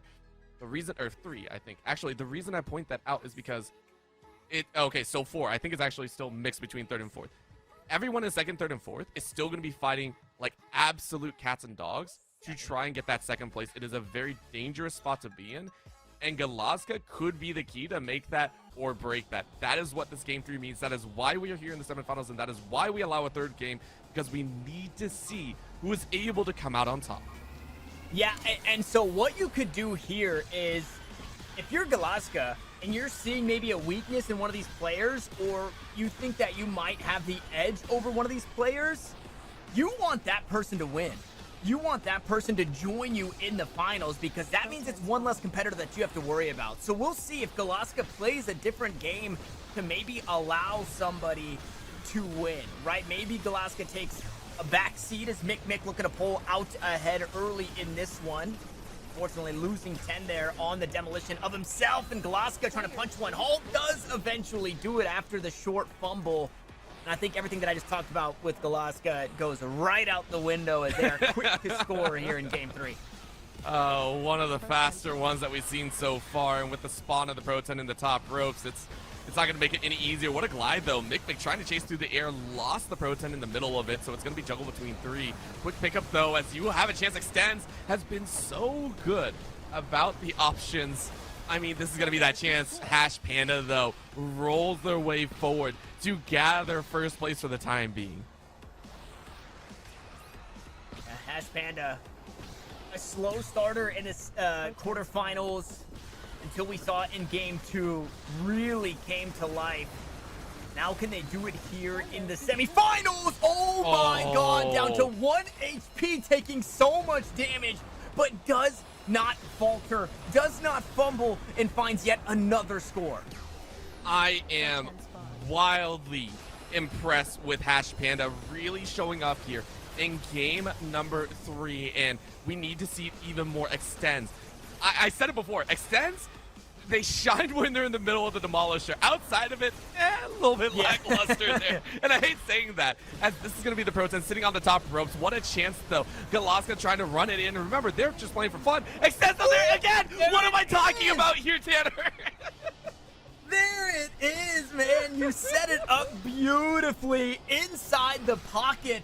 That's where Extends wants to be, man. Inside that demolisher with the Pro 10 in tow. Extends will find a way. So a big score there. Hash Panda, however, still sitting comfortably in that first place. If Galaska would have found that score there, wouldn't have been so comfortable, but we're just demolition after demolition. We're starting to see these players choose a different avenue of finding scores in this game, as Extends cannot quite punch it home. Galaska will be the one to collect and to do it, and that will force, well, Hash Panda down to second place, but only briefly. The damage and the kills from Hash Panda are keeping them in first place. I mean, they need just a little bit more, though. Keep in mind, if they tie it up, they need to ensure Extends is not right on their tail. They need to push them down into 4 to really, like, kind of hone it in. Now, granted, it's a 4-2 scoreline, but it's just still so dangerous. So, mix it up as Mick slams home a score of their own, 4-17. And for them, it is a hard run forward. If you're able, you gotta maybe you can shake things up, but I don't think it's gonna be enough. At this point, you're playing spoiler.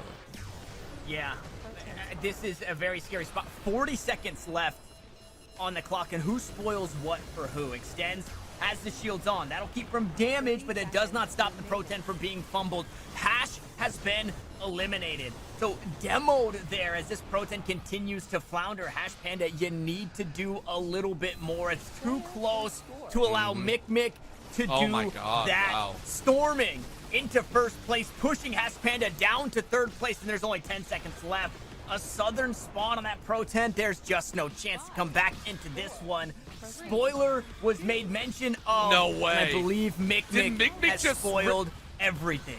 Oh my god, you're not wrong. Mick just pushed in 12 points. I was not watching that as closely as I thought. Mick just takes it away. Yeah, Hash Panda was the next. That's 9. Stylization galore right there. Tanner, you called it. What the heck? That's what Mick does, man. That's what Mick does. Mick lulls you into this false sense of security, and then when it matters most, gets it done. He tries to make you comfortable and then makes you immediately uncomfortable. Oh, man, what a steal in this one. And again, you're looking at it, Hash Panda, 80 points separating. That's it. That's not a whole lot. And that was, I think, one of the lowest scoring games in way of kills for Hash Panda that we've seen. So that one right there, that game 3, that was just, you know, Pro 10 on the mind for Hash Panda. Unfortunately, they did not get pushed over the edge there, and Mick gets it done. There it is. Galaska and Mick, they're going to be moving forward. Our first of our finalists after 3 games, and now they get to sit back. They get to drink drinks in coconut cups with umbrellas and straws in it, and just see how this next group plays out before they have to play their finals. I mean, what do Macedonians drink? Because at this point, it might be like onion juice or something like that. I don't know. They are cruising to an amazing start here. And I have to give a big shout out. I really want to give a massive freaking shout out to Random Games Company, obviously the makers of the Unioverse Hoverdrome here. This is a wild game. Like, this is an amazing time to watch here, and I have had so much excitement here, way more than I thought I would initially. I knew I was going to have fun. I didn't know how much fun I was going to have. Huge shout out for making a game that seems so simple at the end of the day, and yet yields such an intense feeling down to the last second. Amazing job. Yeah, and reminder that this is just an alpha, right? This is just craziness. You had mentioned, right, the map builder and quite possibly seeing more arenas or community built arenas, and it's just like, when you just say that, right, new maps, you think the possibilities are endless. And then when you think about Mick trying to fly up and above the map and break the game, you think, man, these players are really going to challenge and squeeze every inch of life out of this game. So I am very excited as well to see where we go from here. If this is where we're starting, I think having a LAN on Mars is where we're going to finish with this game. Like, that's how crazy it seems. All right, let's get into the next one, though. It's Gedrock's Rush, Hoverdrome, and Kleifeld to battle out for the last 2 spots in the grand finals here. You talked about Hoverdrome constantly dropping into that lower position, just trying to make sure they're good. It's a Western spawn as Hoverdrome actually sits this time right in front of the mix, but you are immediately hammered by shots, and no one grabbed the Pro 10. Everyone set up. Nobody got the Pro 10. They dropped the baton.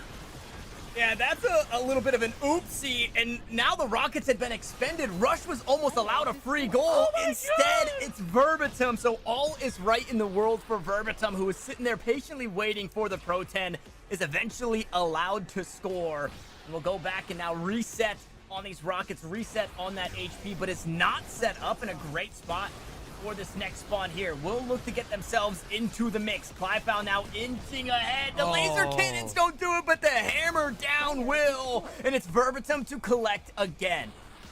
That Demolisher has been a denial tool for so many, and I have to say, I believe there is a set timer on it. You can actually time this out. I think it slams down about 4 seconds into the game. You should be able to start kind of matching or getting a good idea of when this is. However, I don't blame any of the players. It is so hard to keep track of all this. Plus, the laser shooting you constantly. With the drop in front, though, there's going to be the chance, and Rush slides it in for a dub. Surprisingly enough, Rush is a very hard sprinter, gets one in second place right now, needs another one to feel comfortable. Yeah, and I think you can kind of see the uncomfortability in Rush where Gedrox and Kleifeld have kind of been all over him. It hasn't been a smooth breakaway like that one from Hoverdrome. That doesn't seem fair. Rush has been getting bullied, and Hoverdrome has been allowed to collect 3 scores already. But that's what we mentioned. We mentioned the fact that Rush needs a little bit more open space. If you are not targeted, you can apply this very quick, aggressive style that yields very low kills, but amazing high-scoring goals. Well, you don't get to do that when you are marked. It is a sneaky style that once exposed in the light, you don't really get anything out of it. Another elimination. Rush joins, I believe, their 2nd or 3rd death so far, which is going to allow Kleifeld to try and hone their way in on a score, and they do, pushing themselves into 3rd place. And not quite enough to overtake Rush in 2nd place, but there is a lot of time left. We're just past that halfway mark, 1:30 left on the clock. Kleifeld -10 as he gets destroyed inside the lava pits. Rush now just trying to run it down, but there is just too much in the way of contention. And that's going to force things into the hands of Gedrox, but inside the lava pools, man, you do not want to be there. So a kill collected. Hoverdrome picks it up, but loses it almost immediately. Has that shield on. Rush now trying to run down the laser cannons. They're going wide, and Rush will punch it in. I am telling you, Rush is the best, the most controlled member here. Maybe I said that to someone else, but I swear Rush glides with the best of them, and it's so much fun to watch. But right now, Verbatim, one of the lowest scoring between the round of 32 as well as the round of 16, is still honing in at 862, their personal best here in this tournament. What a good score there, though, by Clivefowl to go ahead and snag second place by 1 point once again. Yeah, Rush doing their darndest to try and stay in this one. Verbatim's been a little bit Oh my quiet God. since the 3 early scores, and because of that, Clivefowl is now knocking on the door of first place. You got 25 seconds. This is doable. This is 100% doable considering how hard we've seen a lot of these players fight. However, that spawn of the Proton was not pretty. It is inside those lava pools, inside the cave system. You don't like to see it. So a quick run out as Verbatim is going to try and deny. I really like this call. Try and run away, pop it up in the air, wait for your boost to come back. And it's a hard sprint. Rush gets blown up. Oh, that could have been it. Disaster for Rush. Went for one more hard play. It is going to be Verbatim to net their highest at 1,059 here in game 1 of the semifinals. Quadruple digits there for the score for Verbatim, who just did just enough at the end there. 3 relatively early scores into the game, and then had started to slow down. But in way of scoring, yes, but look at those kills. 264 points from 8 kills for Verbatim. It wasn't necessarily that he was slowing down. His objective, his mindset had shifted into, Yes. okay, I no longer need to score. I need to stop them from scoring. And well, 8 kills says a whole lot about that one. Even the damage on enemies says a whole lot, because it doesn't take a kill to cause a fumble. It just takes a bit of damage.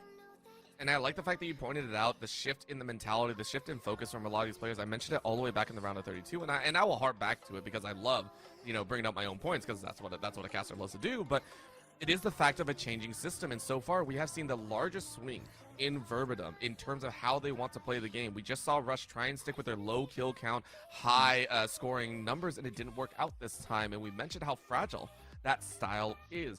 Obviously, Galazka, you don't really have to change when you're all-rounder.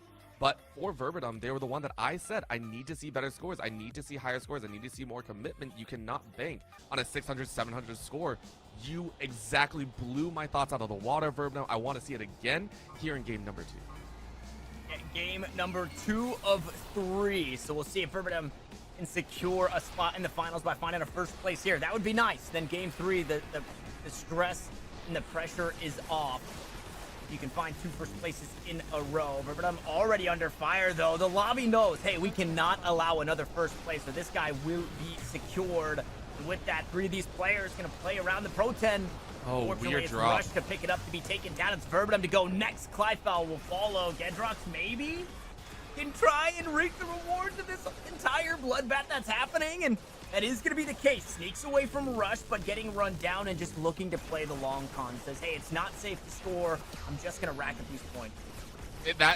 That is like Death Valley in that southern western corner. Yeah. It's so painful to try and get out of that I respect all the players that even go for it.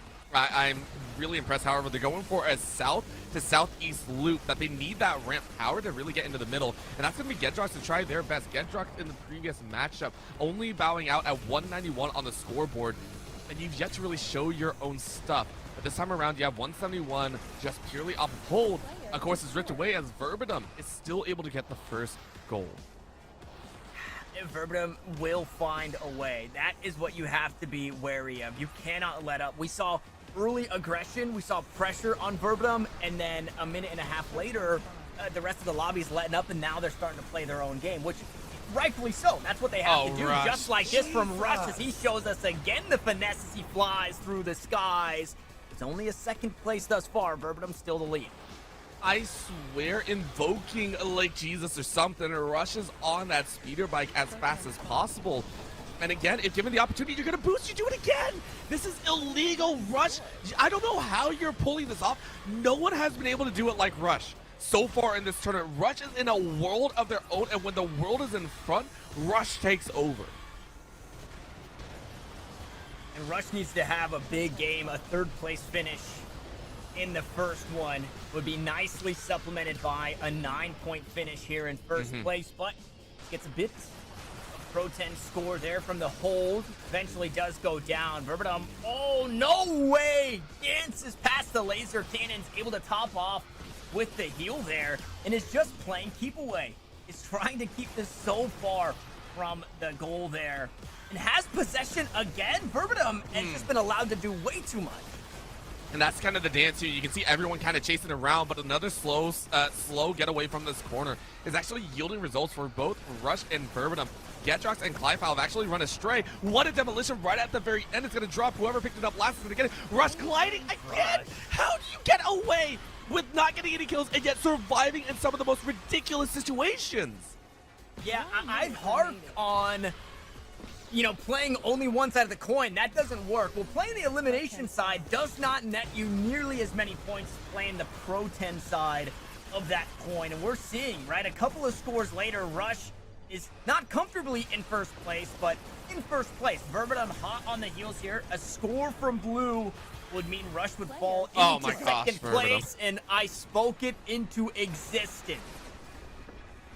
Hoverdrome taking a page out of Extend's book and just waiting on the edge of a lot of these battles to collect the last score.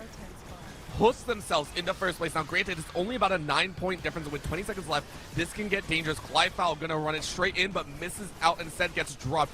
Who is going to pick it up? It is going to be grabbed by Gedrox, who pushes themselves to third place. And remember, any sort of placement point is going to help Rush. Falling back now, 20 points away. Are you going to get an elimination in time? I don't think so. It's going to be Hoverdrome who gets first again. Hoverdrome stole the elimination there at the end on Gedrox to make sure Rush couldn't get it. Which, that's a situation where, you know, Rush gets put in an awkward spot where there's not enough time to score. You have to get an elimination, and this is not something that he's shown proficiency in. And then you lose your first place because of it. That is absolutely heartbreaking for Rush there. But, you know, a second place is better than a third, which is where we saw them previously. So they inched a little bit closer, which means now Clyfal gets put in an awkward spot. I think we're at 3 for Gedrox, 6 for Rush, and 5 for Clyfal, which means Hoverdrome is very comfortably hanging out in first place. And now going into game 3 for our last semifinal here, that battle between the 3, Rush, Gedrox, and Clyfal, I mean, this is really where the pressure is on. Who's going to shine, right? Pressure makes diamond. Who's going to be that diamond in this one? I mean, the scary thing is the first place can't upset no matter what. That's the terrifying factor of it. At the end of the day, I mean, if Hoverdrome decides to get it a little bit fast and loose, I mean, you know, 100% you got wiggle room. Like, you already know that you're in, and we mentioned this before. I mean, I think Alaska showed it best. Once you have 18 points, you're pretty much locked in. It's all about how messy it can get. So, I love the fact that you pointed it out. We are just waiting for Clyfal, you know, sitting at 5 to really show their stuff. Of course, for Gedrox, you gotta have a monumental game here. I'm taking a look where the spawn is. It's Southern Quadrant, so this should rack up a lot of DPS points and a lot of Pro 10 hold time. Yeah, Gedrox here. Gedrox needing a win, so Gedrox has to show us something. So keep your eyes on green as, well, there it is. An early elimination here. It means that the Pro 10 in the hands of Rush. A couple eliminations just in front of the score, and it's Clyfal to scoop it up. We mentioned it's a lot of damage. That was, what, like 2 or 3 eliminations right there, and then Clyfal able to grab it at the end. Rush was, what, 2 seconds off of being able to slam home the first goal, and it just didn't happen. This time around, though, we know Rush can do it. He's done this before inside of the quarterfinals, but can't round the corner this time. Those heat-seeking missiles are just too good, but it leaves open a chance. But no, you missed. Hoverdrome misses as well. 2 attempts at the goal, 2 major whiffs. Yeah, 2 major whiffs there, and it might allow for Clyfal to do it again. So running away with this game, the only player in triple digits right now, just over a minute in. Clyfal is finding some sort of magic at the end of the rainbow right now. That is a wild chance to have. But of course, Rush is right back in that driver's seat. 276 is going to try and punch their way up to the higher bracket. Gedrox, of course, for their own right, still sitting within means. If you get 2 scores within, 2.5 minutes, I mean, you're good. But it's a dangerous spot. You have to find a perfect route and get away from the likes of Clyfal and Rush. Okay, Rush staying elusive there with the Pro 10 in hand on the nosedive, just grinding towards the goal.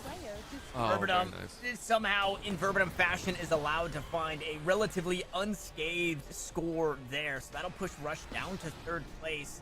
And Hoverdrome able to just play spoiler here.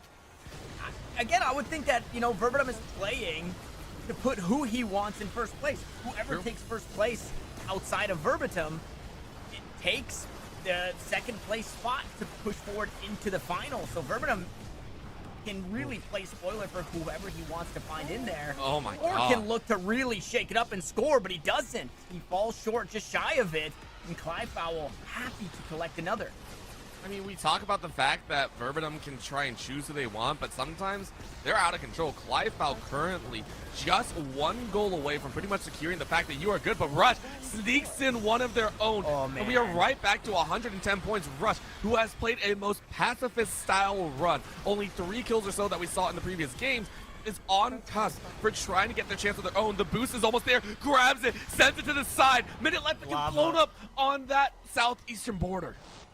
Yeah, the lava, and unfortunately, Clyfowl was awarded the kill, but Clyfowl's gone. Hoverdrome now gonna look to play Possum with this one, maybe? Just gonna try and stay alive, send out the missiles. Rush has the Pro-10 in hand, gonna work towards that goal, and Clyfowl is there to try and stop that one from happening. Now Hoverdrome gonna run to the far sides of the map here, hang on to this one, and this would allow Clyfowl to keep that lead in 1st place, but the fight's not over just yet. Rush so incredibly low through the lava once more, and it's Clyfowl awarded the kill on Rush again, which is -10 for Rush and so much more for Clyfowl as he continues to creep ahead. A score is what you need. With 14 seconds, I don't think Rush is going to find it. Nope, Hoverdrome is playing a great game of keep away, slides it around the corner, drops it right in front, and it's going to be picked up by Clyfowl, which should secure the end or not. Maybe it's picked up, you try and grab it, and you score at the last second, but it's not enough! It's not enough! You are shy a kill, and you called it, Tanner. The one thing Rush lacks is kill threat, and that is what does them in. Literally 33 points would have pushed you to the finals. Oh my God, it's so heartbreaking for Rush, but Clyfowl has to be feeling the same way that we're feeling with how that game was the whole time. And then you also have to think, whose side is Hoverdrome on? Because he's refusing to score. Does he want Clyfowl to win? He gives it up right there at the end. Did he want Rush to score? I want to know. I went inside the mind of Hoverdrome in that one because it felt like he really controlled who was going to win there. And Clyfowl, I mean, for the next 4 to 6 minutes, can take a deep breath. That one was so incredibly close. As we take a look here, Hoverdrome sitting nice and pretty after 2 first place. Clyfowl securing that 2nd place with 14 points. And yeah, 30 some odd points separated Rush and Clyfowl from completely swapping. And in a different multiverse, maybe that happens, but not in the Unioverse. I mean, in the Unioverse here, Loki came out to play in Hoverdrome. I mean, they were, you mentioned just Hoverdrome deciding who. I think Hoverdrome just tossed it to Chaos's win. Said, hey, whoever wants to win. I know it's a very close game, but I love it. And honestly, Rush and Gedrox played a fantastic semifinals. I love the action that was thrown down to continuously keep us on our toes is what makes this so amazing. But at the end of the day, only 2 get to move on and only 4 get to play in the grand finals. Yeah, we know our 4 in the grand finals. We don't have to do any shuffling. We've got Galaska, we've got Mick, Hoverdrome, and Clyfowl, who just scraped through by the skin of their teeth. But we do got to get that lobby set up for you guys. So please do not go anywhere. We're going to jump away for a short break. When we come back, our 4 finalists, but there can only be 1. We'll see you guys on the other side.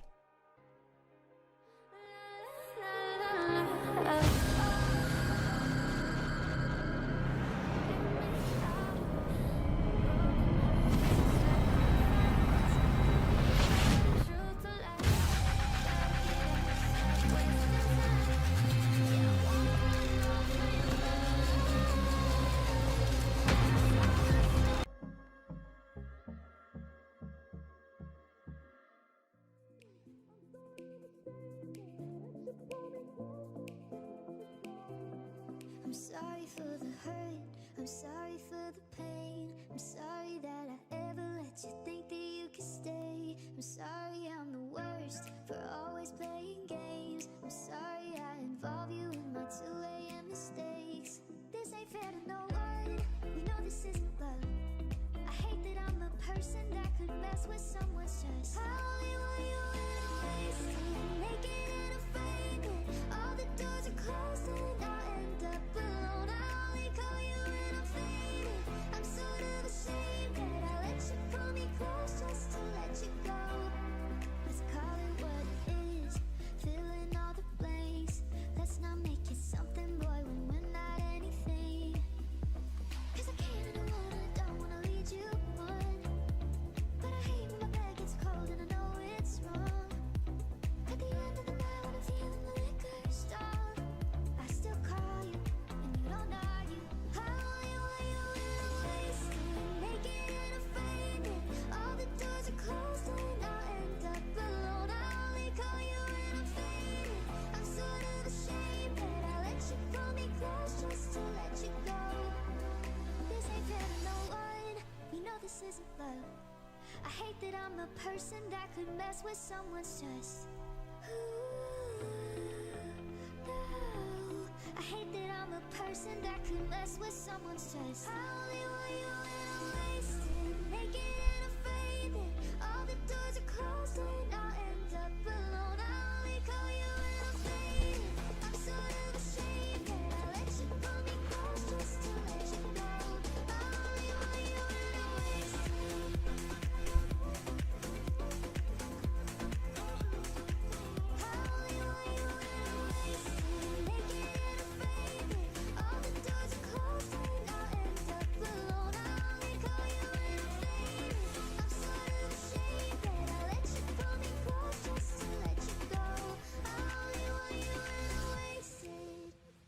Short delay, but we are right back at it. The second rat gets the cheese. The early bird gets the worm. Orbital said it all before, but now, rats and birds aside, we've got our 4 finalists after a long day of competition, and probably what felt longer for these players and a whole lot more stressful. My heart's about to beat out of my chest. I'm sure it feels the same for them. We can go ahead and take a look at our 4 finalists here that will be joining us. But Orbital, only one can be crowned king of the Hoverdrome arena. I mean, that one is a prize above prizes, I would say. To be able to crown yourself as not only the champion of this tournament, but also the very first open qualifier tournament, the Hoverdrome public preview tournament. I mean, there's more down the road, sure. But you want to be the first. You want to be the one to have your name etched in the Hall of Legends. You want to have your hover bike be that premier one that everyone wants. That is what you're playing for, not just for the prize, but such a whopping 7,500 USDC and 25,000 Unio. It is a wild, wild glory to hang on to. Yeah, and it's another 4 times, right? Another 4 times the prize pool in USDC, going from your 5th through 8th to, 1st through 4th, which these 4 players are. So we take another look back at it. Galaska, Verbatim, Clyfowl, and Mick. Galaska and Verbatim coming out very comfortably with 2 first places in their games. They secure it. Game 3, it doesn't necessarily matter a whole lot because they've got themselves sitting pretty. And then we saw Clyfowl scrape away the victory from Rush, just peeled Rush back, and then Mick obviously finding their way on in it after everybody thought that maybe Mick wasn't gonna get it done. Mick wasn't having that.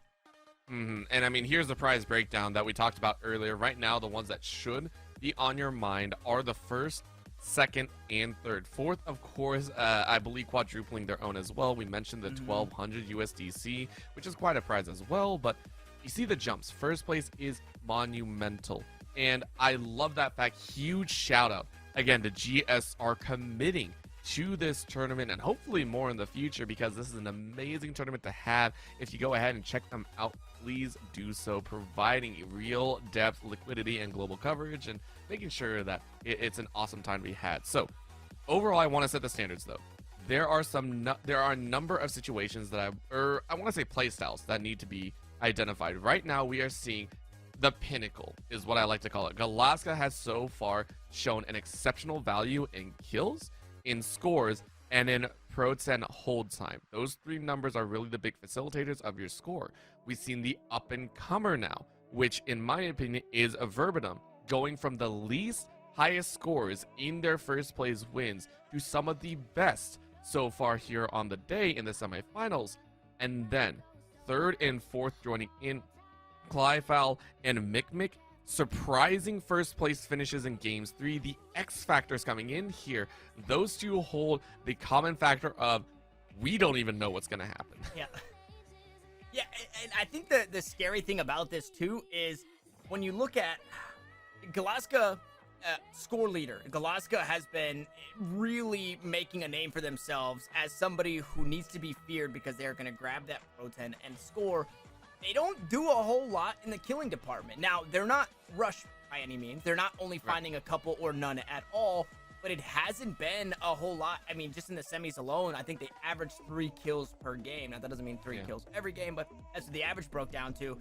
Now, the rest of the lobby, like, this might be the most destructive lobby that Galaska is going to find themselves in. So I'm wondering if they find that same amount of success, given, you know, demolitions are going to be aplenty. If we're looking at, you know, just the stats alone from the semifinals, there were a lot of kills between Mikmik, Clyfal, and Hoverdrome. And that's the dangerous factor behind it, because this calm, collected gameplay, I mean, I think it's going to show the strengths and weaknesses of just about everyone.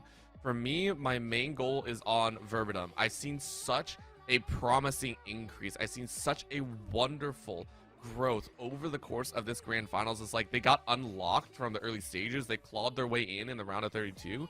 And it's like that superhero growth of I am unlocked now. I'm going to keep climbing. I want to see it continue. I do not want to see them stumble here at the final spot. I want to see them continue on their growth of I need to play strong, I need to play aggressive, and I need to beat my opponents. And that is what is going to be tested in the next and final 3 games.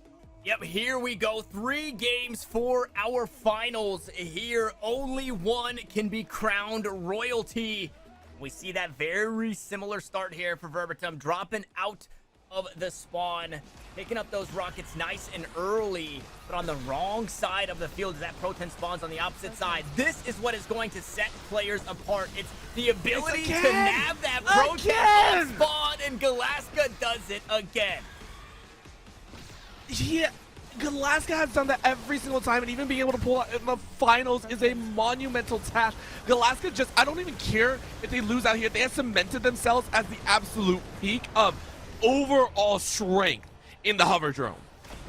Absolutely. Now, overall strength, things get a little weird. It allows for Mikmik to find a goal scored, but Galaska was going right back to it. Understood where that Pro 10 was spawning, immediately heads that way, almost finds a home for it, but things get a little too scrappy for everybody, and Mikmik able to secure a score of their own as Clyfal looking to get some time spent. Oh, that's a rough drop. 10, and yeah, now that is in a very awkward spot. Yeah, someone's got to sacrifice a little bit. We can see the quick tag of it, and it's actually going to be run back. Galaska is going to aim for a testament, but loses it on the side. I also want to point out Mikmik in that tag, in that secure, actually ended up getting a triple kill at the end, which is why we saw a massive spike in their scoreline. However, the demolition with those missiles works wonders, but it drops back down, and I don't think Galaska, who shelled out so much, is able to take advantage. But there's the chase in. Clyfal's like, yep, thank you very much. I went ahead, dropped my death early. I go ahead and get the score. Yeah, that is when death and the timing of it plays a good part, and it works in favor of Clyfal. Meanwhile, in all of that chaos, we've got a couple of scores, sure, but Hoverdrome is still on 0 points. That's no damage. That's no eliminations. That's not to say that that doesn't exist, but because of them getting demolished, they're back down. They're reset completely to 0. They don't even have a dog in this race. And I mentioned that before. I mentioned it, that they have shown so much growth, but are they going to be able to stand up to the big dogs at the end of the table? And I have a feeling Clyfal, Mikmik, and Galaska are all kind of gunning for him, just saying, hey, we know Hoverdrome loves to play this kind of a little bit laid-back style of given the opportunity. And they showed up in the semifinals, but so far, if you're targeted, you're kind of eliminated out of the race entirely. Galaska gets a great heal off the back end to secure another about 30 points off time held. but you're gonna race right back off of the bridge, gathered up once again around the corner, zip past one, but the lasers are able to find your back. And that Pro-10 falls in an awkward spot. Nobody really able to pick it up after it was so graciously delivered towards that score. Now it looks like the players, they're just working their... Hey! Oh my God, no way. Clive Foul.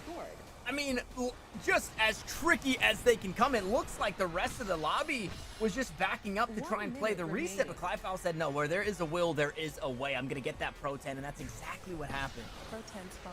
I like this call down as well because there's only about a 25-point difference. You have to make best use, and we've seen this before. We've seen Rush do it best. Clive Foul trying to take it out and away. Timing is a little bit off, though, so you had to glide to the side, and that's going to leave an opportunity for the rest of them to score. Clive Foul picks it back up, though. Wow. What an alley-oop to themselves to gather up and put themselves on 911. Call the ambulance because it is not needed for Clive Foul, but for the rest of the lobby. Yeah, absolutely. I mean, the alley-oop off the backboard slams it in themselves. A huge oversight, and Clive Foul goes again? 1,100 Clive points. Foul, Orbital. I don't know where this came out of. Like, barely scraping by and for look at that. The 360, knowing you got this one in the bag. We were talking about Galaska. We were talking about Hoverdrome. Clive Foul is a singular X factor right now. Grabbing game one in 4 scores and 32 seconds held. That is insane. And those almost back-to-back scores there at the end, it felt like everybody was underestimating Clive Foul. But what we saw from Clive Foul in this one was the finesse that we thought was missing. The finesse that we thought we saw in Hoverdrome, in Rush, in Galaska, right? We've seen these players have those hover bikes up, float through the air, try and dodge out on those laser cannons. Well, Clive Foul did that. We've seen players pick up that Pro-10 and look to glide all the way in and score. Clive Foul did that. That was, I mean, I think we've just got like Pool Shark or something. We just got hustled because Clive Foul was not showing us everything they had up their sleeves until that game. And now I think, hey, the rest of this lobby, they got to wake up. You gotta, and that's the best part, because you have 3 games to work with. You have some time to adjust, and I think a big part is keeping eyes on where the opponents are.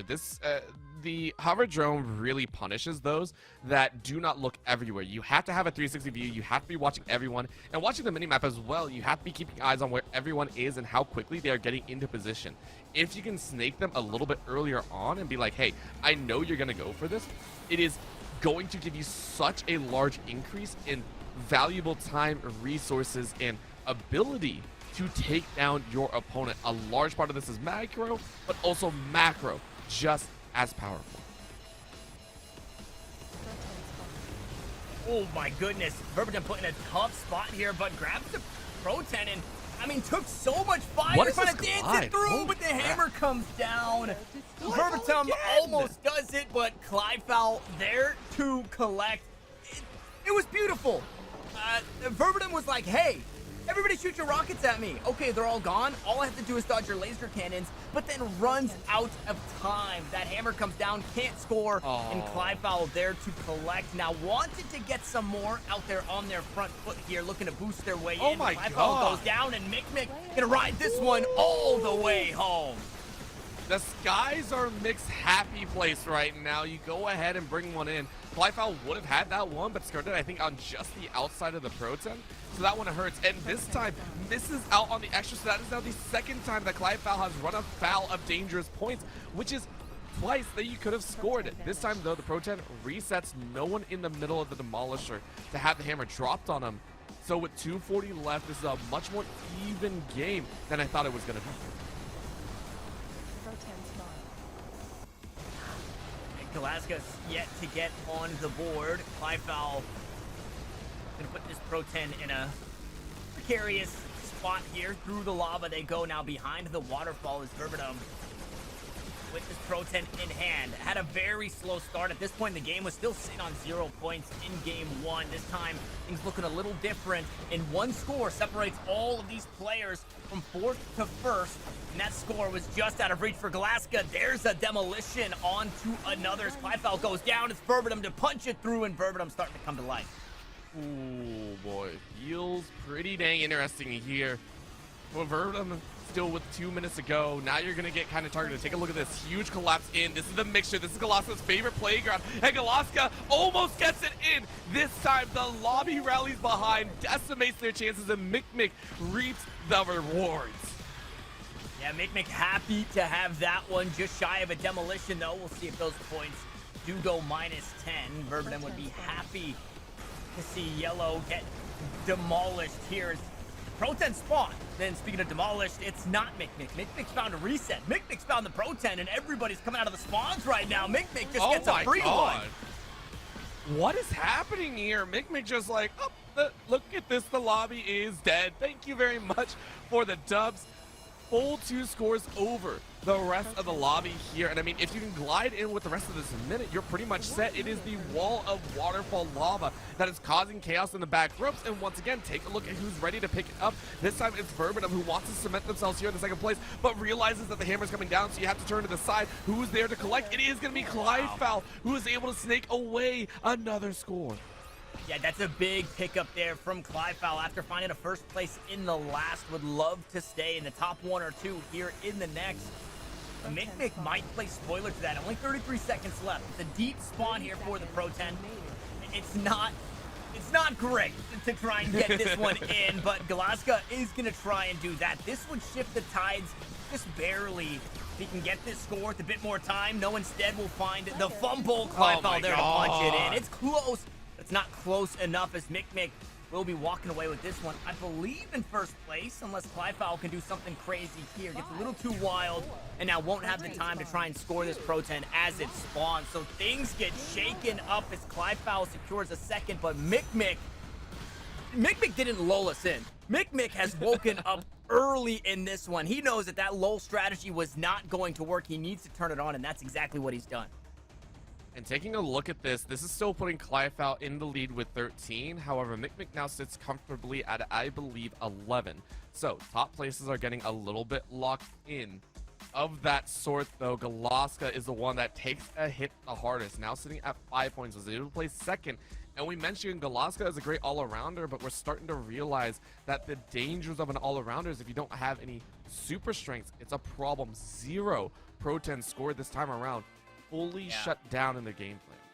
Yeah, that was a very tough one there for Galaska. And I think a lot of eyes in game 1 were on Hoverdrome, who came out the gates, had a little bit of heat on him.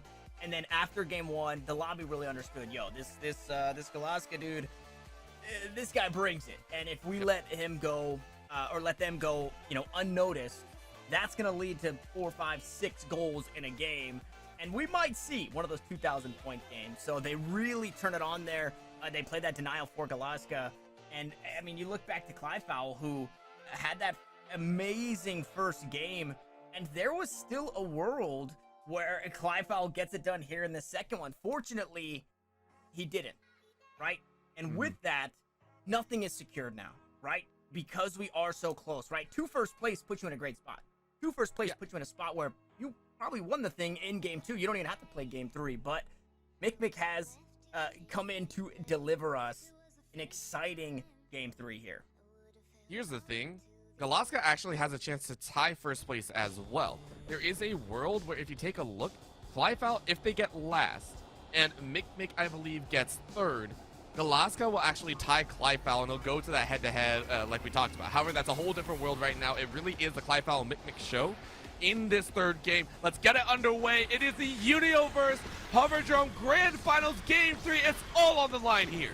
All on the line here. Only one can be crowned, and there's opportunities for all. Clydefowl getting some early damage here, but taking some on the opposite side, and is just allowed to score for free. Clydefowl shutting things down early and saying, I am going to be the GOAT for a reason. Looking for a second here, grabs that Pro-10, skims across the lava, but burns and crashes. Maybe not in that order. Picked up behind by Hoverdrome, though, who has struggled so far to get any sort of point lead. Of course, Clyfile trying to run interference, taking a look, gutting them down, lasers out. Galaska looking to hone it in, but can't pick it up. It's knocked out of their hands and inside of this Demolisher. It's once again in the hands of Hoverdrome. Everyone's dying here. Everyone's gathering points, but there's the boost. Galaska snakes their way out. Yeah, Galaska needed that one there. 408 points. Clyfile also taken down, so no real threat right now for Galaska to lose this first place.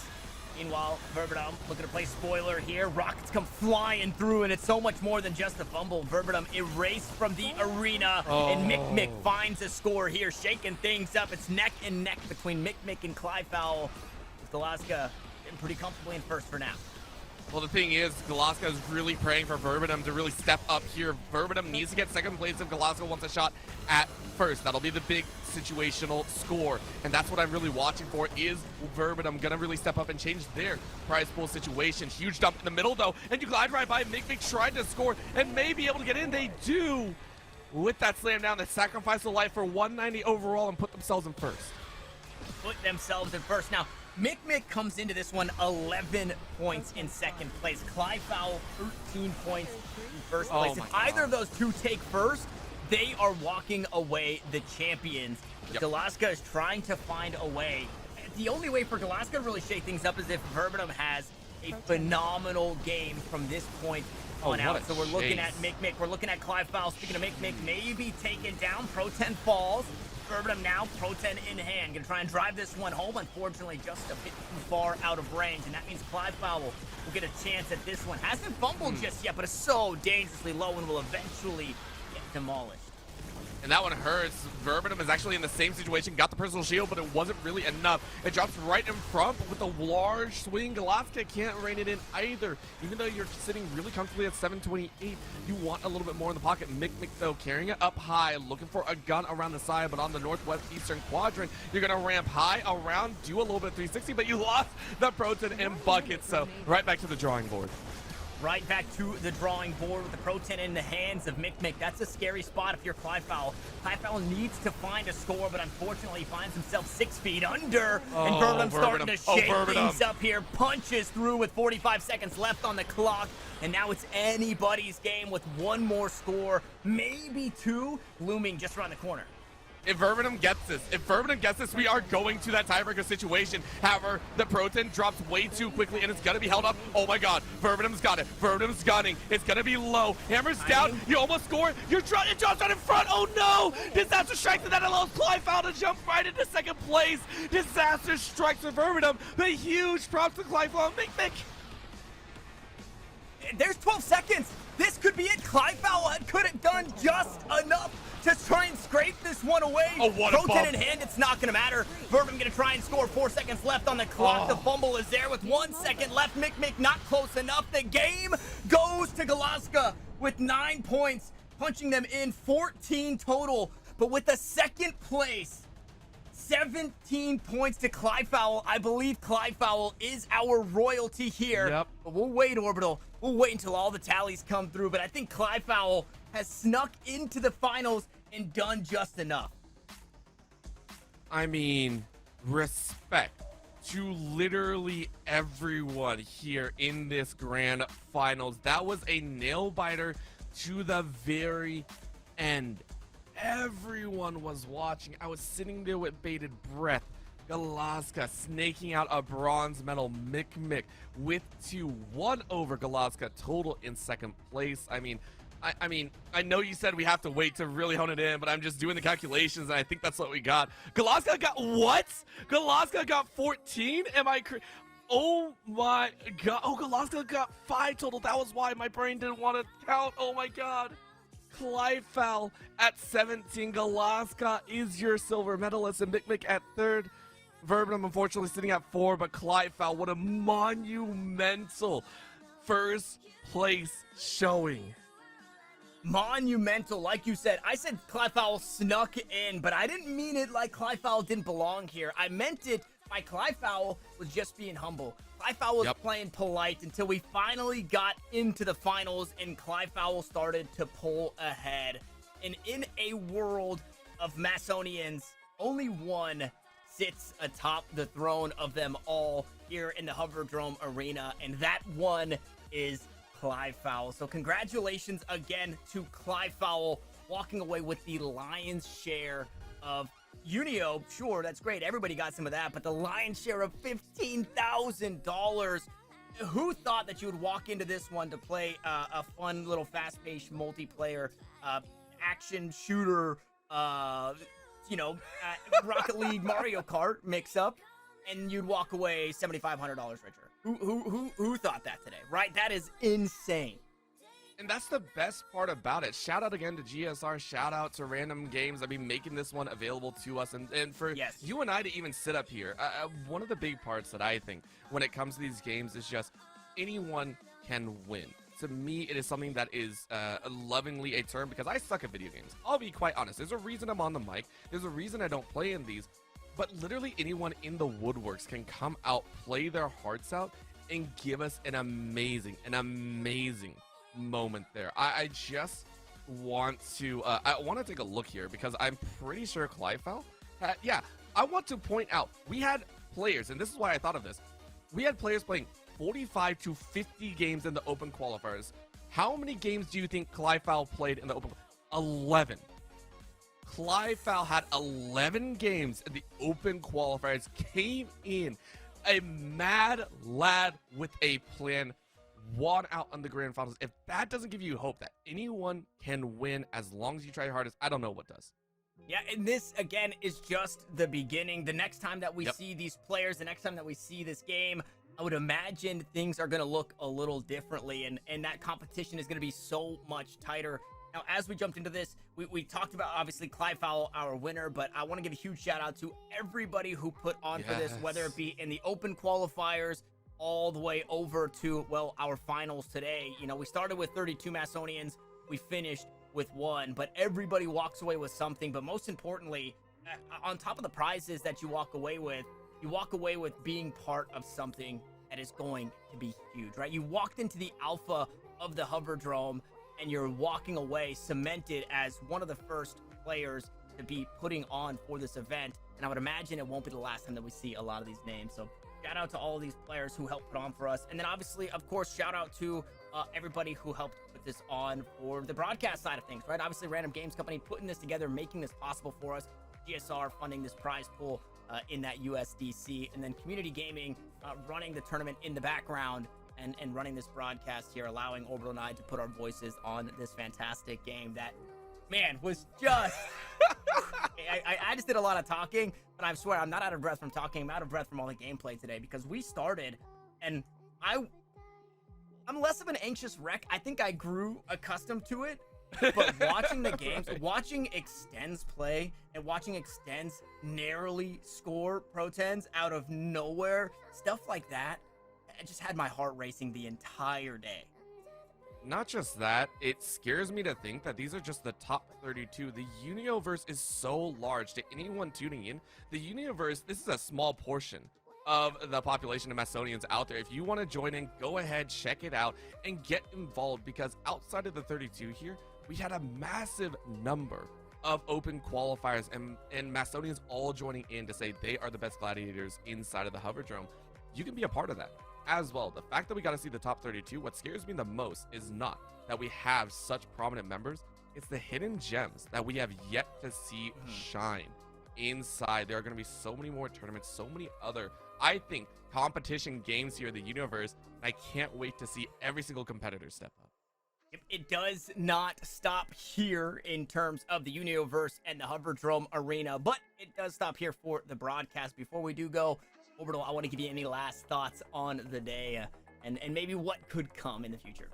I'm wholly terrified for the map designs. I have seen community maps before, and I'm excited. I hope we get a simple race format. I love drifting. I think drifting should come back in this game. I mean, that was phenomenal work, and the level of skill and dedication these Macedonians have put forward in the alpha testing of this brings me so much hope for the Universe. Thank you so much to everyone that did this. Yep, absolutely. Thank you to all of the competitors. Thank you to everybody who tuned in to the event today. Without you, there would be no us.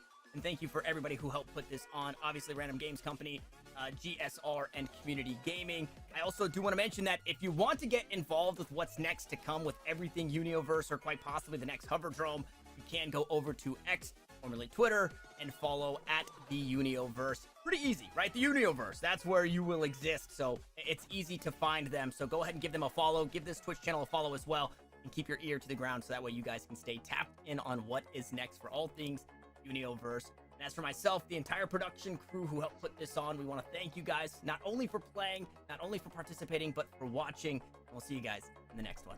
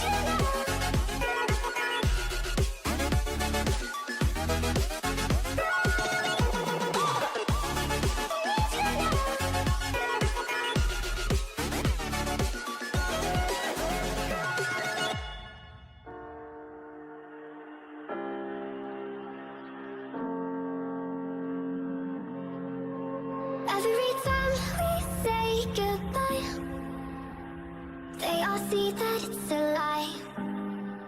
'Cause we always give it one last try. Yeah, you've watched me break 1,000 times.